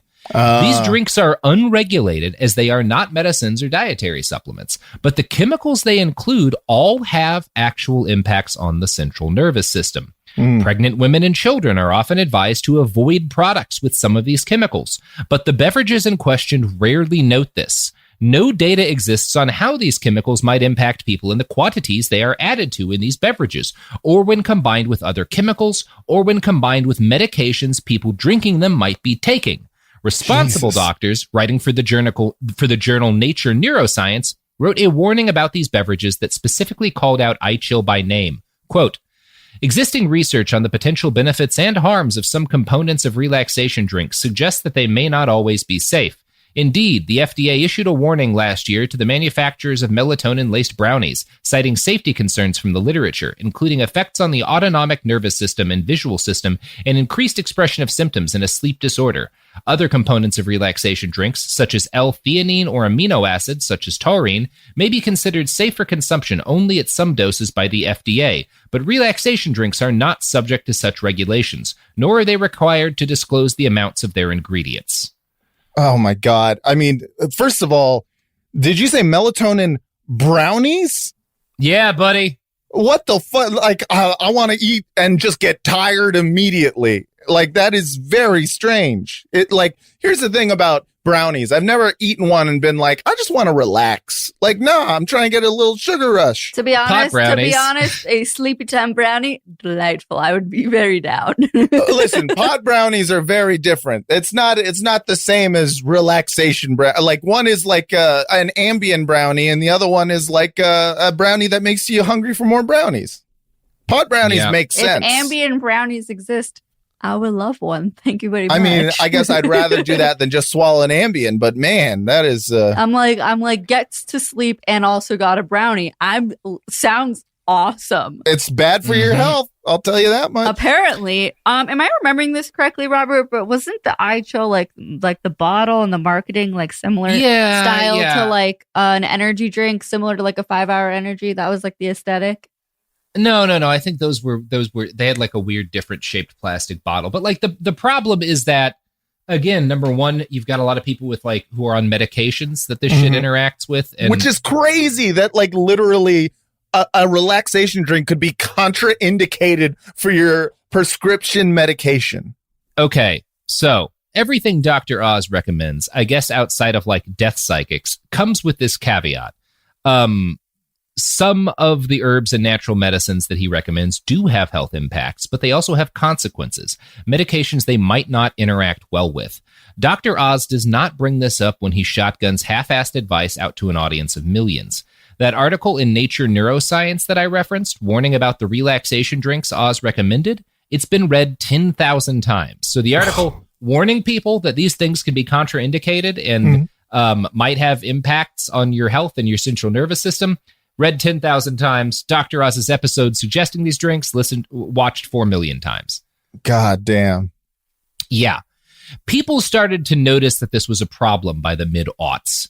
Doctors had been complaining for a while, but in 2013, Forbes wrote a listicle laying out the silliest things Dr. Oz has suggested on his show, including the fact that having 200 orgasms a year would extend your life by 6 years. Here's how he explained that bit of math on his website. Dude, I'm about to live to 200 years old. Yeah, I ain't never dying, motherfucker. I ain't never died. I get one out at least once a day. 365. Here's his website. If you have more than 200 orgasms a year, you can reduce your physiologic age by 6 years, Dr. Oz says. He bases the number on a study done at Duke University that surveyed people on the amount and quality of sex they had. They looked at what happened to folks that are receiving a lot of intercourse over time, and the fact is, it correlated. Okay, So, wait. Yeah, But is it sex? Because he didn't say nothing about sex. He said orgasms, and I do that on my own. Yeah. All right. I mean, no, he talked to them about the amount and quality of sex they had, but like, it's correlated. So again, he's basically lying here. Yeah, because yeah. You number one, what is the possibility that people who are having a lot of good sex are in better health? And that's why they're able to have a lot more good sex, because they're physically healthy, and so it's easier for them to what are the odds that like if you're having more sex, you're more social, you're more likely to have a long-term romantic partner that increases your lifespan? Yeah. Again, I'm of all people never going to be the guy to say there's not health benefits to sex. There sure is. Oh, but yeah. Dr. Oz is exaggerating this. He's taking an actual study that showed some interesting stuff, and he's turning it into a lie. Yeah, he's turning it into pretending he has quantifiable data, and that like correlation is causation. Like that. Yeah, that's what he's trying to do. Yeah, there is data that suggests that regular intercourse reduces men's mortality risks by 50%, which doesn't mean that fucking stops men from dying, particularly because it's men who benefit in this way. It means that men are less healthy than women, tend to die faster, and when men have partners that they live with, they are more likely to have a medical problem noticed. If they have a heart attack, someone's going to be there to call. Like, there's a lot of reasons why this is the case. Yeah, they're not dying alone, you know? Yeah, it's not the fact that just fucking magically reduces your age by 6 years if you do it enough. Like, that's nonsense. It's nice to think it, though. It is nice to think it. I'm going to print out that article, show it to my girlfriend, and say, hey, you got to help me live longer. You know? Yeah. Not coming enough. I'm going to die. We got to do this more. Yeah, just start fucking in public, and when the cops come, be like, this is medicine. Yeah, it's like, do you want me to die 6 years earlier than I should? I have a right to this. Exactly. Dr. Oz said I should fuck more. Now, on its own, recommending that people get more sex is fine. I'm very pro-sex, but 100%. I am anti-encouraging people to misunderstand health science. Yeah. The nature of Dr. Oz's audience and the sheer breadth of things he suggests makes it difficult to analyze the total health impact of his show. But there are some dire case studies, as Vox notes in their write-up. Quote, there's the case of a man who followed Oz's suggestion of curing insomnia by pouring uncooked rice into socks, heating them in a microwave, and wearing them to bed. The man got 2nd and 3rd degree burns on his feet. And the reason he got burned is because he was diabetic. He didn't have the same level of feeling in his feet. Oh, my God. If he had gone to a doctor and said, hey, I heard about this thing that might help with insomnia, the doctor would say, well, you're diabetic. You don't have as much feeling in your feet. I'm worried you might burn yourself. Right. Dr. Oz is just saying, hey, this will help you sleep. Do it, whoever you are. Yeah. Like, again, it's this problem. Idiots. You're talking to 4 million people. It will be bad advice for some of them. I mean, it's like, this all feels very much like when Trump was telling everyone about the wonders of hydroxychloroquine. Oh, yeah, we're going to talk about that later. And then people are eating fucking fish food or like fish tank cleaner and dying. And people are like, how could people be so stupid? And it's like, people are stupid. You can't tell them to eat the fucking fishbowl cleaner. Yeah. They'll do it. They'll fucking do it. So this guy sued, but the case was thrown out because the judge determined that Oz cannot establish a physician-patient relationship through TV. I agree with the judge. That's my problem with his show, is that he is a physician purporting to be giving medical advice, but is also not taking anyone's individual circumstances into account, and, more to the fucking point, not liable if he does any of the irresponsible things that would lend a physician doing their job traditionally in trouble. I mean, it is medical malpractice, whether or not he's legally liable for it or not. I would agree. Yeah. And I'm going to continue that quote from Vox. Not everyone agrees with the judge's reasoning. Rochester, New York medical student and blogger Benjamin Mazer has been publishing anonymous stories sent to him from health professionals about the impact Oz has had on patient care. One reported that her dad had a heart attack and 5 stents placed in his heart, which required him to take aspirin and Plavix to prevent blood clots. He was watching Dr. Oz, who said Plavix was not necessary, so he stopped taking it. About a month later, he had another massive heart attack and coded and had to be shocked back to life. Wow. She continued, my dad admitted to following Dr. Oz's advice and not asking his own cardiologist. Man, that's really bad. Did he have like an alternative, or was he just like decided one day that Plavix was going to be the thing? I'm sure it was, if I know my Dr. Oz, I'm sure it was, you don't need to take Plavix, eat these different heart healthy foods and avoid these foods, and that'll do all that Plavix will do. Yeah. Eat some beans and put your face in some boiled water and you should be fine. I suspect it was dietary advice that if you're someone who doesn't really need Plavix is fine, or might even help you to not need it later in life if you adopt healthier habits. But the problem is, again, the way he's framing it, there's going to be a lot of people who are like, just had stents placed in their heart. I don't need Plavix. Fuck it. Yeah. You know? Yeah. Like, Dr. Oz, the TV doctor said, I don't need this medicine. I just need more acai in my belly. Yeah. The TV doctor also said he can talk to ghosts. So I'm going to go talk to, I mean, you will be talking to ghosts faster if you follow all of Dr. Oz's exactly. advice. I want to talk to ghosts. I'm going to stop taking my Plavix and die of a stroke. Now, on his show, Dr. Oz claims that the trust of his audience is the entire reason for his relevance. Quote, "The currency that I deal in is trust, and it is trust that has been given to me by an audience that has watched over 600 shows." He repeatedly references the fact that he is responding to the very real and very understandable unfilled needs of Americans who feel alienated from modern healthcare, which is an expensive and often inhumane labyrinthine bureaucracy. True. This is true. Yeah, absolutely. 100% true. Mm-hmm. Yeah. How you exploit it is a very different thing. But the thing he is replacing it with is by and large nonsense. And I'm going to quote from that write-up in the Journal of Ethics again. When it comes to epistemic boundaries, Dr. Oz admits he applies different standards of evidence compared to those accepted in the medical establishment. When challenged by a reporter for The New Yorker about his questionable evidentiary standards, he replied that all data could be differentially interpreted. "You find the arguments that support your data," he said, "and it's my fact versus your fact." It's not that he doesn't offer data. It's common for Dr. Oz to offer some plausible mechanism from test tube experiments conducted by manufacturers, combined with personal anecdotes from his own or consumer's experience to support the products he's promoting. A study of 80 recommendations made on the Dr. Oz show in early 2013 found that published evidence supported 46% of recommendations, contradicted 15%, and did not support 39%. Gotta love a good coin flip on whether or not he's fucking lying to you and having an adverse effect on your health. If your doctor said, "Hey, 46% of the time I give pretty good advice," you would be like, "I think I might get another doctor." But he would reframe it to be like, "I'm batting 500 here," and be like, "Ooh, 500. That's a good batting." If you assume medicine is like baseball, I'm a great doctor. No, he's crushing it. Yeah, doing a great job.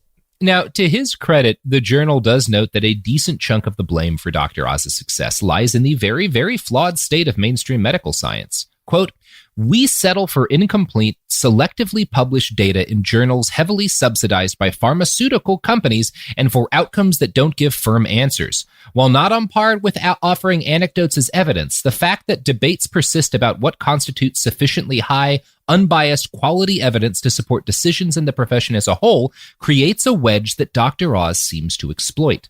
Mm-hmm. Yeah. So again, this is the Journal of Ethics being like, the fact that you can pay to get a study done, the fact that pharmaceutical companies lobby to allow them to market things in dishonest ways, the fact that doctors are bribed by companies like Purdue Pharmaceutical with vacations to recommend people take medication that is not in their best interest to take. That's why this motherfucker has a job. And the fact that healthcare is expensive, right? The fact that we don't have single payer healthcare. It all combines to the fact that a lot of people who are not idiots, I'm not saying I'm sure there's people who are brilliant electricians who are brilliant at whatever, who are great at whatever it is they do, but they're not fucking doctors because most of us aren't. Right. And it's hard to get. I am very fortunate in that I have a couple of good friends who are doctors, and I am luckier than I can. One of them is a guy who was on the show recently, Kavahoda.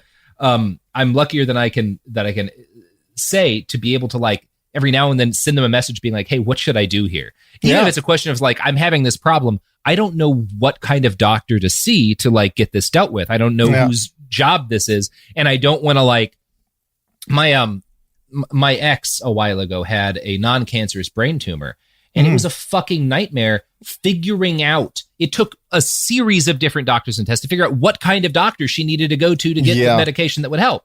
And it's, of course, people are like, well, this guy is explaining things and he's nice and he's saying that I have the power to deal with this. If I change my diet, if I do this, if I do that. He's giving us alternatives to dealing with the bureaucracy of medical institutions in this country. Yeah. Which I have Kaiser, and I had to go to a rheumatologist, and I tried to get a hold of him on the phone, and they sent me through 6 different call centers to finally get to his specific office. And then I asked the lady, can I get the extension so that I don't have to deal with that? And she's like, oh, sorry, we're not allowed to do that. And so now I'm just recording every phone call and just, freestyling to the hold music because it's the only thing I can do. I'm like, you know what? I might as well turn this into content because this is fucking ridiculous. There's like the amount of bullshit you have to go through makes people like Dr. Oz feel like a good alternative, Yeah, absolutely. And it fucking sucks. It does. It just really fucking sucks. Yeah. And it fucking sucks because there's a lot of wonderful people who are part of the medical system, like the fucking doctors in the ER who were with my mom in her last days. Like incredibly competent and compassionate and like amazing people who in their entire careers will never be able to do as much good as Dr. Oz does harm because he has 4 million people watching him every day. Yeah. It's a bummer. Yeah. It's what's not a bummer? Oh, wow. Capitalism is actually a bummer, but it's the water we swim in. So here's some fucking ads.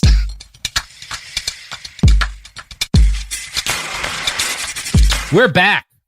So in 2014, Mehmet Oz was called before a Senate subcommittee to answer questions about his unfounded claims about dietary supplements. Missouri Senator Claire McCaskill went off on him, saying, I don't know why you need to say this stuff because you know it's not true. Why, when you have this amazing megaphone and this amazing ability to communicate, would you cheapen your show by saying things like this? And then he just pulled out a wad of money and he just started making it rain all over Congress. Do you know how many houses I have? Yeah, exactly. She pointed out several examples of the things he cheapens his show by saying. He had called green coffee extract a, quote, magical weight loss cure. Recent research has suggested that long-term use of green coffee extract causes bone density loss in animals. But in fairness, you're losing weight. Your bones are lighter. That's weight. Bones are heavy as hell. It was everywhere when that came out. It was at literally not just like, it was at like Bed Bath and Beyond, everywhere. Yeah. It was. Get light bones. You can fly like a bird. Horrible. And again, those are studies in animals, but it's the kind of thing where a responsible doctor would say, well, some studies in animals have shown that this might cause bone density loss. So unless, your weight is a really disastrous health situation and your bone density is fine, I wouldn't recommend this. Dr. Oz is just saying it's a magical weight loss cure. I mean, he's not wrong. He's not wrong. Yeah. Oz called raspberry ketone, quote, the #1 miracle in a bottle to burn your fat. This is a fun one. First of all, it's all gasoline. Part of why people people are attracted to stuff like this is that like raspberry ketone, that's natural. It sounds like, oh, if I just like getting raspberries, that's going to help me lose weight. This chemical in a natural, healthy fruit. Of course, it makes sense that like some wonderful plant-based medicine would be able to help me lose weight. Yeah. Raspberry ketones don't come from raspberries. They can, but it takes 90 pounds of fresh raspberries to produce a single dose. As a result, they are manufactured synthetically. A fact Dr. Oz did not feel the need to explain because, again, he's really critical of GMOs, and it might seem hypocritical to note that raspberry ketones are actually synthetic lab nonsense. I love when people say things like it's natural. It's like I think cyanide is natural. There's there's a lot of like natural poisons out there. Fucking snake venom is natural. The fucking arsenic in the apple juice that he's worried about is natural. Yeah. It is possible, based on animal studies, that these ketones may have some ability to reduce or slow weight gain. But no studies have ever been conducted on how raspberry ketones impact human beings. There have been reports that they increase blood pressure and heart rate in humans. Dr. Oz does not warn about this. Likewise, when Dr. Oz told his viewers that Garcinia cambogia may be the simple solution you've been looking for to bust your body fat for good, he did not also warn them that it can interact negatively with diabetes medications, painkillers, and psychiatric medications. Oh my God. Why would you need to warn people that? Yeah. Look, what are the odds someone looking to lose weight has diabetes medications? 0. What are the odds that someone who has diabetes is sitting around watching Dr. Oz's show? 0. Yeah. What are the odds that a middle-class American is addicted to painkillers? 0. 0. During the Senate inquiry, Senator McCaskill pointed some of this out, and she told Dr. Oz, quote, "When you feature a product on your show, it creates what has become known as the Dr. Oz effect, dramatically boosting sales and driving scam artists to pop up overnight using false and deceptive ads to sell questionable products." Yeah. In the wake of this, which was a fairly bad day on Capitol Hill for him, Dr. Oz released a somewhat contrite statement where he noted, "I took part in today's hearing because I am accountable for my role in the proliferation of these scams, and I recognize that my enthusiastic language has made the problem worse at times." We're good so far? Yeah, Pretty good. not bad. Pretty good so far.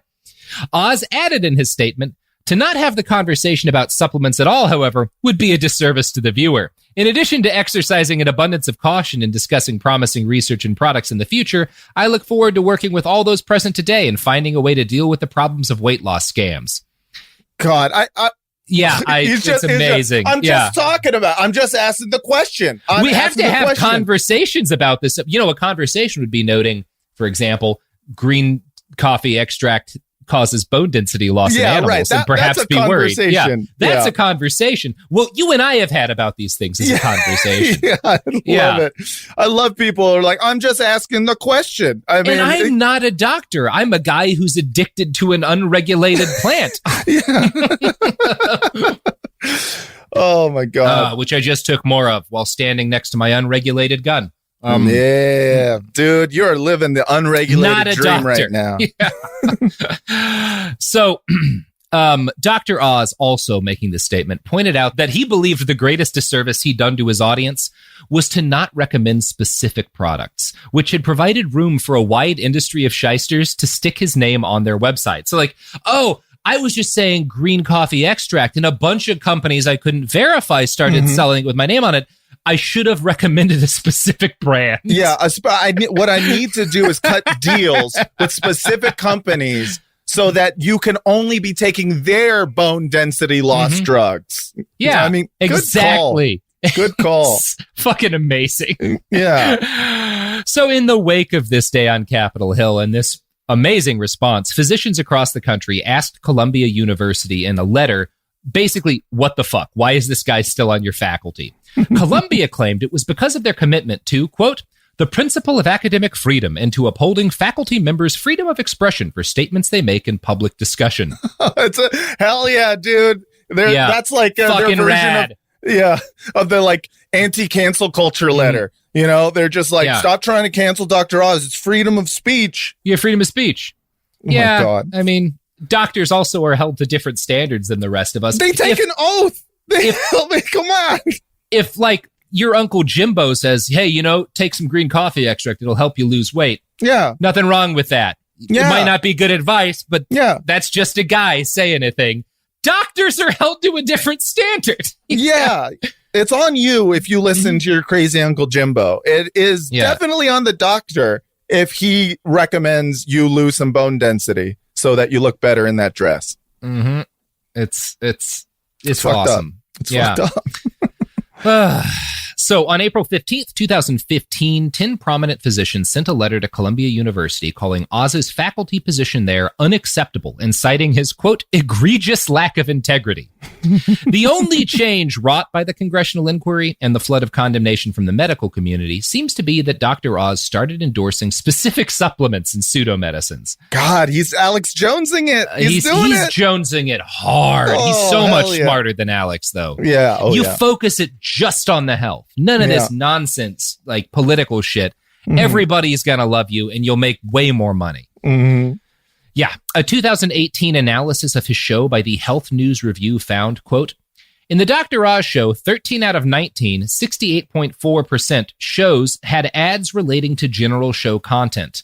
57.9% had specific products mentioned by the host using their commercial name, and 36.3% of shows mentioning products by name named more than one product. Damn. It also found that 78% of the medical statements made on the Dr. Oz show did not align with, quote, evidence-based medical guidelines. So if those guidelines mattered, they'd make more money, dog. Half a decade earlier, 46% of his statements are more or less fine. Mm-hmm. Now it's down to, 22%. Wow. So we're seeing, again, the quality of the, because again, you're running out of good content. You only have so much good medical advice you can give when you're doing an hour a day, 175 times a year for fucking 15, 16 years. Eat fruit. Yeah, exactly. The actual amount of things that an average person can reasonably do to improve their own physical health doesn't really take that long to explain to you. You know, it's pretty simple stuff. And most of us know a lot of it already. We know I know that pounding Kratom and Coke Zero isn't a wise healthcare decision. No, but you know it. And you can, you know, you don't need a Dr. Oz to tell you that. You know, you just know. You know, just I get know a physical. that the fact that I bought the $100 entire smoked leg of pig from Costco, the giant prosciutto leg that you can. Wow. I know buying that and not also purchasing, salad in order to have sufficient fiber in my diet. Kale. I recognize that was a poor health decision. Yeah. No one tricked me about this, and at no point did I think this $100 worth of smoked ham is a solid healthcare move, you know? It's smoked. What could be so bad with smoking It's smoked. ham? It's good for my Q zone. It's traditional medicine. Yeah, this is really good for all of my kidney meridians. I need all the smoked hams I can get. Oh, my meridians are fucking rocking right now. I am peaking in meridians, bro. Let me fucking tell you, my meridians are as hard as a goddamn rock. Feel my kidneys. Feel my kidneys. It's just like, why is your kidney swollen? The Dr. Oz show is still on the air. In 2018, President Trump appointed Dr. Oz to a council on sports, fitness, and nutrition as part of the Department of Health and Human Services. He is still on that council under Joe Biden. Bipartisan, baby. 2 years later, no politician is dumb enough to want to piss off Dr. Oz. You're never going to hear Joe Biden throw it. Well, except for Claire McCaskill. God bless her. She was the only one who had the guts to stand up to Dr. Oz. I think other people did. I'm not an expert on what went down in that congressional thing, but she seems to be the main one who was really angry at him, which good on you, Claire. I love that a bipartisan decision is just like, let's share this grifter, you know, between administrations. Like, good, you know what? We all agree that you should be able to lie about healthcare as an MD. That's so 2018 is when he gets appointed to this council. 2 years later, during the COVID-19 pandemic, he endorsed hydroxychloroquine. Later that year, he endorsed reopening schools, saying, I tell you, schools are a very appetizing opportunity. I just saw a nice piece in The Lancet arguing the opening of schools may only cost us 2 to 3% in terms of total mortality. What the fuck? That's 2 to 3% of the country. That's barely anybody dying. That's barely hundreds of thousands of deaths. He said 2 to 3% as if that's not a huge number of people. He's losing his goddamn mind. And it's one of those things. Not making a point pro or against gun control either way, but if somebody against gun control said, what, keeping these things legal is only going to cost us 1% of the country, you'd be like, you're a fucking maniac. Like, you are a dangerous person. Man. But he's like, we gotta, and he didn't, this outraged a lot of people, and Oz apologized, as he apologized for vaccinating hydroxychloroquine. Like he oopsie-daisy did.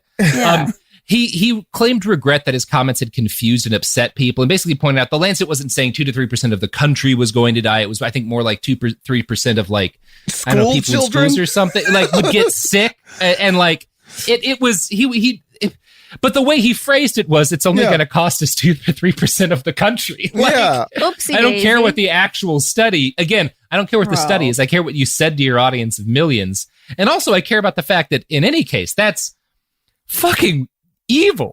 That's an evil thing to say. It's pretty wild to just look at 2 to 3% of the country as like expendable if it means that my fucking dirtbag ass 5th grader can be stuck inside in a school all day. And listen, I get it. People with kids, they want their kids to go back to school.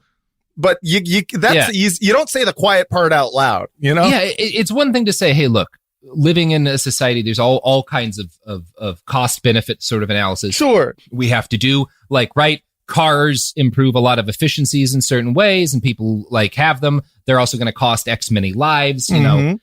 We could change these sorts of laws, but it would lead to this sort of problem. You know, we have certain freedoms that may cost lives, and like to be like that's just living in a society, right? There's no our society is not angled around absolutely reducing mortality in every way, and there's a cost to not having these schools open, and it's a very real cost. And like we have to, like, that's a way to say that. I'm not saying that's the argument I'm making, because I'm not. I'm thinking I don't think we should open schools out until we actually have, I don't know, like 80% of the fucking country vaccinated or whatever. Yeah. But like, but that's a way you could make that argument and not sound like a gibbering sociopath. And it's weird to like, you know, be like, all right, it was a poor choice of words. And it's like, bro, at this point, saying words out loud to millions of people is your job. Yeah. You're choosing to do the job. You could never work another day in your life, and you would never, you're rich. You don't need to do this. You're choosing to. So go fuck yourself with that explanation. Just fucking fix some hearts already. Stop talking. Yeah, we're getting to that. So today, Dr. Oz works to continue to monetize his brand with his wife and business partner, who he also writes books with. His daughter seems to be getting in on the grift too, with books like The Dorm Room Diet, which she wrote when she was in college, I think. The Dorm Room Diet. It's just free pizza and dick. The Dorm Room Diet. Hey, you know, if you pour coffee into instant ramen, right, exactly. It's an 2 efficient birds, breakfast. 1 stone. Yeah. I've done that, by the way. Not hey, proud we've all of it. been there. Kind of proud of it. It's real good if you add in vodka. He is worth tens of millions of dollars and is not in any danger of being worth less anytime soon. We've talked a lot about the harms of his specific recommendations and the disinformation he spreads, but at the end of this all, I keep coming back to that 2010 New York Times article, specifically its end, when I think about what may be his worst crime against medicine. Quote, on the stairs at Columbia Presbyterian, apropos of nothing, he began talking about certain Japanese, Sardinian, and Costa Rican populations that live unusually long, and said that their shared trait was activity, activity, activity. His first column for Time magazine, Living Long and Living Well, ran in a section called How to Live 100 Years. At another point in his Rockefeller Center office, he said that so many people thrill on being on television because, quote, there's an element of eternity to it. You are storing you. You are taking your life force for that brief moment when you're on camera, and you're storing that for all eternity, which makes you someone who will never truly die. That is a fucking bonkers way of looking at being on TV. Holy shit. That is out of its goddamn mind.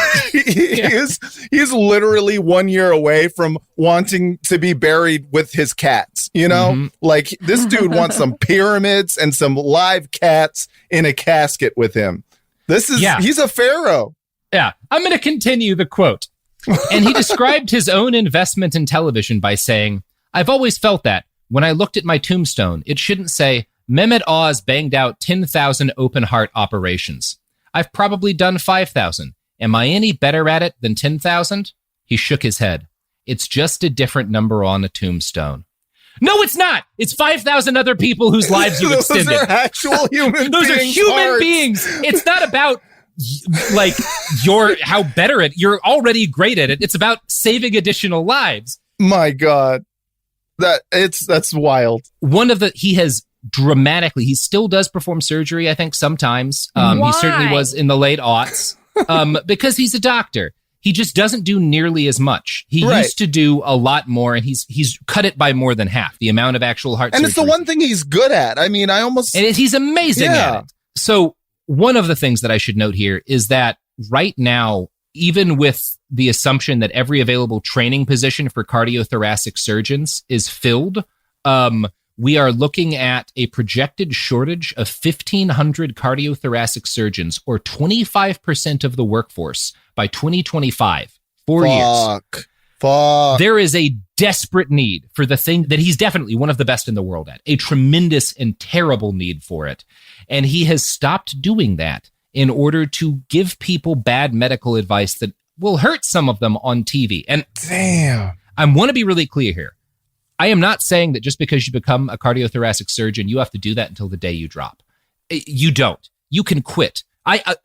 You can, and that's not immoral. It's not evil to be like, I've done enough. A good friend of mine was a cardiologist for 30-something years and quit to travel around the world as a photojournalist. And I don't think there's anything immoral. You do not owe the world doing just because it's valuable and there aren't enough people doing it forever. I am not, and you don't have to quit to do some other valuable job. You can just quit to enjoy your life, be with your family. I'm not saying that.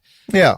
But he didn't quit to be with his family. He quit to give people bad health advice that he quit to harms do them. crimes. He is doing something that should be illegal instead of performing an additional 5,000 life-saving surgeries. Right. Yeah. That's evil.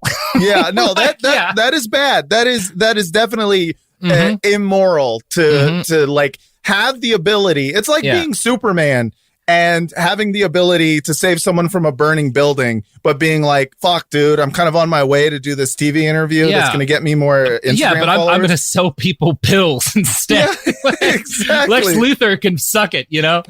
I got pills to move. And the way that he phrases that is incredibly telling, right? Like, it shouldn't say Mehmet Oz banged out 10,000 open heart operations. Am I any better at it than 10,000? It's like, that's not...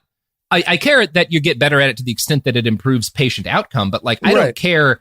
Like the thing that's good about performing 10,000 open heart operations is presumably somewhere near 10,000 people have had their lives extended because of you, and that's amazing. That's tens of thousands of cumulative years you've added to the lives of people who are loved and who do things themselves, who do who have their own ways of contributing to society, who have children, like. It's such a sick way of looking at it, too. It's really because fucked up. It's like, I'm already really good at it, so I decided...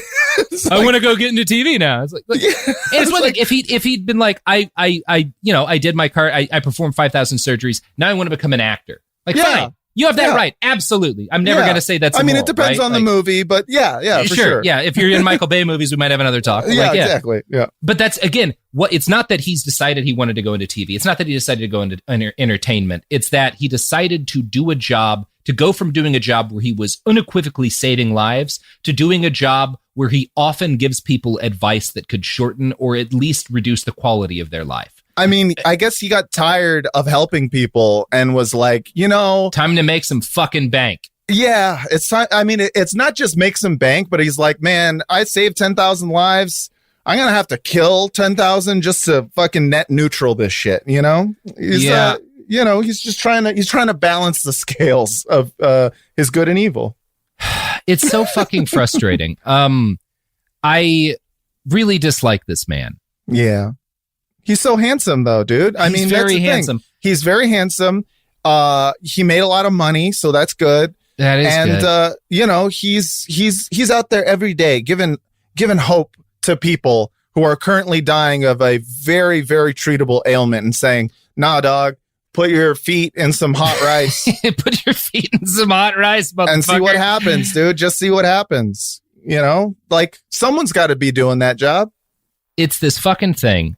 Part of the Dr. Oz problem, and the part of it that he is leaning into, but is not his fault, is this thing that's a broader problem that I've gotten trapped in, that everyone who's a public figure is at risk of getting trapped in, which is the fact that if you're good at something and also have some measure of fame or popularity, you start to think you can extend your skills to everything. I was in the gym the other day, since I'm in Texas with my family. And since I'm vaccinated, and everyone wears a mask, but I've been going to a gym. Yeah. And my family's vaccinated. It's like, it's the thing we get to do now. Okay. Yeah. You're allowed. Yeah. I've been going to a gym, and the gyms have like news programs on, right? And I saw Dr. Oz on, and it was Dr. Oz True Crime, because I guess Dr. Oz has added a true crime thing where he's like talking about this woman who murdered her kids and interviewing like the ex-wife of the husband of the woman who murdered her kids, and like doing this thing. He's like, you don't have any. Why are you doing this? Like, because it's popular with the same people who like 100%. Your show. Yeah. And why not? Why not stick your hand into this thing that is deeply painful for a lot of people and make money off of it. Why not do it? Because if you're famous and good at one thing, there's no reason not to do absolutely everything. I just hate it. Yeah, it's especially since it's again, he has the God-given skills to actually do good and help people, and he chooses, this shit. And I gotta say, I blame his dad. I blame his dad too. Fuck you, Mustafa. Yeah, son Mustafa, of a bitch. You fucked up, dude. I mean, you did a great job by pulling yourself up by your bootstraps and what yada yada. But maybe you should have been more encouraging for him to just maybe, pick one thing and stay with it rather than venture off into television. I will say, at least with the true crime stuff, that like I know he's a little bit kind of like getting into kind of our territory here with the podcast business, and I don't like that. But I'm glad I don't have a true crime podcast that he's currently cannibalizing. If he starts a Sopranos one, I will lose my fucking mind. If Dr. Oz decides one day, like, I want to do a prestige TV rewatch show for CNN, that'll be it, dude. Oz, you'll be on my goddamn list. I don't think his podcast publishes anymore, the one that he was doing. I don't see any new episodes past 2019. Well, I mean, he's doing a true crime show. That's as close as you get to the podcast business. Dipping, yeah. You know what I'm saying? Yep. Those are the number one pods out there, dude. Pisses me off. Casts my pods. All right, guys. That's the episode. Do you have any plugs? Yeah. Plug the plugs. My name is Matt Lieb, and I'm on Instagram, Matt Lieb Jokes. The gram. Yeah, I'm on the gram. I'm also on Twitter at Matt Lieb, but go follow me on Instagram. And if you like The Sopranos, pod yourself a gun. Pod yourself a gun, baby. Well, get out there and again find Dr. Oz in the street. And Sophie, what is the legal definition of incitement? I'm not, for legal reasons, I'm not going to answer that question. All right. Well, just go out and wander the streets, angry and agitated. Yeah. So we're without any clear goal. Yeah. Oh, okay. Angrily wander the streets, agitated with an unclear goal. That's what I want all of my listeners to do.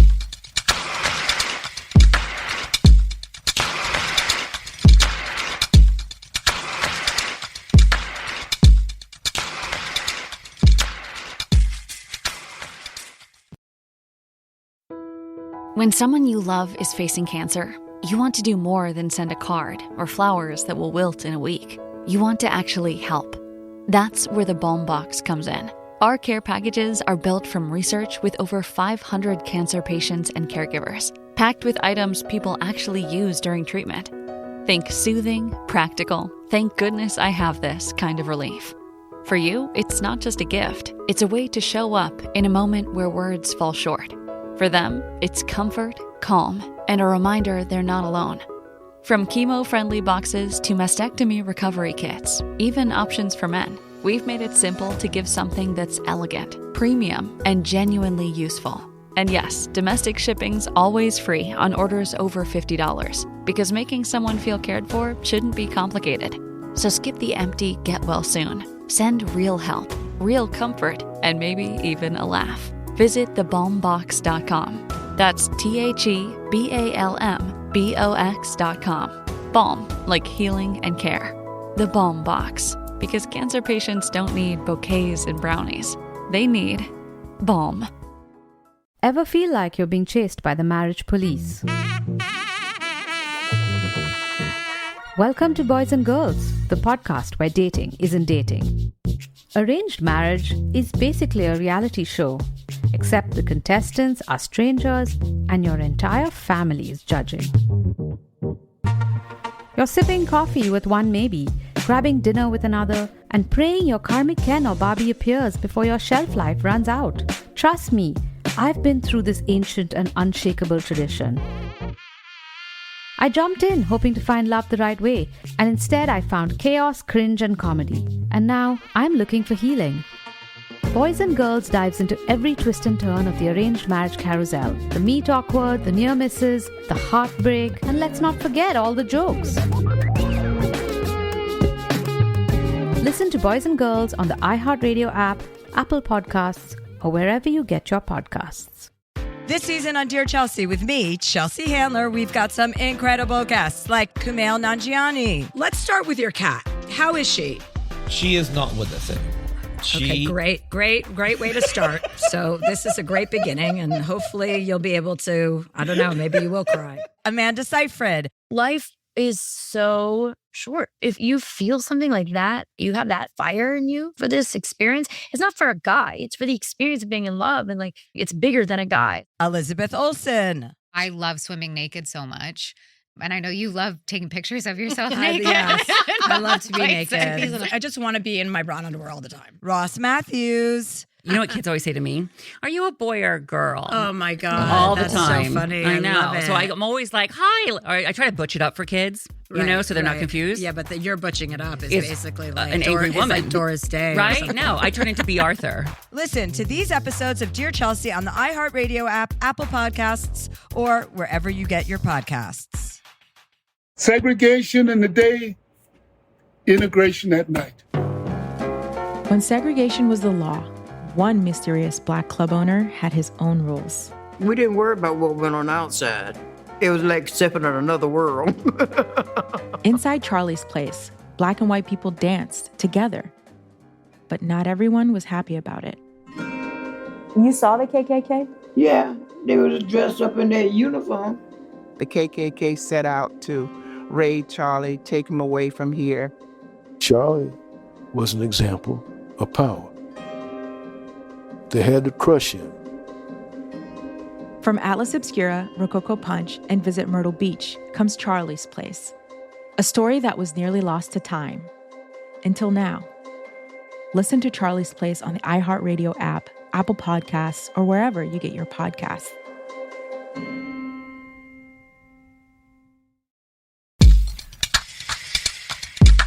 Fuck you! That's the introduction. Just fuck you, people who listen and give us an income, allow us to nice to see you too. Live a comfortable life. Not you, Jamie. Just the audience. Just the people who support us with their ears. I'm insulting. Yeah. Just out the gate. Fuck them. That's right. What are you going to do about it? You going to listen to another podcast? Like there are other podcasts? Like you have other options? Like there's a flooded marketplace of things exactly like what I do that you could just turn to? Ha! I don't think so. And don't investigate otherwise. No, please don't search podcasts on Spotify. I feel like what you just said all could have come out of Dr. Phil's mouth at one point, the second the cameras turn off for his show. Well, Jamie, the orca is out of the tank. Because that is the subject of today's episode. And also you're Jamie Loftus, my guest on the show that this is, which is Behind the Bastards. Yes, it is Behind the Bastards. And I'm here. I'm mainly here to bring the Dr. Phil ASMR videos this week. Excited's the wrong word. Dreading is the right word. I'm dreading that, Jamie. You're going to either really love them or really hate them, and I can't figure out which it's going to be. I can't imagine loving them because they involve Dr. Phil, and I think he's going to love them. You know, it's one of those things. Hot take. We just did the Dr. Oz episodes, and Dr. Oz, also bad, obviously, he was on this show, but you have to respect him because he is a brilliant doctor. Like, he's a man who, for all of the harm he's done by spreading pseudoscience, has performed like 5,000 successful open heart surgeries, which is an achievement, you know, and has patented a bunch of useful medical devices and stuff. He's a person who's made like bafflingly selfish decisions that I don't respect, but as a person, I have to have some level of respect for the things that he has achieved because he's impressive. Sure. Dr. Phil is just a piece of shit. He's like, horrible. Dr. Phil is just straight up trash. We were talking about this off mic. There was some Dr. Drew drama in Los Angeles this week that actually, like, for once ended well, and online bullying persevered. And Dr. Drew was like nominated to the Los Angeles Homeless Services Authority board. And what is I don't know Dr. Drew. What does Dr. Drew do? I'm assuming he's a nonsense doctor, like all of the other doctors we talk about. He may be technically a doctor. I'm not totally sure, but I think he's a radio doctor. Oh, that's the best kind of doctor. He also mediates the reunions of Teen Mom and Teen Mom 2 and 16 and Pregnant, and causes damage to lots of young minds all the time. He technically does have, he is a doctor. I don't know if he's currently licensed, but I know him from VH1 in middle school, where he had Celebrity Rehab with Dr. Drew, Sex Rehab with Dr. Drew, Celebrity Rehab presents Sober House.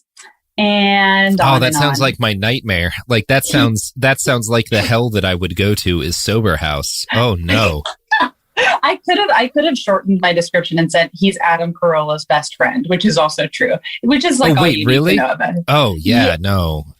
Yeah, he hosted a famous radio show called Love Line Forever, and Adam Carolla was also on the show, and they're close. And so he was nominated to serve on the Homeless Authority board.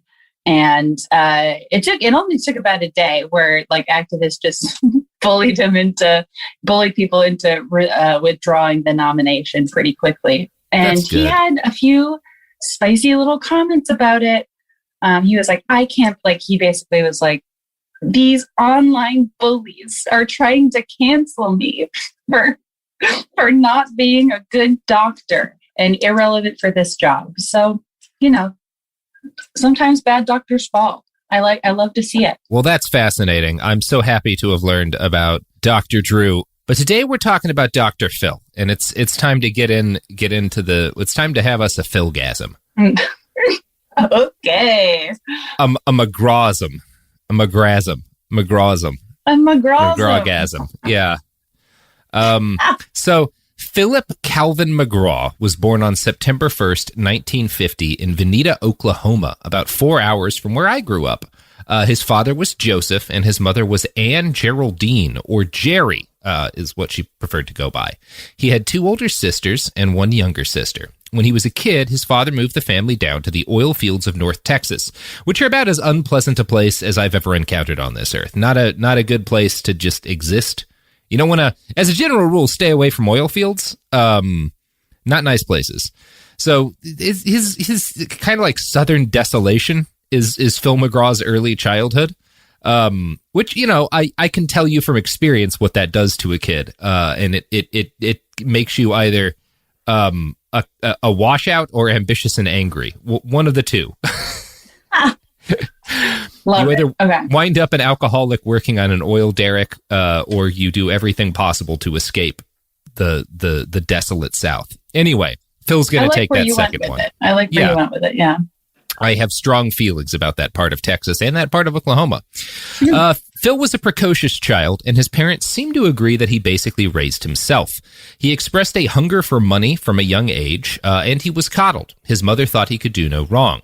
Young Phil was the center of attention for everyone but his father, who was himself obsessed with work.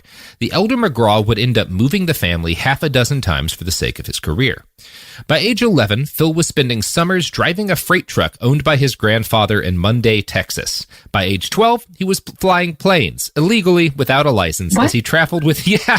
Oh my God. Okay. I mean, the driving at age 11, not as uncommon as you might think in certain rural parts of the world, still a bit young. Sure. Driving a freight truck is a bit odd at age 11.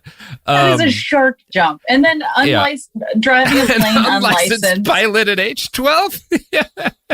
Honestly, I looked up Dr. Phil Young, because sometimes it's shocking and you're like, whoa, Dr. Phil used to be hot. Not the case here. But there's a picture of him as a kid, and now I'm like, that does look like a kid that would steal a plane. Yeah. It just does. He's not even stealing a plane. His dad needs to fly to these desolate airstrips in the middle of nowhere to deliver oil field equipment. And Phil goes with him and flies the plane sometime. My guess is that his dad is just like, I'm taking a nap. You're flying this oil field equipment across Texas. Phil, I trust you. Land the bastard. Okay, Dad. Child Dr. Phil looks like adult Chris Cuomo. Whoa, I see it. Okay, it's honestly shocking that he was not a bald baby. No, if someone wants to make a comic book, Dr. Phil Child Pilot, is a pretty decent premise. I've heard worse. So yeah, this is how Phil spends his childhood, up until the point when his dad, Joe, turned 40 and decided, apropos of nothing, that he was going to abandon his family and become a psychologist. Wait, hold on. We truly don't have more info than that. I have not found more info than that. His dad's like, I'm going to become a psychologist. You guys can keep doing your thing, you know? Like, that's basically how it's set. And so Joe leaves his wife and 3 daughters behind. I think they stay in Texas. And he brings Phil with him to Kansas, where the two started a new life together. I don't like this. The closeness of father and son here. It sounds like, why is it? I hate, because every time we go over stories like this, you're like, it can't be daddy issues. Everything can't be just daddy issue, but then it always is. Yeah, it's interesting. One of the things that's just interesting to me is like the ways in which Dr. Phil and I's early background are similar and then diverge. And this is a big divergence point because when I was a kid, my dad left for like a couple of years to work somewhere else. But it was because we had no money. We were at like the edge of bankruptcy, and the only job he could get was in New York, living on a friend's couch and like working at a radio station so he could send back money to us. So he wasn't like, and like I didn't go with him. He like had to go alone to New York to support the family and stuff. But it is this weird, grew up in the same area, moved around a bunch when we were little. Our dad leaves, you know, but in Phil's case, he goes with his dad and they just abandon all the women. Right. Yeah. Like Dr. Phil's dad is like, you're my wife now. It's like this you're my wife now, boy. My wife pilot. Fly the plane, Phil. You're my wife now. Dr. Phil, child wife pilot. The pitch is getting better and better and better. It's going to be sold by the end of the episode. I actually just got an email from Netflix, and it's a check for $112 million. So we are now contractually obligated to make this show, Jamie. I would honestly rather do that more than anything else. I know. That would be a dream. Let's leave this life behind. Okay, so we're abandoning podcasts to do that. To do Dr. Phil, child wife pilot, yes. I think that would put a lot of positivity back into the world. So they just bail, and it's not for financial reasons. I mean, it is. They're poor as shit. His dad wants to go to school and is like, I can't take care of this family anymore. Bye is what the way it's been described in the articles I've read. Now, maybe Dr. Phil could give us a more detailed story, but I have not run across it yet. Okay. Yeah. Most of the info I have on his childhood comes from a Dallas Observer article, and they explain the whole abandoning of Phil's mom and sisters as a financial move. Okay. Phil apparently told the Dallas Observer, quote, there just wasn't enough money to do otherwise. So we can only feed 2 members of this family. So girls, you're on your own. Phil and I are going to Kansas. Phil, okay. Yeah. Extremely, very, very, sounds like a really healthy family dynamic so far. You get the feeling he grew up in a healthy environment. That's true. Yeah. Healthy families are all alike. They allow 12-year-olds to fly planes. That's how the famous quote goes. That's how Anna Karenina starts. I love that book so much. And it turns out that's the thesis statement of the whole thing. How did you just pronounce that, Robert? I don't know. Anna Karenina? What is it? I was going to let it fly. Yeah, I wasn't. I honestly, I think that if had Anna Karenina been a child pilot, maybe she wouldn't have gotten crushed by that train. No. And she could have been Dr. Phil's dad's child wife. I actually don't know what happens in that book. I pretended to read it when I was like 11. I just stared at every page really hard over a course of months. Per the result of a 2006 court case, I am not allowed to read Russian literature. So, in more recent post-fame interviews, Dr. Phil claims those early days with his father were a humbling experience. Quote, we were so poor, we couldn't even pay attention, which is, I think is less a true statement. Not that I'm saying they weren't poor. I think he just said that because he knows it was a pithy thing, and he makes his whole living off of like saying stupid Dr. Phil witticisms. Yes, we couldn't even pay attention. And I've heard that 1,000 times. Like I have heard 1,000 different people explain their origins that way. So I don't know. Fuck you, Dr. Phil. But Be does original. it make the moms absolutely lose it? I bet it does. I absolutely bet it makes the moms lose it. The moms love when Dr. Phil quips. They love it. Someone on Reddit during the Dr. Oz episode, I noted a couple of times that his audience and the people that he makes money off of is like middle-aged moms. And that's a great business because they have all the money, or at least control all the money. Like middle-aged moms are one of the most profitable demographics to get in your corner in the entire world. Right.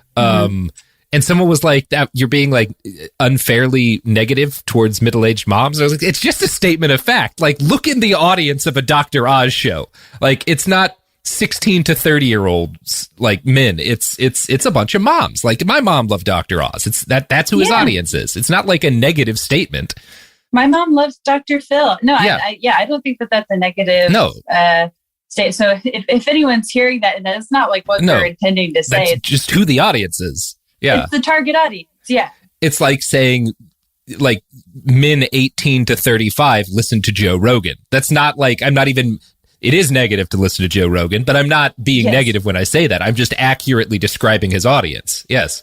Right. Right. Yeah. Fuck you, Joe Rogan. As someone who was raised by Dr. Phil moms, I am fully, and it's like not, but I mean, it is the primary demographic. Yeah. At least at the peak. I don't know who's watching Dr. Phil now. No matter your demographic, there's a grifter for you. Look, I've been honest about the fact that there was a period of time in my life when I liked John McAfee before I knew about, the murder and the rape and stuff. Right. We all have a grifter we're vulnerable to. It's nothing to be ashamed of. You just need to acknowledge it. And in the case of middle-aged suburban moms, it's Dr. Phil and Dr. Oz. Mine was, I think the grifter that got me was Lou Pearlman, who made all the boy bands that made me want yeah. Oh my God. I mean, one of my, not my favorite, but one of the most legendary incredible bastards. Absolutely amazing person. Like Mr. Blimp himself. No, without any sort of joking, like a genius. Just has a genius in terms of knowing exactly what a specific age group of people want. Right. It doesn't mean that we were like not smart, but we were clearly targeted by yes. that. Yeah. Yeah, we all have a thing we're vulnerable to. Anyway, we're getting off topic, which is fine because it pads the runtime, and that's what I do as a grifter. Is I pan the runtime in order to make more money off of you. Fucking sorry, Robert okay. Evans exposed. Shameful. So, yeah, the details that Dr. Phil gives about his childhood, like he gives that kind of pithy, we were so poor we couldn't even pay attention quote. But in the interview with Dallas Observer, the details he actually gives make it seem like the issue for Phil was less a matter of crushing poverty. Like, I think they were kind of poor, but I think they were like my kind of poor, like, which was not crushing poverty. It was not you're malnourished. It's just there's no money for anything but the basics, But the basics are covered. Absolutely breaking even, yeah. Yeah, but you're not like you're not like in absolute destitution, like not to exaggerate it, but like you're poor. Like that's kind of what I think is really happening. And part of why I think that is because his real complaint about that time in his life is that he couldn't buy any cool shit. Quote from the Dallas Observer, "It didn't help that he was fiercely competitive," he says, "and he lacked the clothes and the car to compete for girls." So I think that's more the big thing for him, right? Like, you're not that poor. You just don't have enough money to impress girls with possessions. Right. Okay. That's, I get that level of poverty. Yes. Yeah. I think most of us had more or less that level of poverty where like, especially like I was like one of the poorer kids in a school that was not poor. So there were kids in my school who drove BMWs. And like I had a beat to shit Ford Taurus. I'm not complaining. I had a Ford Taurus. Like I'm not complaining. I had a car, but like you see the kids whose like parents are rich, and you're like, ah, shit, I feel so poor because they have like a brand new Jaguar. That's I think the kind of poor he is. Yeah, our school is like the kid with the Ford Taurus was like, oh my God. He has a car. What a cool boy. Yeah. I mean, that was just for my senior year, but yes, I did eventually get a car. So thankfully, the young Dr. Phil was huge, quickly crossing 6 feet. He's a massive man. If you've ever seen him next to normal sized people, he's a very large person. I forget that, but yes. Yeah. Is he like 6'4"?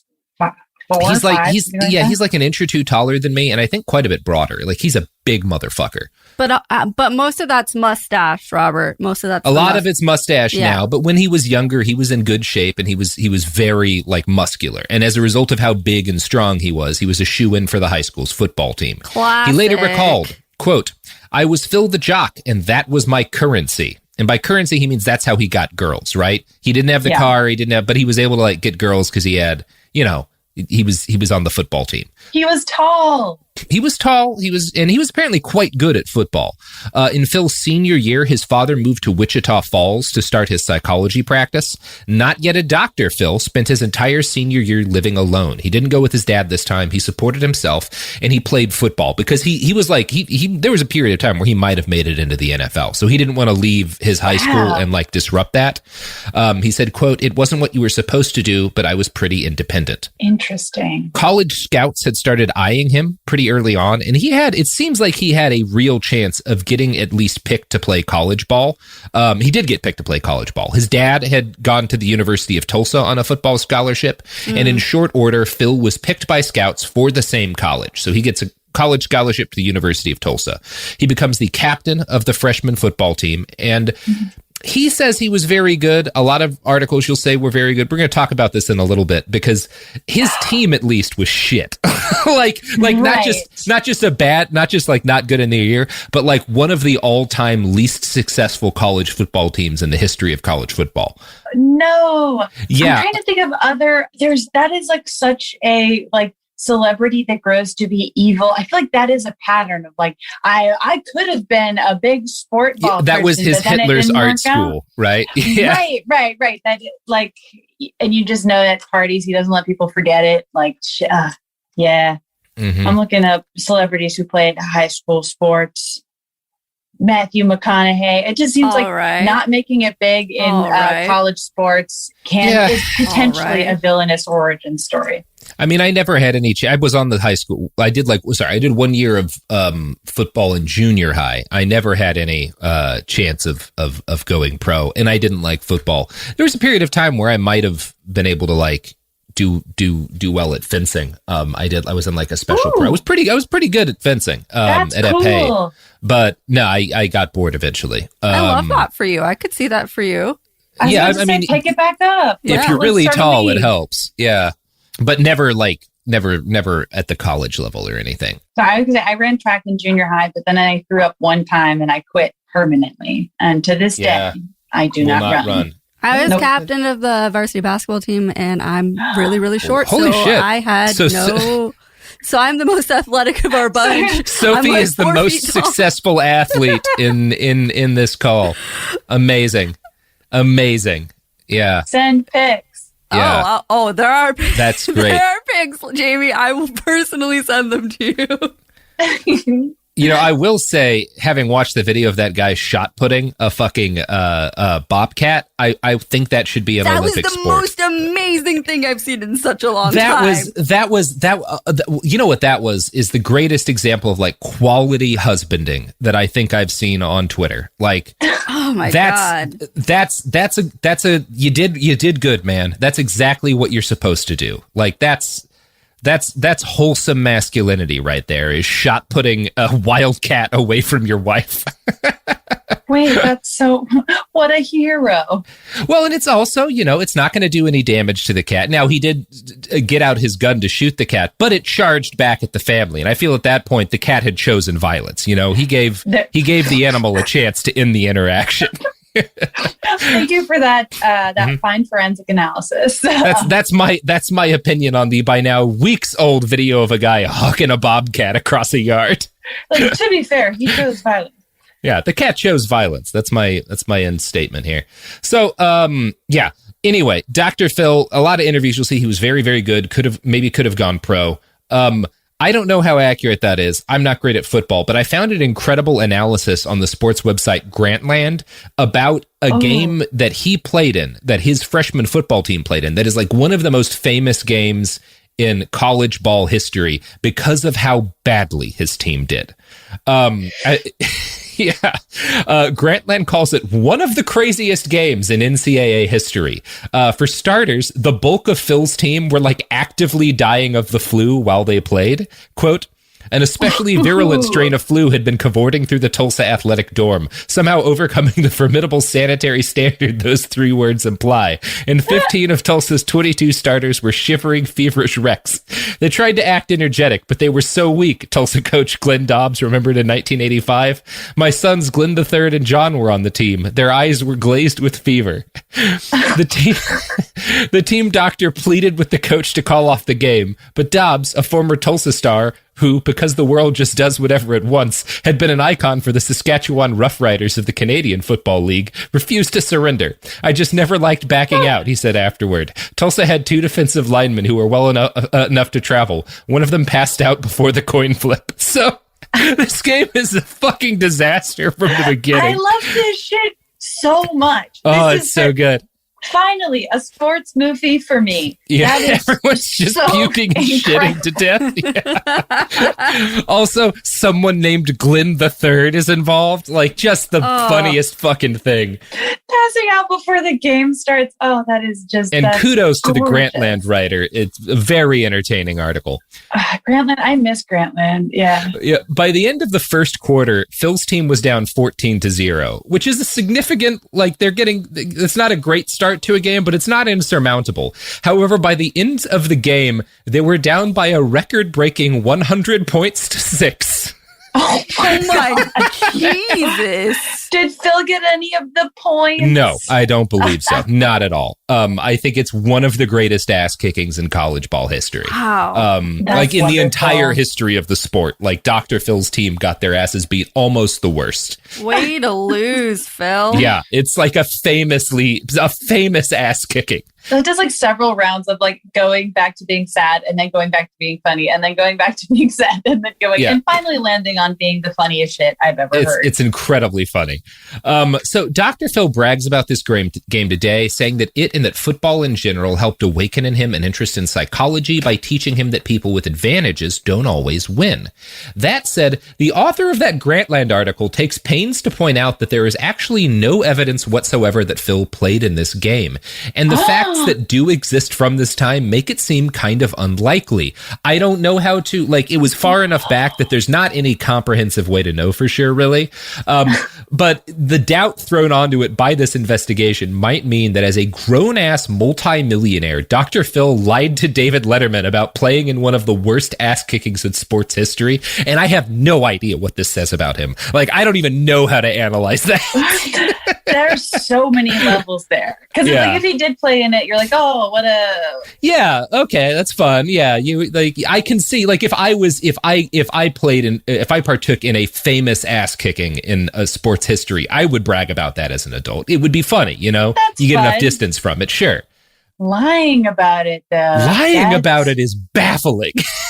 What is it? That's like a game of 4D chess I can barely conceive of. Yeah, I have no idea what's going on with Dr. Phil, but and for the most part, I do know what's going on with him. This is just baffling to me because he's clearly a narcissist. It's very strange as a narcissist to lie about this, you know? To lie about one of the greatest failures. Yeah, to lie about just getting like fame historically wrecked. Anything for clout, baby. Anything for fucking by clout. Any means. Speaking of clout, you know who has all of my clout, Jamie? Does it happen to be a product or maybe even a service? It is the products and services that support this podcast. I sacrifice all of my clout to them, like members of the ancient cult of the old ones sacrifice virgin babies to Nyarlathotep, the crawling chaos. Much like that, here's some ads for dick pills.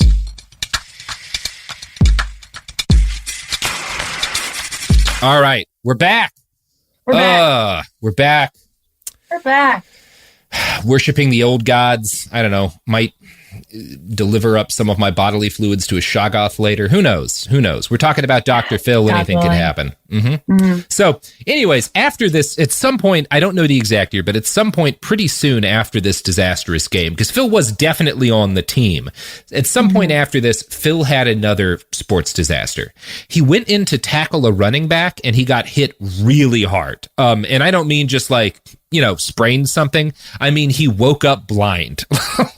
Oh my God. The kind of head injury where when you come to, your eyes don't work, which is medically speaking bad. Should be allowed. It shouldn't be allowed. Scary. It absolutely, I don't know. I think adults should. I think if you're like 22 and older, you should be allowed to play football, but certainly 18-year-olds should not be, nor should they be allowed to join the military, by the way. Yeah, sure. So, he still, it was, the head injury was bad enough. His eyesight came back, obviously, but it was a serious head injury. And it ended, there was no chance of him continuing his career after that, right? Like, it's one of those things where like, you don't get to ever play football again because you get hit in the head one more time. That might be fucking it for you, Right. Once his eyesight, and he still suffers. Like there's after effects of this today. Like it's a lifelong injury. He got really messed up. It's a bad thing to do. Yeah, it's bad. Once his sight came back, Phil returned to Wichita Falls to heal and to plot his next move. He decided to put his college education on hold now that he couldn't do a football scholarship. And he decided, the thing to do now, I'm gonna think about college later. I'm gonna make some money now, right? Which is not an unreasonable call to make in the situation. Sure. And I'm gonna quote from a write-up in the Dallas Observer. He worked at a health club selling memberships and wound up owning a partnership interest in that club and a half dozen others. That was typical of the way he did things, says Scott Madsen, who went into the building business with his future brother-in-law. He is the smartest guy I ever met, a born leader. Even at a young age, he had the insight to figure out how things work. Others took a more damnable view of his business practices. I didn't know of anyone who had a business deal with Phil at the time who felt they came out on top, says David Dickinson, a former friend of McGraw's from Wichita Falls. It's like playing golf from someone who moves the ball around all the time.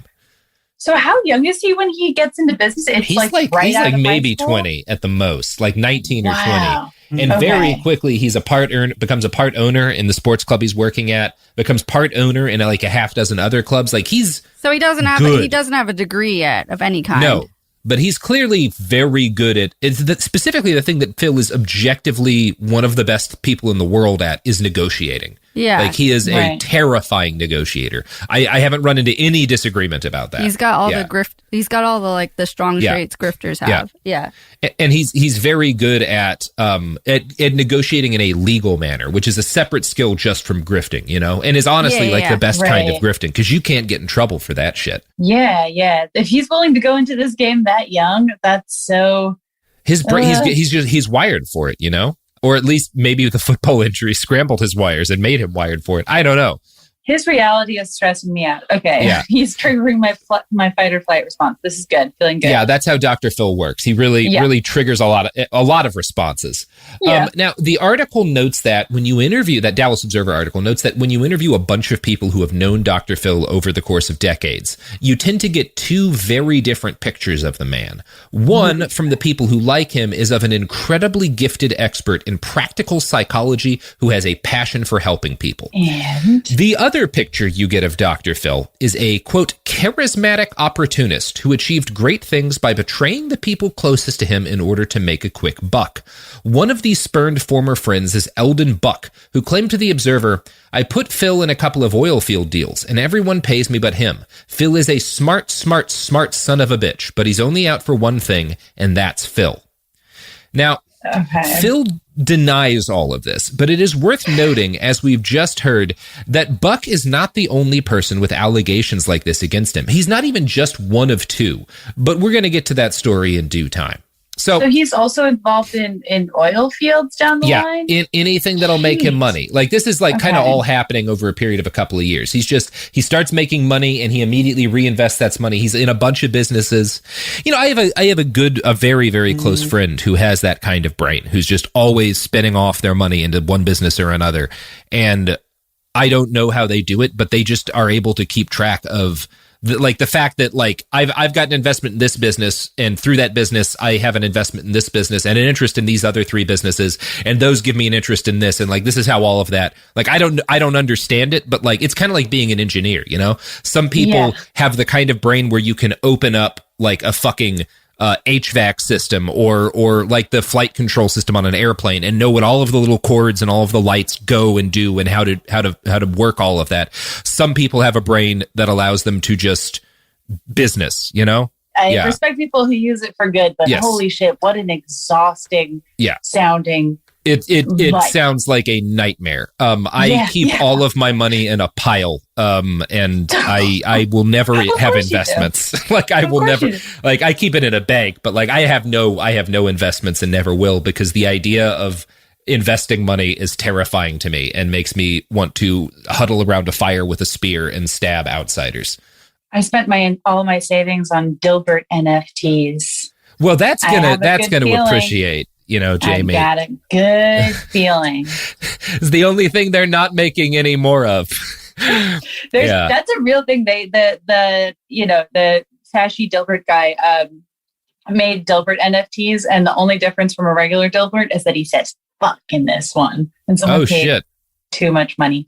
Anyways, I would pay good money for a Dilbert NFT where he admits responsibility for the Oklahoma City bombing.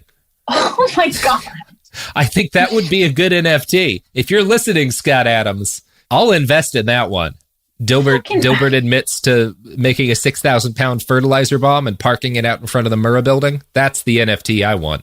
I can guarantee that Kathy Geisweg, creator of Kathy Comics, does not know nor care what an NFT is, and that's why she's my strength in this world. Stan Kathy. Stan Kathy. Stan Kathy. You know who else I stan, Jamie? Who? No one. That was like, it's not time for an ad pivot. He loves to do the like fake ad thing, and then he thinks about it, and then he's like, I can't stop myself. He's just so good at it. I mean, you know who I actually stan, who I have an unreasonable affection for and can't be convinced otherwise. No, I think I have a reasonable love of LeVar Burton, as everyone does, right? It's like a capybara. You know, it's like loving a capybara. Like it's LeVar Burton, of course. No, Werner Herzog. Herzog is my unreasonable love. Robert, I would love, you should start making Werner Herzog fan cams. I don't know what that means, Jamie. I'm going to make one of you, and you're going to be horrified. I wonder if Robert fan cams exist. Listeners, what the fuck is a fan cam? How do I describe a fan cam? It's usually like, it's a short video made on an app. I don't know what the app is, but it's just a series of clips of you, and they put a glittery filter over it, and there's like a cute song on in the background. I don't think there's a lot of video of me where like you can actually see me. So that might be hard to do. Robert, thankfully. you would absolutely hate it, my friend. I know I would. There's enough video footage of you for a fan cam. You need like 3 clips. Well, all I'm interested of is a fan cam of Werner Herzog diving into a bunch of cactuses because he promised a group of little people that if they made it through the filming of a movie without injury, he would horribly hurt himself by diving into a bed of saguaros from 12 feet up. Is that true? Yeah, he absolutely did it. And they begged him not to. They were like, please don't do this. Like, we don't want you to hurt yourself. And he said, I made a promise. And if I don't fulfill my promise, there's no reason for me to be alive. And then he dove into a pile of cactuses because he's a fucking lunatic. And I love him so much. Wow. Okay, Werner. Oh, Werner Herzog. Watch Aguirre, The Wrath of God. So, Dr. Phil, Robert? Mm-hmm. Dr. Phil. Yeah, sorry. We're off the topic a little bit. Mm-hmm. So after 3 years as a business/con man, Phil McGraw decided to return to the education system to study psychology. He started off at Midwestern University in Wichita Falls, where his father had gone, and then transferred to the University of North Texas, which is where the people who gave me huge amounts of drugs went to school. I don't think Phil spent his time half a mile outside of campus downing 100 milligrams of 2CI and 15 to 20 milligrams of 5-MeO MIPT and vaporizing DMT, which is probably why he graduated UNT with a PhD, while my friends and I all dropped out of college to go, do stupid shit. Anyway. Punk rock. Yeah, Dr. Phil's not fucking punk enough. No, he's not. In his recollection, Phil both hated and excelled at college. He later recalled, I almost quit every day. The faculty just jacked with you all the time. I remember telling one professor, either kick me out or get off my ass. He did succeed in impressing other professors, though. His mentor at UNT was Dr. G. Frank Lawless, who still considers Dr. Phil, quote, by far the most brilliant psychologist I ever worked with, which is meaningful praise, but also we are talking UNT here. You know, we're not talking like one of the famous psychology schools in the country. Wow. So not a nothing compliment, but not like a doctor, not like people saying Dr. Oz is the best heart surgeon ever, you know, because that motherfucker's working at Columbia, right? They know from heart surgery. Right. Okay. Yeah, so, I don't know. I'm not throwing shade at Frank Lawless. I'm just saying I don't think Dr. Phil is the most brilliant psychologist ever to exist. I haven't gotten past the fact that Frank Lawless sounds like a made up person. That sounds like a cartoon character. I'm assuming he's Zena's father. So McGraw got his doctorate in 1979 and returned to Wichita Falls for reasons that are impossible to explain. Any person who returns to Kansas, I don't understand. He started a business partnership with his dad, and together the two veered their practice towards treating the mental ailments of the rich and socially prominent, circulating among country clubs to cater to doctors, lawyers, bankers, and their wives. One of Dr. Phil's friends later claimed, quote, Phil moved right into the money circles. If there wasn't a buck in it, he wasn't much interested. So, you know, that's the field he gets into is dealing with like rich people who are neurotic or whatever. Okay, so he comes to being a charlatan early. Yeah, I mean, you know, at this point, again, if you're grifting rich people, I don't care. Who cares? Yeah. Sometimes I might find it interesting for an off week, but I don't consider that evil behavior, right? They have too much money, whatever. He specialized in cognitive behavioral therapy, which Phil at least claimed was a cause and effect therapy that treated thoughts and behavior the same. Quote, people would come in and say, I had a hard childhood, therefore I am not doing well as an adult. A Freudian would say, let's work through your childhood. I would say, that's fine, but right now you are an adult. You have a choice to stop yelling at your kids. I've done CBT. Yeah, that doesn't sound bad, right? Like that is a reasonable take, which is like, okay, it's fine to like, you know, work through a difficult childhood, but you can't be shitty to your kids just because you had a bad childhood. Reasonable statement. Like past trauma doesn't excuse current bad behavior. Yeah, perfectly valid statement. Absolutely. Sure. And this kind of no nonsense approach was very popular with some of his clients. I can see how it would have been useful in a number of cases. But Dr. Phil himself admits that he was, quote, probably the worst marital therapist in the history of the world. I was teaching what they taught me, but I was real impatient. Everybody was getting divorced. The way he relates it, realizing the shortcomings of his education convinced Phil to seek out less traditional ways to practice his profession and to market it. And I should note here as an aside that during this period, Dr. Phil got married and was briefly with a woman before cheating on her repeatedly and then leaving her. Oh.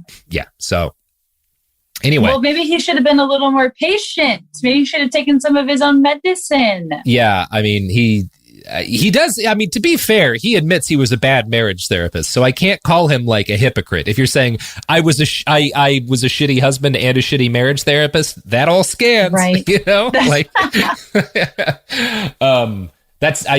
he's being honest here, so we won't belabor the point. Okay. Yeah, he started holding pain clinics, weight loss clinics, and giving executive recruiting advice and even expert legal testimony for court cases. He was like an expert witness. Yeah, and this is like for court cases, right? Like you need someone to come and, you know, you have like somebody who's claiming like, oh, you know, I can't be held responsible for this because I'm, you know, like mentally ill or whatever, like, you know, not guilty by reason of insanity. He comes in and he's like, yes, that's valid, or no, that's not valid, depending on who pays him, you know? So just a general mental health professional kind of opinion. Yeah, it's the kind of, we just finished the Chauvin trial. You know, we had all these kind of use of force experts. There's a bunch of people in different fields whose main job is to take that expertise in another field and testify about it in court because it's relevant, right? You have like engineering specialists who are like, I'm going to go testify about this bridge that collapsed to either defend the people who made it or explain how irresponsible they were, whatever. Like that's a whole... Yeah. There's a whole industry. Dr. Phil gets into the providing there's a lot of money in that industry too. There's a fuckload of, you can get real goddamn rich doing that. Yeah. Well, yeah, especially if you're willing to lie about your area of expertise. Yeah. And by the way, lawyers listening, I will testify as an expert witness on literally anything. As a certified reverend doctor in the state of New Jersey, my purview is wide. So, you know what? 12 grand an hour. The podcast is just going to disappear one day, and it's because you're the in court instant. 25 I'm days. fucking done. You know, like fuck this podcast. I'm gonna go lie under oath about, I don't know, whatever. Anyway, Dr. Phil started, holding, you know, he gets into like the business of, if I really want to make money at scale as a psychologist, having individual, even if they're rich, individual clients isn't the thing to do. I'm going to do a bunch of clinics on like dealing with pain, dealing with weight loss, you know, recruiting people. I'll do like, so he gets very quickly into I'm less about helping people and more about making money as a psychologist. Okay. In 1984, he meets Thelma Box, an insurance and real estate agent from Graham, Texas, who asked him to go into business with her to create a brand new motivational seminar. Now, we're talking, again, like the 70s, 80s, which is the golden age of motivational seminars. That's when this whole thing really explodes. Motivational seminars are basically short-term cults. For 2 to 5 days, several dozen to several hundred to sometimes even a couple of thousand people will pack into an auditorium where a charismatic frontman and a handful of his buddies will coach them, usually by hyping the room up using simple crowd work tactics to make people feel temporarily elated and tricking them into having like cathartic experiences and thinking they've learned something, you know? Yeah. That's the whole idea. Have people get the mania of a crowd kind of going, make people cry or laugh and think like something significant has happened. Ask probing personal questions. Yes. Yeah. In public, in front of a bunch of people. It's a whole big grift. Yeah. Thelma Box was grift. I think a lot of people just like them. I've known people who like admit that they never got anything long-term out of it, but just enjoy the experience. And I guess if that's your thing, it kind of depends. Whatever. Yeah, it's like some people are just like, they're like, yeah, I know Tony Robbins is maybe not the best example, but like, I know this person's like basically full of shit, but you know, I had a couple $100 to burn and a weekend to burn, and it made me feel good. You know, I don't care. Yeah. I guess if that's your thing, we all have. Take joy where you can get it. Yeah, there's a lot of people who there's people who like to climb the ice-filled sides of mountains with crampons and fucking like pythons and stuff, and a lot of them die. There's people who like to do cave diving, which is the deadliest thing you could possibly do to relax. So like, I don't know, people do shit. I don't care.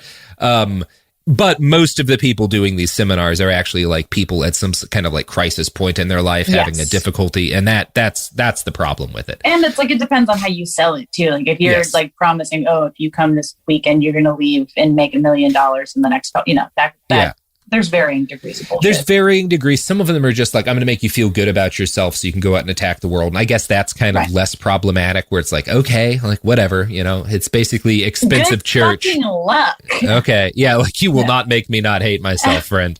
Better men than you have tried. So Thelma Box, who, you know, is Phil's friend, is a huge fan of these kind of motivational seminars. She'd done all the big ones. Zig Ziglar, actual guy out there. You can find his books at any given estate sale. Dale Carnegie, you can also find his books at any given estate sale. Tony Robbins, you can also find his books at any given estate sale. All the estate sale greats, she does their seminars. With like boogers on the side of the books. Yeah. Most of her classes had been focused on her career. Like they'd been like focused on helping salesmen, right? Because that's a big subset of this industry. She sold insurance and real estate. So there'd been conferences to help real estate and insurance salesmen sell better. Box felt that there was a market for a seminar focused, instead of financial stuff, on personal growth, on how to actually be a better person. Now, Box had gotten to know Dr. Phil because her son had hired him to renegotiate a bunch of bank loans. She decided Phil was the best negotiator she'd ever seen. Quote, he has a God-given gift, a combination of charm and charisma that can mesmerize a room full of people. And again, people who disagree about a lot of stuff about Dr. Phil, nobody disagrees about this part. He's apparently just an incredible negotiator. So she decides he's going to be a great frontman for this life improvement seminar she wants to host. Now, her initial plan had been to lead a success seminar for single women, but McGraw pushed back against this. He didn't want to limit himself to just female customers. Instead, the plan that he made was for instead he was like, we should do like a general like life improvement for everybody. Like, come here and I'll help you deal with whatever things are holding you back in your life, right? Like that's kind of how Phil innovates the pitch. Now, initially the plan that Box had fronted was for Box and Phil to be 50-50 partners in this venture. But right before they started going, Yeah, exactly. Right before they started going, Dr. Phil demanded that he was going to walk if she didn't bring his dad in as an equal shareholder. Ooh, yeah. Bringing daddy into it? Yeah, Okay, and this bold. was a negotiation tactic from Box. Yeah. Quote, getting his dad involved would give Phil control. I didn't want to be a minority owner, but he threatened to do the seminars without me. Now, since Box was not a doctor and she'd already given Phil all of her ideas, she didn't feel like she could do the seminar without him, but he could do it without her. So she was kind of in a tight spot here, so she agreed. She claims that she basically... That's brilliant. That's the guy he is. She claims she built the curriculum of the program from the ground up, designing most of the games and all of like the different like worksheets and shit you had to do. And basically, in fairness, like I don't think Box is a great person. She's taking all of the information for this from other seminars she attended and is just modifying them enough to avoid plagiarism. You're grifting the grifter, and the grifter never likes that. Yeah. She gets fucked over by Phil, but like I don't particularly like her either. So I want to take that negotiation tactic and apply it to the stand-up comedy world. And I'd be like, all right, I know that you're supposed to be featuring for me, but actually my dad is going to be opening now. And so you're actually, so it's going to be my dad, then you'll be doing a shorter set. I will then be doing 5 hours. Like that would be so fun. Yeah. I'm excited for that for you, Jamie. Thank you. But you know what isn't exciting? What isn't exciting? Life without the products and services that support this podcast. Absolutely empty. Not even really worth living. Like, if we're being frank, what are you even doing without these products and services? What are you? Nothing. Nothing. All right, here's ads.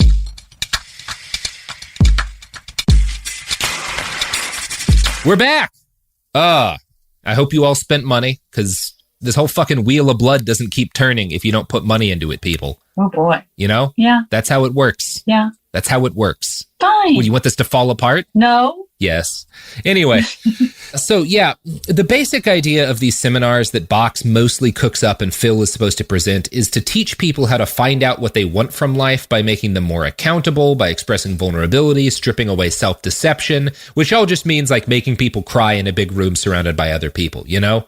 Like that's the goal. Right. That's the goal. Yeah, with no connection to the outside world and just gaslight them into believing something that they don't. Short-term cults, which is the kind of cult I'd like to do, because it does sound exhausting having to like, every time I watch my favorite TV show, which is the Waco TV show where they made David Koresh have incredible cum gutters. 50 minutes, 40 seconds before editing. Good timing. For Waco. It seems like it's exhausting. Like, we all love David Koresh, but my God, the man had to put in a lot of work just to keep a cult going. Like, it just doesn't seem worth it. Where to begin with that sentence? Short-term cults. Like, if I could just do like a limited Waco, like 5 or 6 times a year over the course of like 4 days, that seems much better. It's like a juicing. Yeah, it's a juicing of the spirit. You're just left like, you feel like you're better off. You're probably not. It doesn't matter because you can sleep for 3 days. Yeah. Sophie, take down a podcast idea, the 40-minute Waco. I think we could make a lot of money with this. Anyway, back to Dr. Phil. So, what made the this seminar thing that he launches with Box special is the group dynamic. Getting 100 or so people together in a room, crying and sharing stories, and having the kind of addictive, cathartic experiences that make seminar hosts rich people. Phil and Box were good at it, and Dr. Phil instantly gained a reputation as a magnetic host. One attendee recalled, quote, "His voice was mic'd and he sounded godlike. I watched powerful men crumble as he questioned them. He knew just the right buttons to push." Wow. You know, it's not that he's a great psychologist, it's that he is an incredibly intuitive man who understands people, which is why he's a good negotiator. He does have a great voice. I'll give that to him. Oh, yes. Yeah, he knows how to manipulate people, right? He's a great manipulator, and that you can make a lot of money doing that. That's the most like dangerous trade in the world is understanding people, but just not caring what happens to them. Yes. Yeah. I understand people, but care about what happens to them, which is why I tell them to buy machetes and bolt cutters.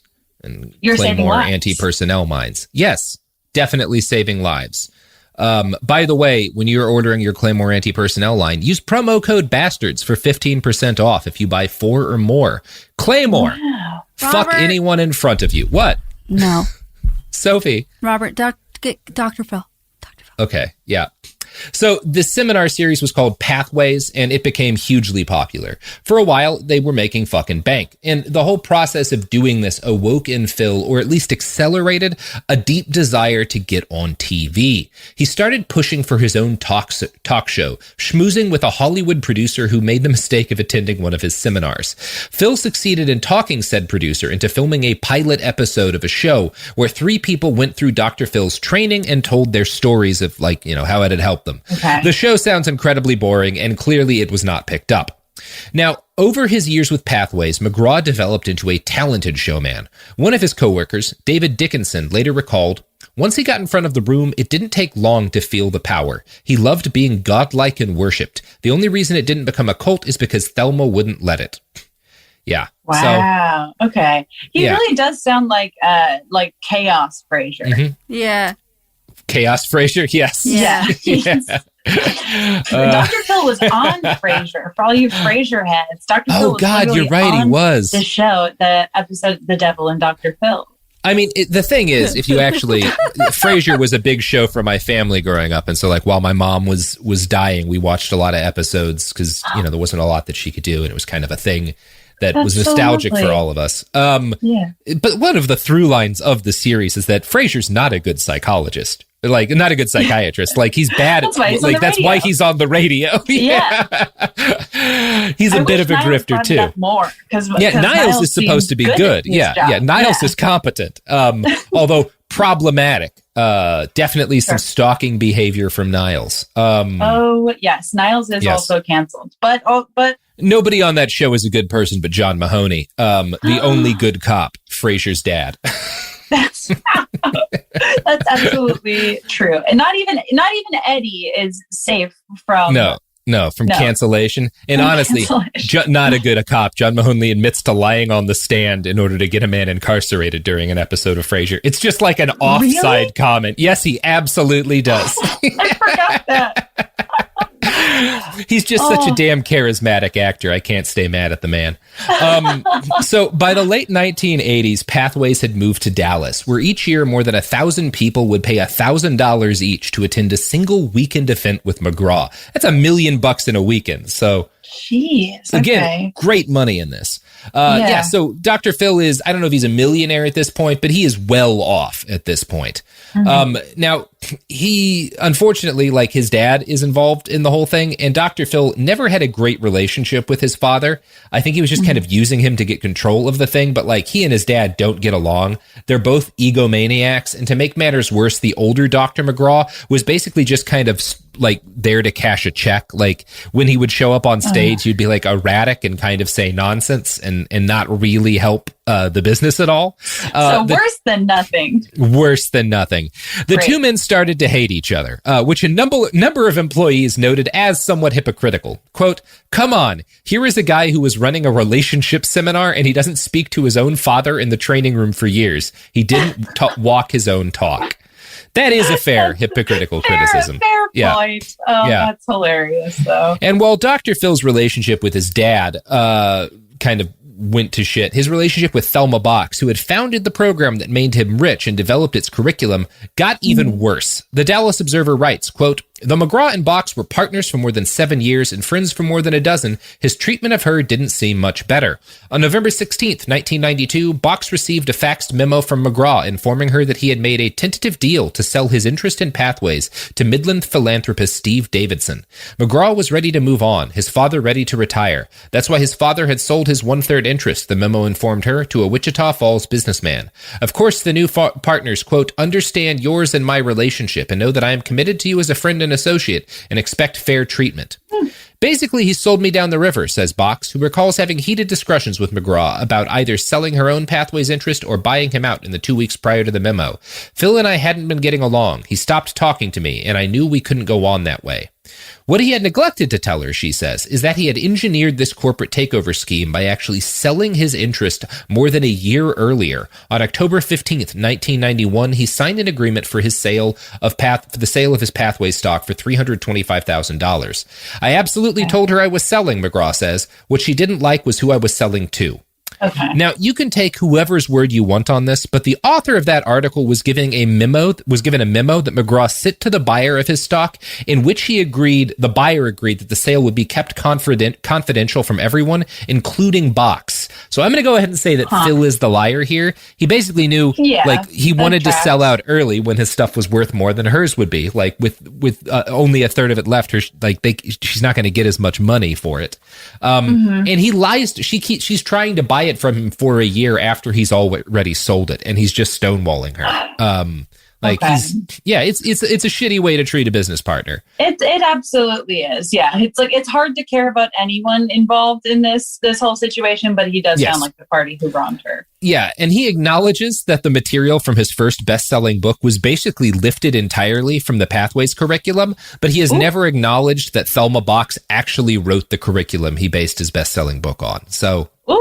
And they definitely didn't mention whoever Thelma Box stole it from. So no, and that again, that's the thing. Like, right, the point is that he is a con man, not that she is particularly a victim here. You know, it's like I don't care about Thelma Box. In 1989, Dr. Phil was living and working in Wichita. He keeps going back to fucking Kansas, enjoying his Pathways money and working as a psychologist. One of his patients was a young woman who he started and maintained a quote inappropriate dual relationship with. Again, that means dual.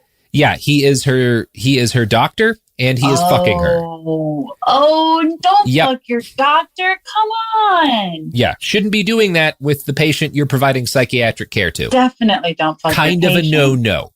But also don't fuck your doctor. He then made the relationship even more inappropriate when he hired her part-time while she was still his patient and lover, which is so many conflicts of interest. No. That is... You got to give the man credit for really going out of his way to do the most unethical version of that thing he could. Like, you're right, Robert. I do got to hand it to him. Critical support to Dr. Phil for managing the fucking, I don't know, the trifecta, I guess. I will not. My spirit is worn down. I'll hand it to him. Dr. Phil considers this transgression to just have been a misdemeanor. But the journalist from the journalist who wrote that Dallas Observer article looked into the situation. He found the woman Dr. Phil had the relationship with, and he found out a lot more besides, and it's pretty fucking sketchy. Quote, in 1984, she was a college student returning home after her sophomore year depressed, lonely, and suicidal. I was emotionally abused as a child, she says, and suffered from low self-esteem. When McGraw began treating her, she says, he became fully involved in her life, demanding to know with whom she spoke, when she went to bed at night, what she did that day. If I was depressed or anxious, his first question was, why didn't you call me? Every time I felt bad, he insisted only he could fix me. When she wanted to spend the following summer working for a professor at the Houston University she was attending, he persuaded her to work in his biofeedback lab in Wichita Falls. He kept me totally dependent on him, she says. So that's textbook abuse. Like, that's just like literally textbook abuse. Yeah. Couldn't be clearer. Hate it. Hate it so much. On so many levels, too. Yeah. Like on multiple levels. God, that's fucking terrible. It's really bad. It's really, he's a bad person, Jamie. He's just a real bad person. And he's your employer. Like, fucking hell. Not to be complimenting Dr. Oz, but by this point in the Dr. Oz story, he's performed thousands of open heart surgeries. Again, Dr. Phil, they're both grifters. Dr. Phil never does a single good thing, like to even the scales at all. He's just a monster. Right? And you get the feeling Dr. Oz, I have never heard a complaint that he's abusive in his personal relationships. People mostly, I've heard reports that he's kind of a narcissist, but I've never heard that he's like a monster. Dr. Phil's a monster, you know? Make a fan cam of him already. I don't know. He's a useful comparison. I just really hate Dr. Phil. Yes. So the formal complaint this woman filed led to a decision from the psychology board that Dr. Phil's practice would have to be supervised for a year. Before that time came up, he quit his practice and moved to Dallas to start a new company, Courtroom Sciences Incorporated, or CSI, with his neighbor from Wichita. His job was basically to use his psychology knowledge to help lawyers pick jurors. He loved the work, particularly the adrenaline that came from the high stakes of a court case. Dr. Phil's company was a hit, and his clients soon included every major airline on Earth, 3 TV networks, and dozens of Fortune 500 companies. Before long, it came to include Oprah Winfrey God as damn well. it, Oprah. No! Yeah. I mean, like, it's coming, but You I know just it's wish coming. it took longer. Why Oprah and airline? Mm-hmm. Yeah, the two sacred things in our society, Oprah and the airlines. I want to know, every single time Oprah comes into the discussion, I am like, where was Stedman on all of this? Where does he? Because Yes, Stedman, what were you fucking doing? Stedman, because Stedman writes books that are alleging to be about something, but are actually about nothing. But he's nice, so I don't care. Yeah, I hope that Stedman was like, something's not right, Oprah, and she was like, I'm not listening to you, Stedman. I'm assuming that's how their relationship works. She was like, I'm going to make so much money, an outrageous amount of money, Stedman. Stedman, quiet. We're getting a yacht. I will be able to clone you when you die, Stedman. That's how much money I'm going to make off this man. Maybe that's what sold him. I used to do little fan drawings of Stedman, Graham, and the Barefoot Contessa's husband hanging out. That's very unsettling, Jamie. And they would just be like sharing an umbrella. Anyways. So Oprah had made the questionable decision to do an episode of her show on the dangers of disease in the American beef supply. A bunch of Texas cattlemen sued her for fraud, defamation, and, just hurting their businesses. Now, I have no idea who's in the right here, and I really don't care. The case looked like to be going badly for Oprah until she brought in Dr. Phil to be a part of her trial team. Okay. He instantly recognized her as someone he could make money off of, and he set to work charming her. Phil did his job. He coached her and the defense team in how to respond under questioning, and he won Oprah's adoration. And to his credit, it seems like he did a good job because she was exonerated. Oh, wow. And after the case ended in her favor, she did a verdict episode of her show from Amarillo, Texas, where for the first time, she introduced Dr. Phil McGraw to a national audience. She called him one of the smartest men in the world. No. She was so impressed that she added that he was literally the most intelligent man she'd met in her 12 years of talking to medical experts. She said she wanted to share his brilliance with the world. Yeah. This hyperbole is gonna get And you. we are going to talk about where this hyperbole gets all of us in part 2 of our epic series, Dr. Phil. What a dick. What is that the subtitle of this? Yep. Perfect. Fucking A, Dr. Phil. Fucking Come on. Hell, sir, You're a dick. Could you not? Could you not? Could you just go back to football? I feel like one more head injury could really solve a lot of our problems as a country. That's the thing, is like that every single time you're like, well, goddamn, I bet that if this whole football thing had gone different, the world would be a lot less Dr. Phil. Yeah, I don't even necessarily want his football career to have gone well if he just gotten hit 20% harder, That would have been enough for me. Okay. You know what? I see your point of view. Yeah. Anyway, Jamie, you got any pluggables you want to drop?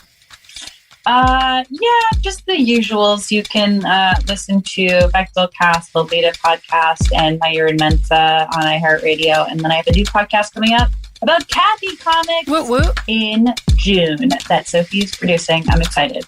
Check out Jamie's Erotic Kathy podcast. I assume it's erotic. Is that correct? No. I mean, it's very, you know what?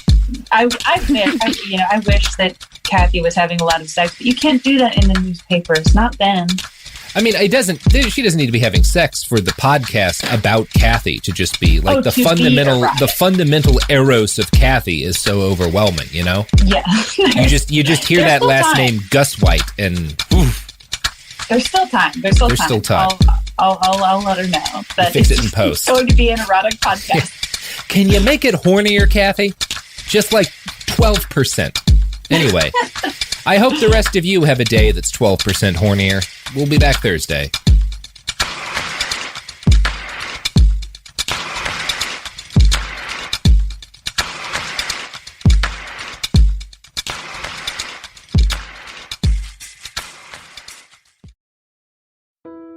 When someone you love is facing cancer, you want to do more than send a card or flowers that will wilt in a week. You want to actually help. That's where the Balm Box comes in. Our care packages are built from research with over 500 cancer patients and caregivers, packed with items people actually use during treatment. Think soothing, practical, thank goodness I have this kind of relief. For you, it's not just a gift, it's a way to show up in a moment where words fall short. For them, it's comfort, calm, and a reminder they're not alone. From chemo-friendly boxes to mastectomy recovery kits, even options for men, we've made it simple to give something that's elegant, premium, and genuinely useful. And yes, domestic shipping's always free on orders over $50, because making someone feel cared for shouldn't be complicated. So skip the empty get well soon. Send real help, real comfort, and maybe even a laugh. Visit thebalmbox.com. That's TheBalmBox.com. Balm, like healing and care. The Balm Box, because cancer patients don't need bouquets and brownies. They need balm. Ever feel like you're being chased by the marriage police?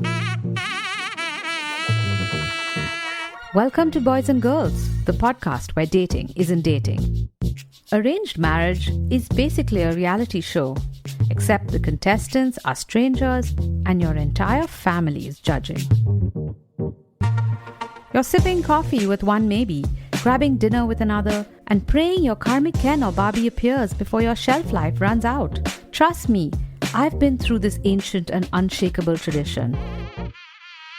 I jumped in hoping to find love the right way, and instead I found chaos, cringe, and comedy. And now I'm looking for healing.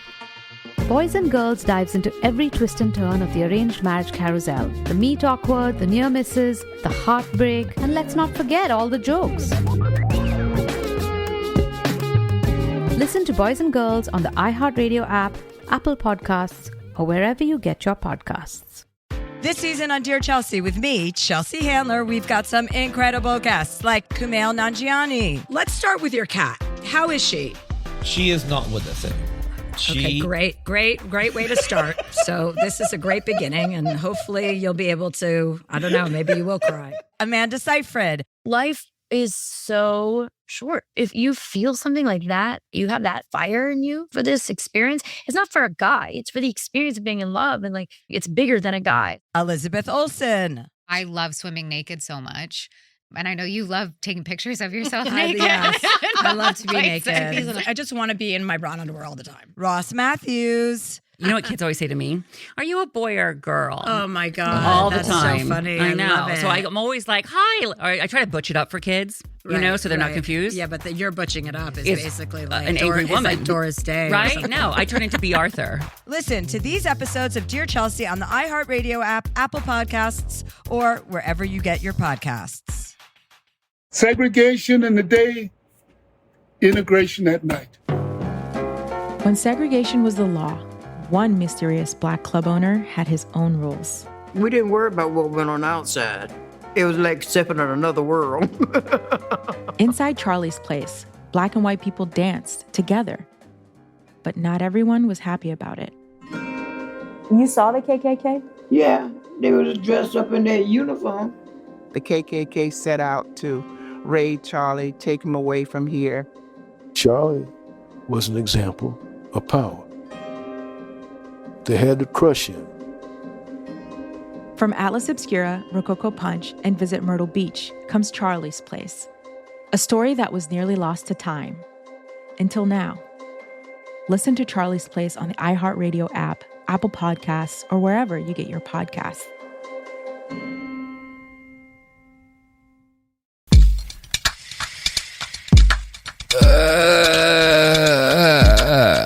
Hello?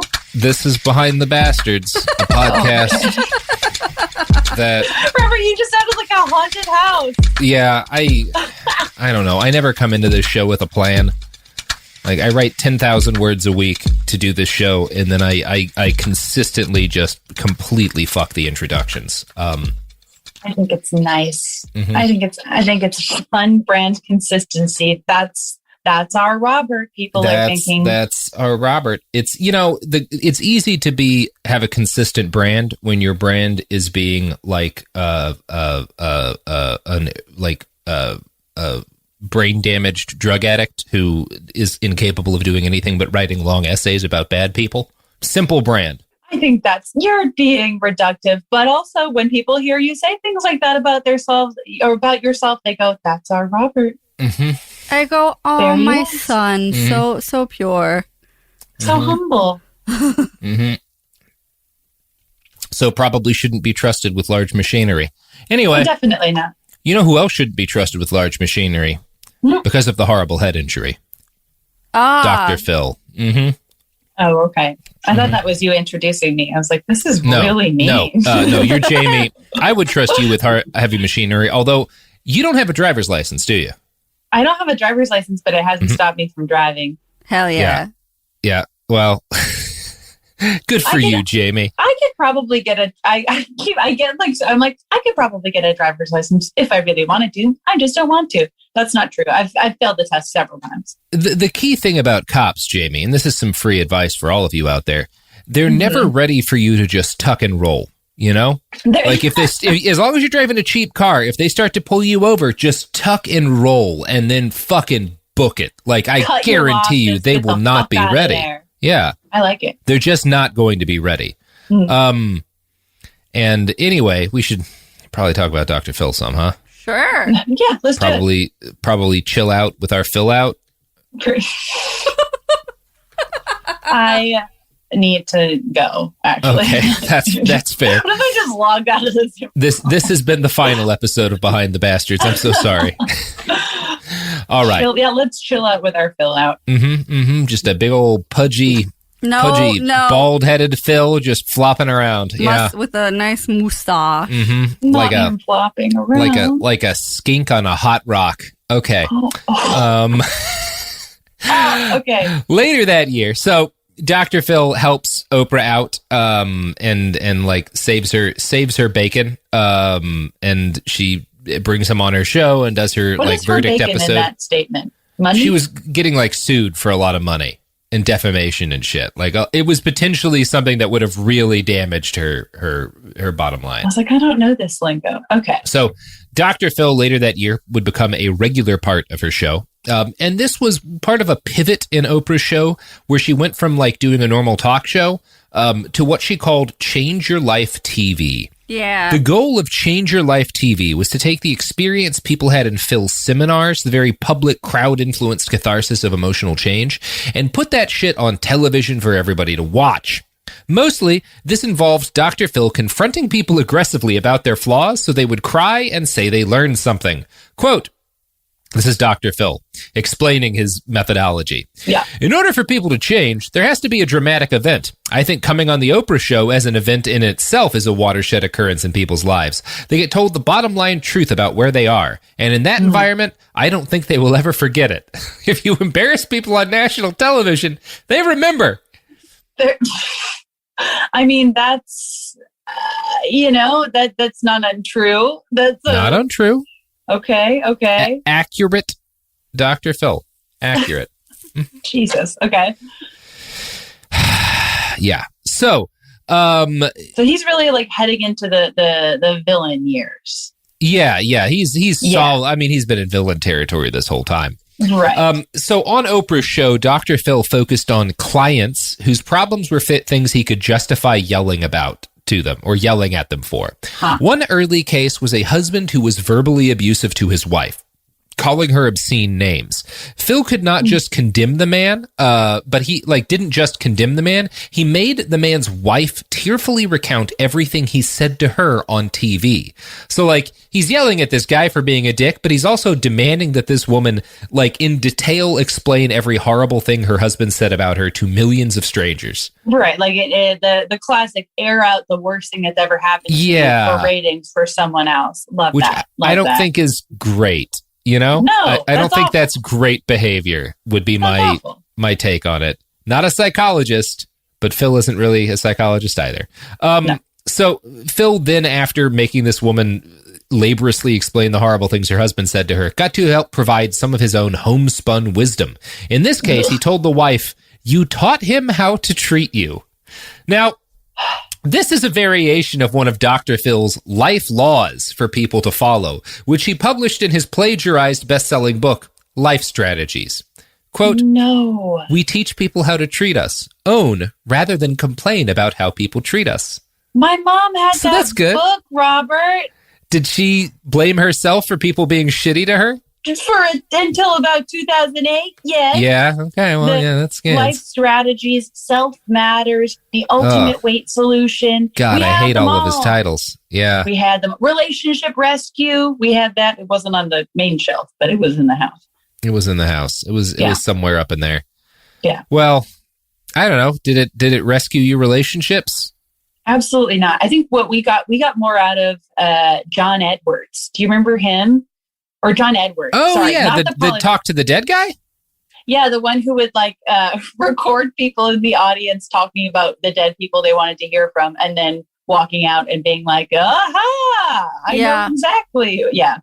That was a fun grift. I mean, but also a traumatizing one. They're all traumatizing ones. They are all traumatizing grifts. That's what makes them so satisfying. Wow. Well, we all learned a lesson, didn't we? No. Mm-hmm. No, we didn't. So what's he up to? What's he doing? All right. So Dr. fucking Phil. So I want to talk a little bit more about these life laws that he lays out in his first book, because this is a major reoccurring theme, especially in early Dr. Phil. Like he'll critique people by explaining which life law they violated. Like the one where you're responsible for other people treating you shitty because we teach people how to treat us. Which is like an inversion of the truth, which is that if you're like abusers and predators are good at spotting your vulnerabilities and taking advantage of them, right? And so you need to be aware of your own vulnerabilities because you need to be aware of how dangerous people might take advantage of you. That's the non-toxic way of framing that. The toxic way is, hey, you taught him to be like that. Like, no, you didn't. He saw that you had this vulnerability and he took advantage of it. That's a fair way to put it. That's one of the most abusive tactics in the book. Mm-hmm. Like, well, actually, it was your fault. And if you weren't so weak, this wouldn't have happened to you. And it's like, oh, go fuck off and die. I want to try this logic with like crimes. Like the next time I'm caught speeding, like, look, officer, you taught me how to drive this car that way. Like by having the road be this straight and me be this drunk, you kind of taught me to speed. You know, I will say that every time I try to teach my dog something, it's a very low stakes version of that. They're like, well, didn't you teach him he could poo-poo on your floor when you don't feel like standing up? And I was like, yes, I guess I did. Christ in heaven. Okay, so here's how he introduces the concept of life laws in his book. Quote, life laws are the rules of the game. No one is going to ask you if you think these laws are fair or if you think they should exist. Like the law of gravity, they simply are. You don't get a vote. You can ignore them and stumble along, wondering why you never seem to succeed. Or you can learn them, adapt to them, mold your choices and behavior to them, and live effectively. Learning these life laws is at the absolute core of what you must master in this book to have the essential knowledge for a personal life strategy. He went from zero to being like, my laws, much like the law of gravity. That is galaxy brain. That are as unavoidable and as unchanging as the tides. As gravity. Oh God, you have to appreciate the flagrancy on display there. Jesus. Yeah, it's good, Jamie. It's like you being abused being your fault. To me, that's gravity. It's like, oh, I want to put you through a shredder. Yeah. Wow. Yeah, that would be fun. And I think we could probably get a pretty good primetime TV audience if we actually did that, Jamie. If someone put Dr. Phil through a gigantic If we shredder, just put him through a shredder, people would watch. Like that scene in Fargo. That's that's kind of like, that's where his story is building to. Oh, like, fuck. We get Steve Buscemi in to present. That's a fucking hour of TV right there. There you go. There you go. And I'm sure he'd be happy to do it. I'm sure he would. Now, I bet, Jamie, you're hungry for some more of Dr. Phil's life laws. I can see it in your eyes. You're just, absolutely. So most of these laws are pretty self-explanatory. Stuff like life rewards action and you cannot change what you do not acknowledge. My favorite is people do what works, which boils down to the idea that we engage in bad behavior because it rewards us in some way. So, Dr. Phil says, if you want to stop the behavior, stop rewarding yourself for it. Which makes sense until you think about the way, say, heroin or junk food works. Because you can't stop it from, the reward is the thing, right? Like, these are all so manipulatively worded. Yeah. The next time you take heroin, punch yourself in the dick so you don't enjoy it as much. I don't know. See what that does. Yeah. Like, how do you... Like, statistically, most of the kind of people who want advice from are going to be dealing with something like weight loss. And it's like, no, the reward is eating food.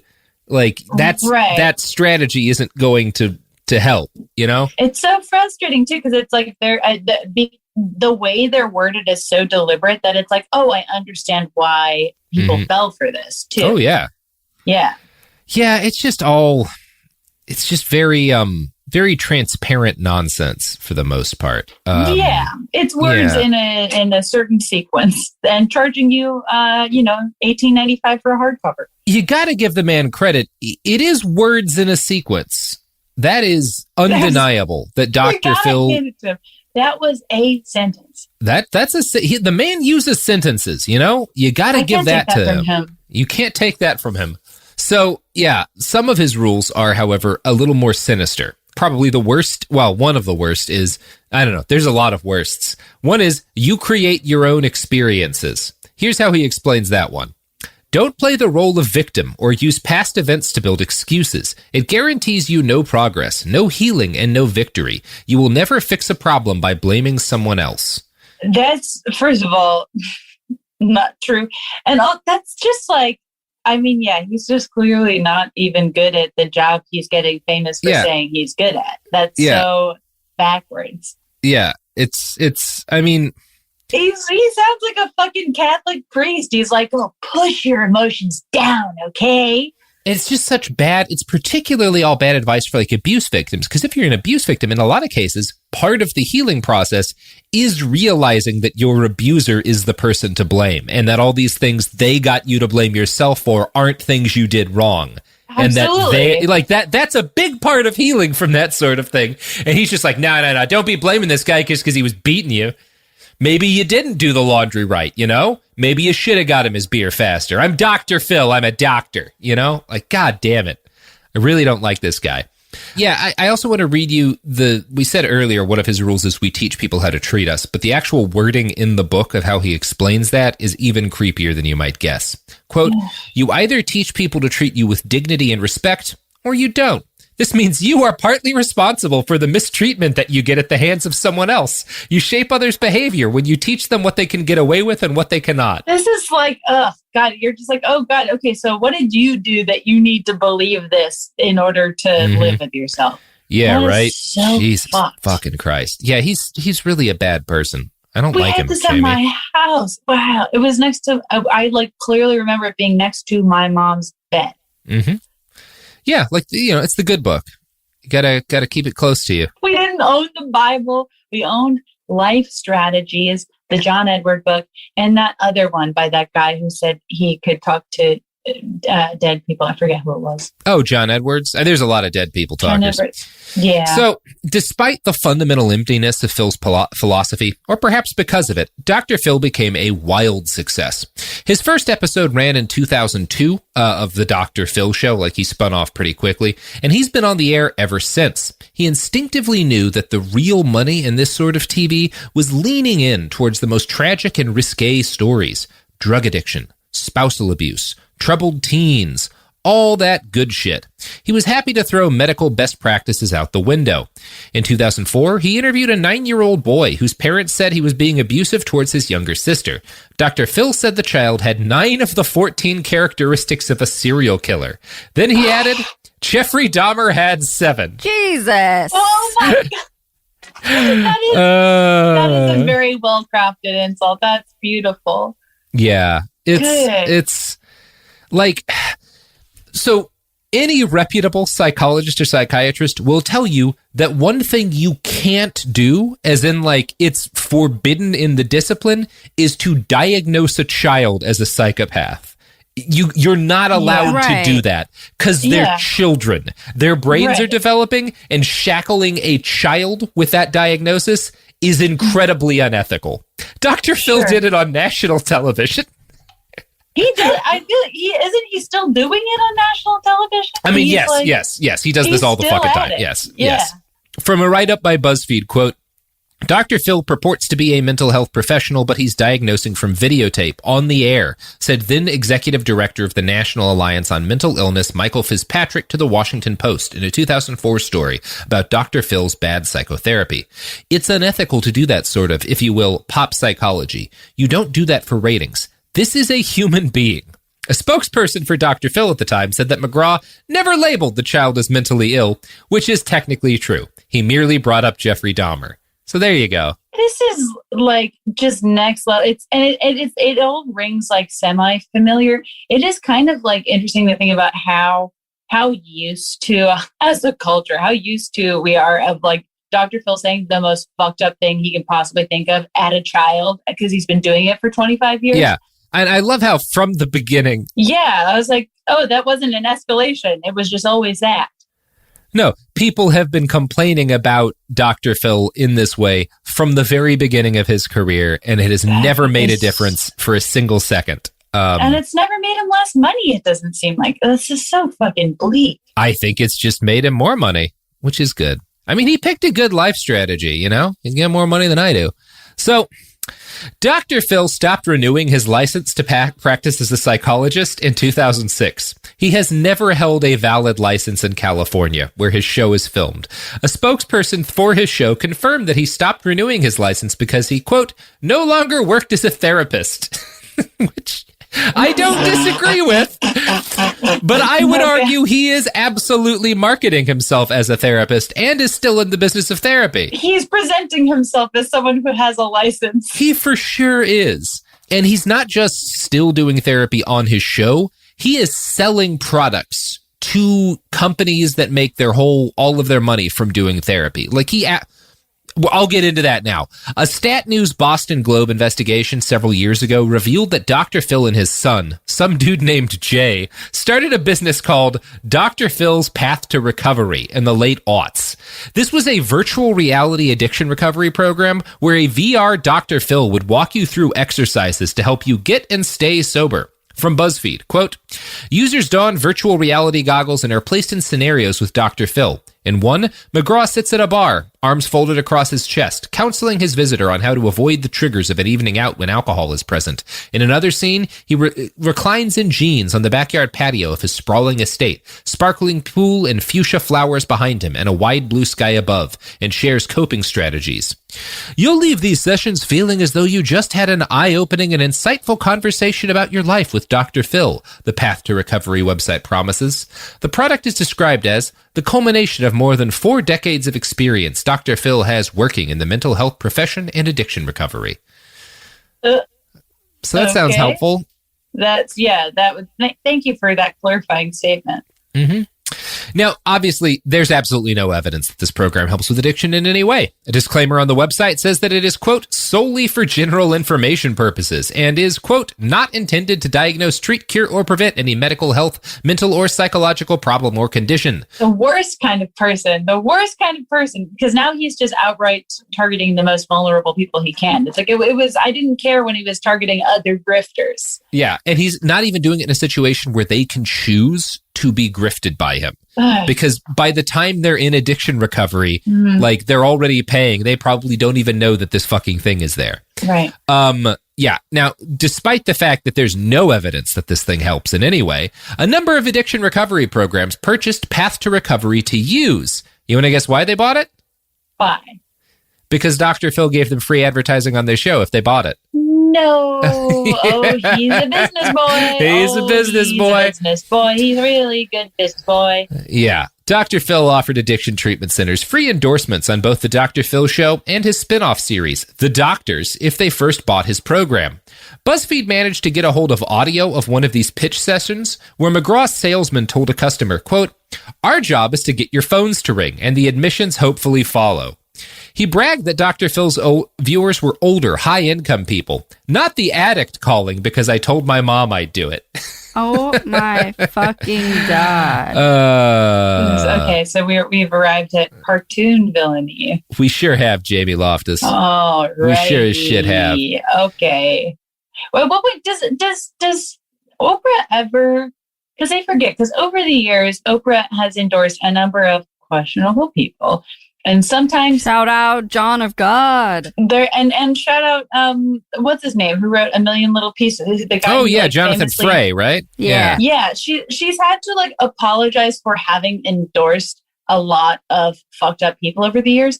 That moment has never happened for Dr. Phil, right? She's never backed off. Did she ever back off from him at any point? No. They're still deeply tied together. Why would she ever back off on him? I guess that's true. God. Yep. Stedman, Mm-hmm. how are you? Okay. Well, that was the question I wanted a better answer to. Yeah. I accept the truth. The truth is that why would she care? She's doing just fine.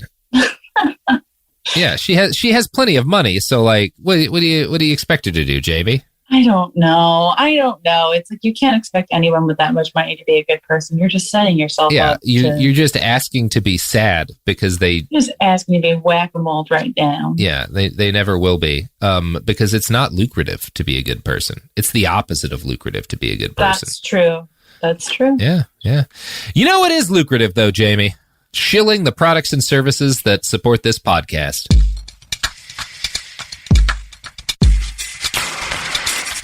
Oh, we're back. And I am just having a great time talking with my friend Jay Loft about Dr. Philomar. What's his middle name? Oh, that's disappointing. Philip Calvin McGraw. Calvin, yeah. Jamie, I just talked to you about how Dr. Phil has this VR addiction treatment thing, and he basically gives like treatment centers free advertising if they buy it. I hate it. Okay. You want to guess the quality of the facilities that take Dr. Phil up on this offer? Only the best, right? Oh, is it worse than nothing? Oh, Jamie, it's a lot worse than nothing in some cases. Ooh, okay. One facility that took Dr. Phil up on this offer was Inspirations for Youth and Families, a Fort Lauderdale-based treatment center for teenagers. Phil actually highlighted the facility, run by Corcoran Walsh, on his show the day he announced his new VR program, saying, "We think outside the box in designing what addicts need. What you need is something that pops out of the noise, something that rises above the noise, like a distinctive voice. And that voice, in this case, is me." Dr. Phil then introduced Walsh, saying she ran the nation's leading family addiction treatment and dual diagnosis center. BuzzFeed actually investigated the facility and found that it had a well-documented history of children escaping and getting into danger. Stephen Sardoui, a PI who was hired to find two different girls who escaped from the facility and disappeared, said, "It seems to be an ongoing problem in that particular facility. Obviously, there's a gap somewhere, a loophole somewhere in the system where they're just leaving." In the last 2 years, Inspiration staff members made 180 reports to police about children in their care going missing. Sometimes the teens left for days or even escaped the state.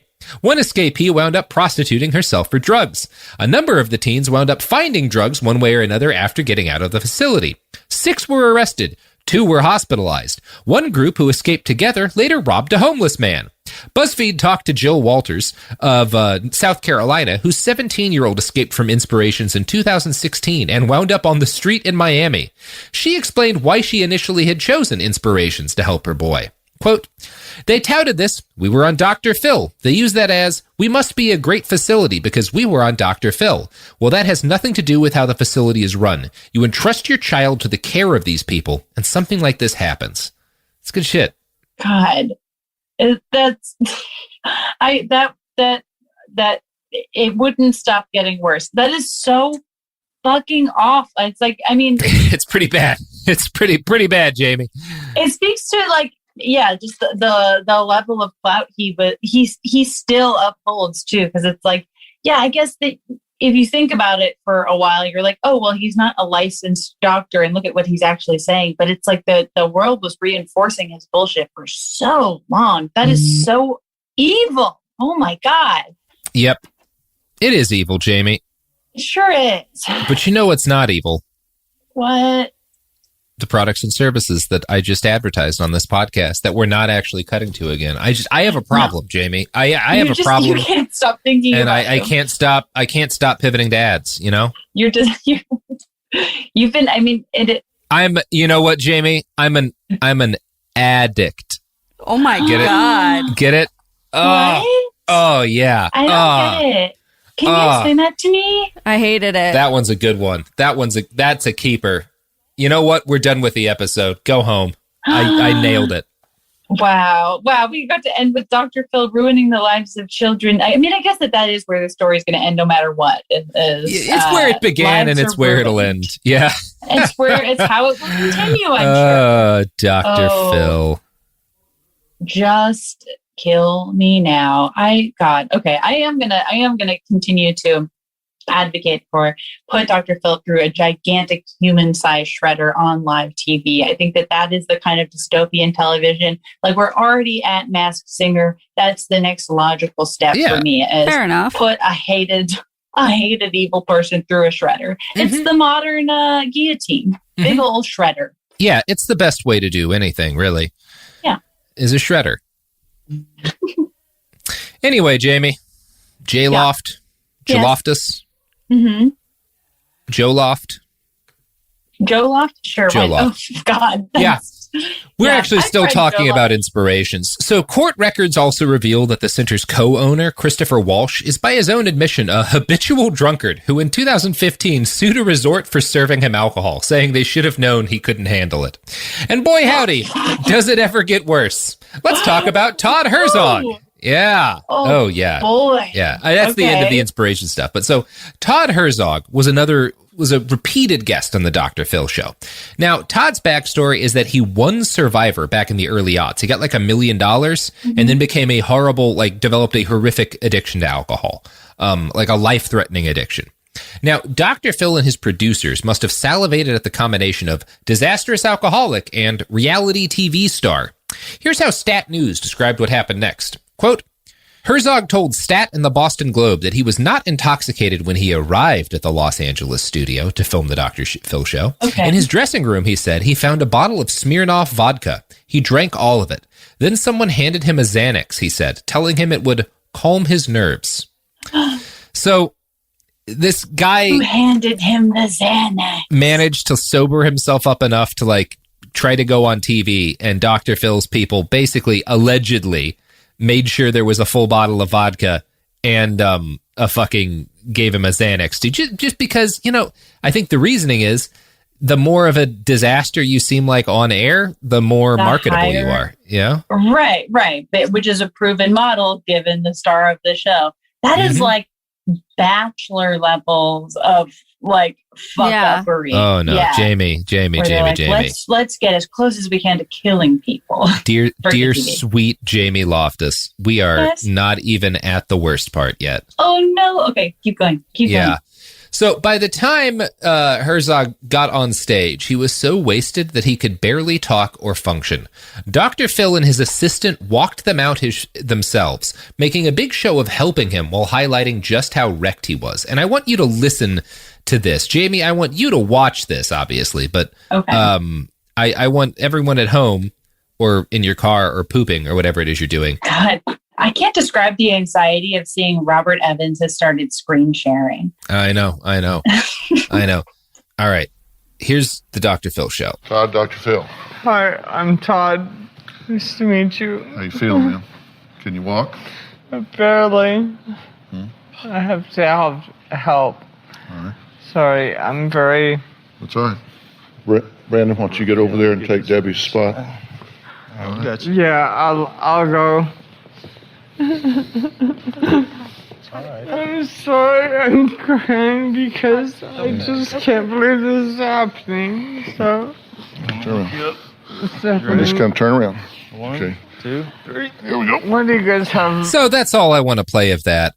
He can barely move. It is fundamentally unethical to have someone in that state on your television show. Even if they had been inebriated of their own volition and not being fed drugs, even if they had consented earlier, I don't think you can consent to that. Yeah, no, absolutely not. God, that is the worst situation imaginable. That is fucking evil. Yeah, it's not good, Jamie. It's just not a good thing to do, I would say. I would recommend not doing that. if someone asked me, should I take someone who has a problem with addiction and give them drugs and then film them disastrously wrecked, I would say, no, that sounds like an evil thing to do. That is absolute cruel. God. Oh, it's cruel and good, Jamie. Having seen that. Cruel and good. Ooh. And they just had that on in waiting rooms. That was just what you watched while you were waiting to see the dentist. Yeah. Fuck. So when questioned, representatives of the Dr. Phil show deny that they provided Herzog with alcohol and drugs. They said junkies lie, in essence, about his claims. And then they pointed out that they weren't a medical facility and couldn't watch their guests at all times. The director of the treatment facility where Herzog agreed to go for help at the end of the show, however, was horrified when he saw him on television. He was so upset by the condition that Dr. Phil let Herzog appear on air in that he refused to ever have anything to do with the Dr. Phil show again. So this was so outrageous that it convinced the head of a treatment program that all of the free advertising the Dr. Phil show could provide was not worth the ethical compromise of dealing with that man. You can't really hand it to him for that, but that's fucking something. That's sure. So bleak. Yeah. Yeah. It's just, you have to really, do bad to convince someone of that, I think. Like that's that's throwing a lot of money out. And I don't know, I'm not going to say all people in the rehab facility business are sketchy, but there's a lot of sketchy motherfuckers in that industry, you know? Yeah. Yeah, it's cool and good, Jamie. Wow, I feel really not very good.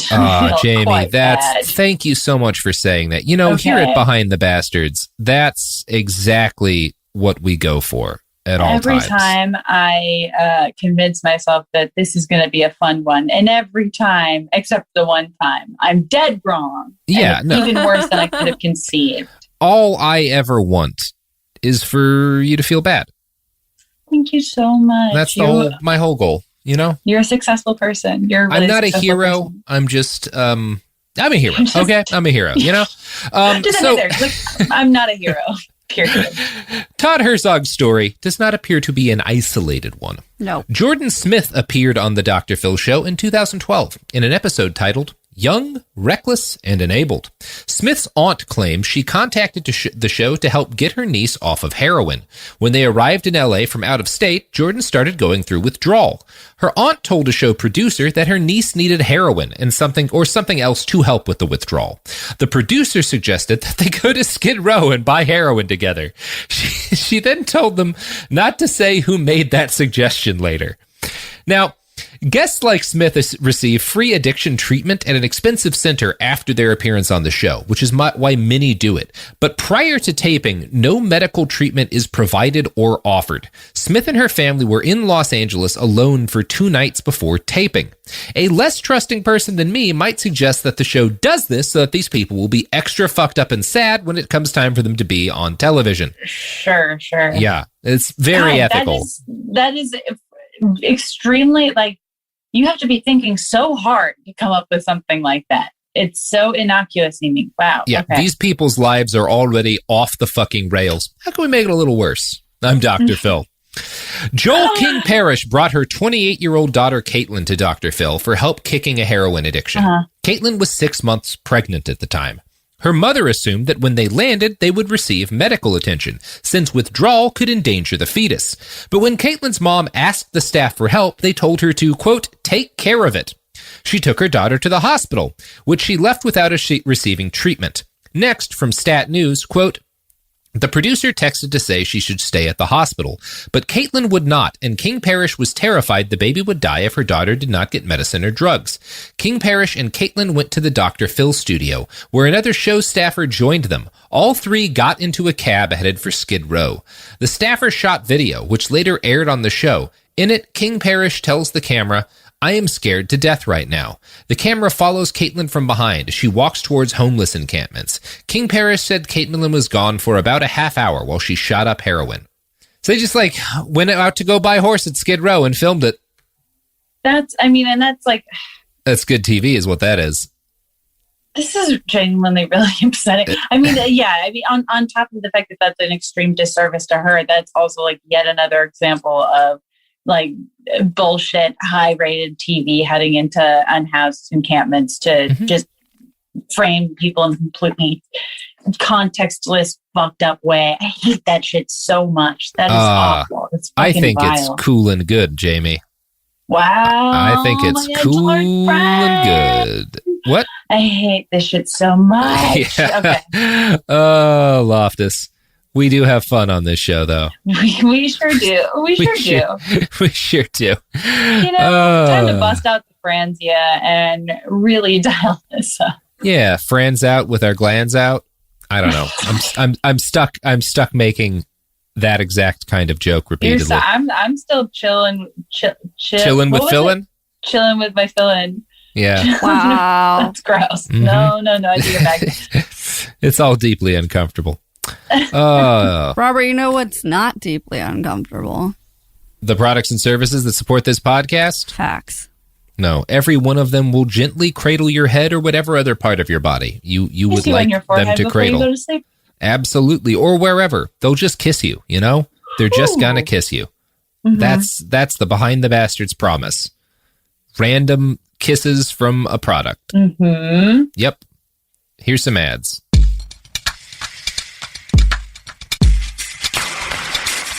Okay, so there are a bunch of stories like this, and one of the saddest parts of all these stories is that the people who Dr. Phil clearly takes advantage of will still claim that his show helped them because they were able to receive free addiction recovery care that they couldn't have afforded without the Dr. Phil show. Almost no aspect of his show works if there's single-payer healthcare that covers addiction treatment. The Dr. Phil show profits off of sadness porn, the shock and embarrassment people feel watching the ruined lives of his guests, and the sassy, no bullshit advice Dr. Phil gives them. He earns between $60 and $80 million a year. Of course, the Dr. Phil show, I know, right? That's an obscene number, isn't it? That is fucking absurd. Just makes you want to light some shit on fire, doesn't it? Yep. Yeah, it does. Yeah, it sure does, Jamie. It sure does. So, of course, the Dr. Phil show would get boring pretty quick if he only dealt with people suffering from drug addictions and abusive spouses. From the beginning, a major source of content for McGraw was so-called troubled teens. Kids in crisis are big business for grifty TV therapists because, being children, those kids have no ability to regulate their emotions and no sense of proportion. This leads to TV-friendly explosions of rage. In 2016, Dr. Phil interviewed Danielle Bregoli for an episode titled, "I Want to Give Up My Car-Stealing, Knife-Wielding, Twerking 13-Year-Old Daughter Who Tried to Frame Me for a Crime," which is just a title meant to show up on a, like throwing twerking in there with fucking car stealing. Shameless. The word twerking, there was a cultural heft to it. Sure. Now, Bregoli now goes by the stage name Bad Baby, BHADBHABIE, was a primetime ready delinquent. She spoke in a ridiculously affected hood accent and pretended to basically be a gangster in the kind of confrontational, like, nonsense teenage way that gave Dr. Phil a lot of openings to mock her with his witty rejoinders. I don't want to play much of her appearance because she was a child, and I think what Dr. Phil does by having her on is fundamentally abusive. But I do think it's important to play how the episode starts so you can see how he introduces this segment and hear it. You listening will hear it. Jamie, I want you to pay attention to the looks on the faces of the people in his audience. Okay. She's defiant. Hi! Stop it. Oh, who are you? But has she met her match? You want to do it again? Sit down. With Dr. Phil. You can threaten them, Good. but I'm your worst nightmare, girl. Well, thank you. Well, you know, I've been doing this show for 15 years, and I've met some truly remarkable people, and I have heard thousands of stories. Now, in that time, you get to thinking that you've seen and heard just about everything. That was until today. Meet Danielle. Now, Danielle's mom, Barbara Ann, has written to me every year for the past 3 years about her daughter, who has stole thousands of dollars, framed her mother as a drug user, and then called 911 to report her, and is currently facing grand theft charges. Now, I answered her call for help, and I sent my film crew across the country to capture what was going on inside this home. Needless to say, while my team was there, something shocking and unexpected happened. Shortly after they had finished filming, one of my crew members noticed that Danielle had vanished with the keys to my crew member's car. Now, sure enough, when Danielle's grandmother, Barbara, went outside, she found out that Danielle had stolen the car, which had the crew member's handbag, wallet, ID, and cash inside. Now, if that's not bad enough, Danielle's only 13 years old. So, you see, the thing that's most interesting to me about that is the faces of the women in the audience. Because they are particularly the glee, right? Like, that's the thing that's most unsettling to me, is like how excited they are with every new aspect of this story that Dr. Phil reveals. Well, and I also think that those reactions may not even be, I mean, those reactions in themselves are extremely coached, where yes. I used to do like audience work when I first had moved here and had like no money to my name. And you're so extremely coached. And like before the show even starts, you're told to do a series of facial expressions for the editors to work with. And so it's like manipulation top to bottom with how it's handled. Because it's like, not only is he obviously has no vested interest in the well-being of this kid, like he also, like, I would argue probably that editing is completely fucking doctored as well. Yeah, I have no idea if that's if those face expressions match like what was actually going down. But like, it's all, I guess, specifically the idea that they wanted to show those reactions, because I think they're trying to coach a response. They're trying to coach a response from the people watching at home too, right? The voyeurism. Like, it makes it clear none of this is about helping anyone. It's about laughing at quote unquote low class people and their problems. You know, that's what Dr. Phil really makes his bread doing. For sure. Yeah. That's great. But fuck him. Like, she went on to like have a successful, like, she's 18. She was nominated for an American Music Award. Oh, she was? I didn't know that. Yeah. Well, good. I'm glad there's a happy ending. I don't know much about Bad Baby. She's 18 now, and Jesus. like she's signed to a record label. I mean, yeah. And she is standing up for what happened to her, which I think we're you're about to get into that. Yeah. Okay. So Brigoli went viral, and within the confines of the episode, Dr. Phil positions himself as the dispenser of tough love. His prescription was to send Brigoli to one of his favorite therapeutic boarding schools, Turnabout Ranch in Utah. This is an actual working ranch where troubled teens are sent under the impression that working in the country and riding horses will get them off of drugs, premarital sex, and petty crime. In subsequent episodes, Brigoli filmed an update from the ranch where she dropped her fake accent and claimed to feel okay with who I am now. But she was not being honest, understandably so. In 2018, she released an original song and gave a different view of her experience at Turnabout. Quote, it was pretty miserable. I did not know what was going on in the real world. This place was far away from anything. There wasn't even service there, she says in the song. A couple weeks after being home, I finally decided that I wanted to meet up with my best friend again, somebody who was not good for me at all. Instantly, I'd say it was the next day, we got back to doing our old shit again. Smoking, trying to finesse people for money, just doing really, really dumb shit. Her reintegration into society was made all the more difficult by the fact that, when she returned to school and the internet, she realized rather suddenly that she'd gone viral for being a ridiculous train wreck of a person on a nationally syndicated TV program. She claims that this basically made her decide to, quote, lean into the bad behavior that had made her famous. Right. Once you become a meme, there aren't a lot of ways to get a clean slate. There's no right to be forgotten in the U.S., so why wouldn't Brigoli just keep being the person everyone already thought she was? Yeah. This gets to one of the things I think is worst about the Dr. Phil show. It's one thing to shamelessly milk the worst moments and the greatest shames in the life of an adult. It's another thing entirely to do that to a child who has no real way to understand the long-term... no way that she could have possibly understood the long-term consequences of becoming that kind of famous. It's complete. Yeah, it's like vile on every level, and it's like whatever. I mean, clearly, Dr. Phil does not give a fuck. No, not a third of a fuck. Yeah, but it is, and it also, I think, like speaks to how especially for a kid, which is like doing what he does to children should be illegal. It should be a crime. Yes. You should not be allowed to do shit like that.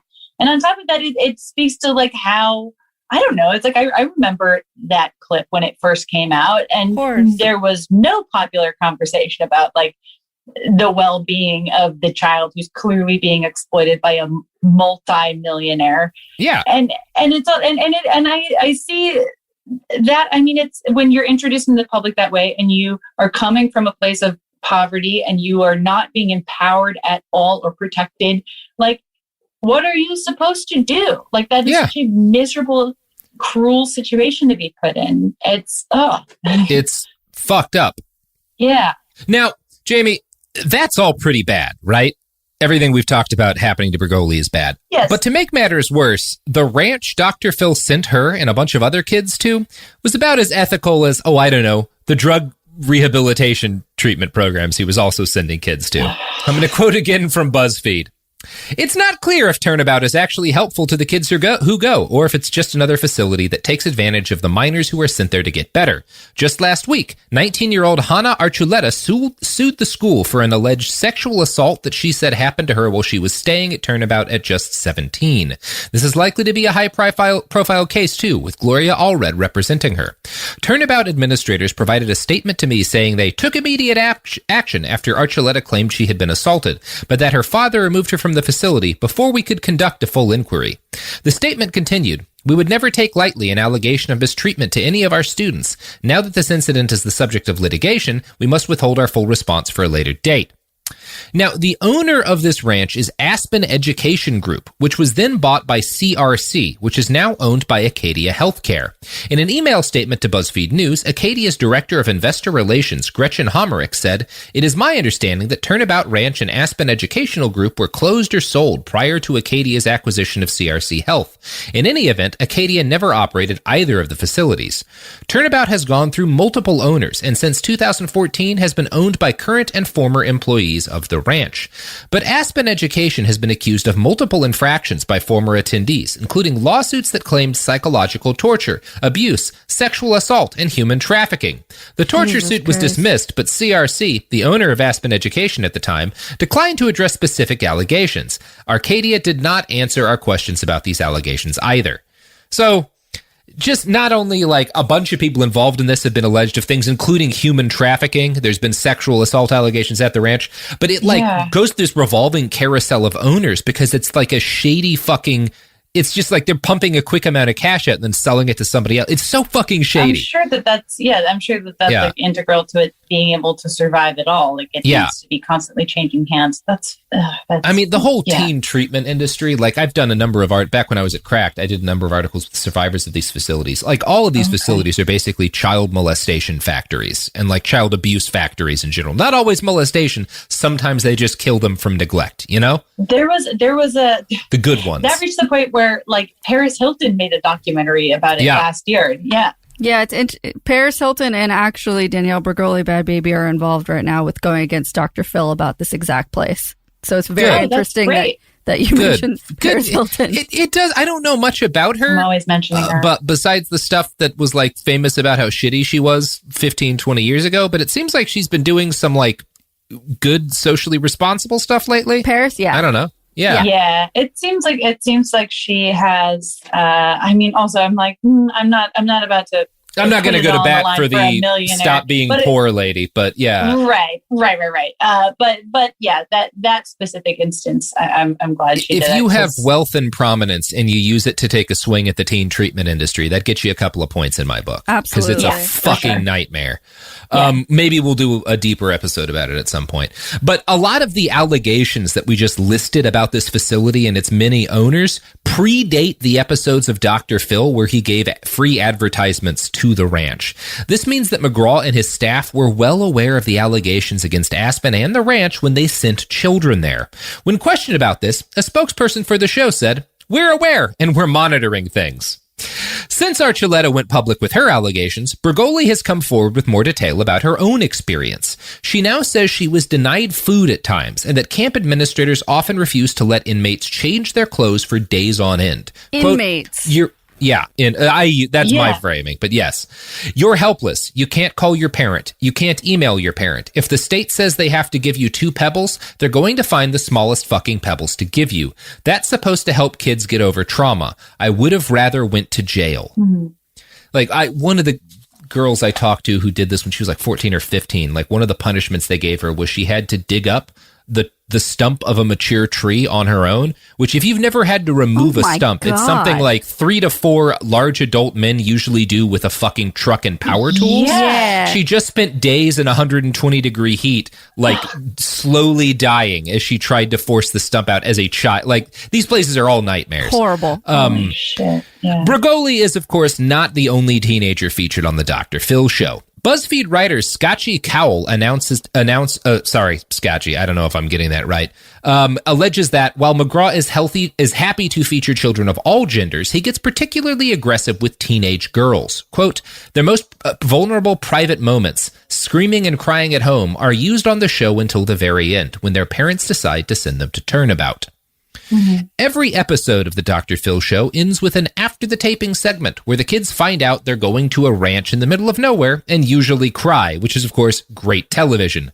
Most kids featured in this way do not get any updates on the Dr. Phil show or are at most mentioned briefly once more. Daytime TV moves too fast for the doctor to actually check back in with most of his patients. In 2008, Dr. Phil spun off and created a new show, The Doctors. Every episode of this show features a plastic surgeon, an obstetrician, and an ER doc who talk about different health topics. Yeah, this sounds like it might be like sub-shop waiting room classic. We're not going to go into a lot of detail about this, but a 2014 study of the show determined that about 37% of their recommendations were not credible, which honestly means they're doing better than I expected worse. That is a better report card than I expected. If your doctor, for example, said 37% of the time, I'm going to give you bad advice, you would find a new doctor. That's fair. I was like, oh, wow, D+, that's not the worst thing. Yeah, imagine a mechanic saying that, 37% of the time the brakes I put in work, you know? Your odds are pretty good.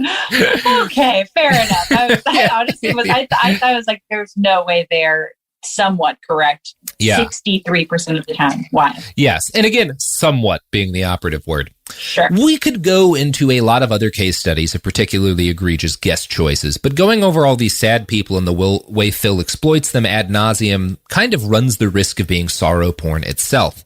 I do think it behooves us to look at one last case study, perhaps the most nauseating guest choice of the whole series.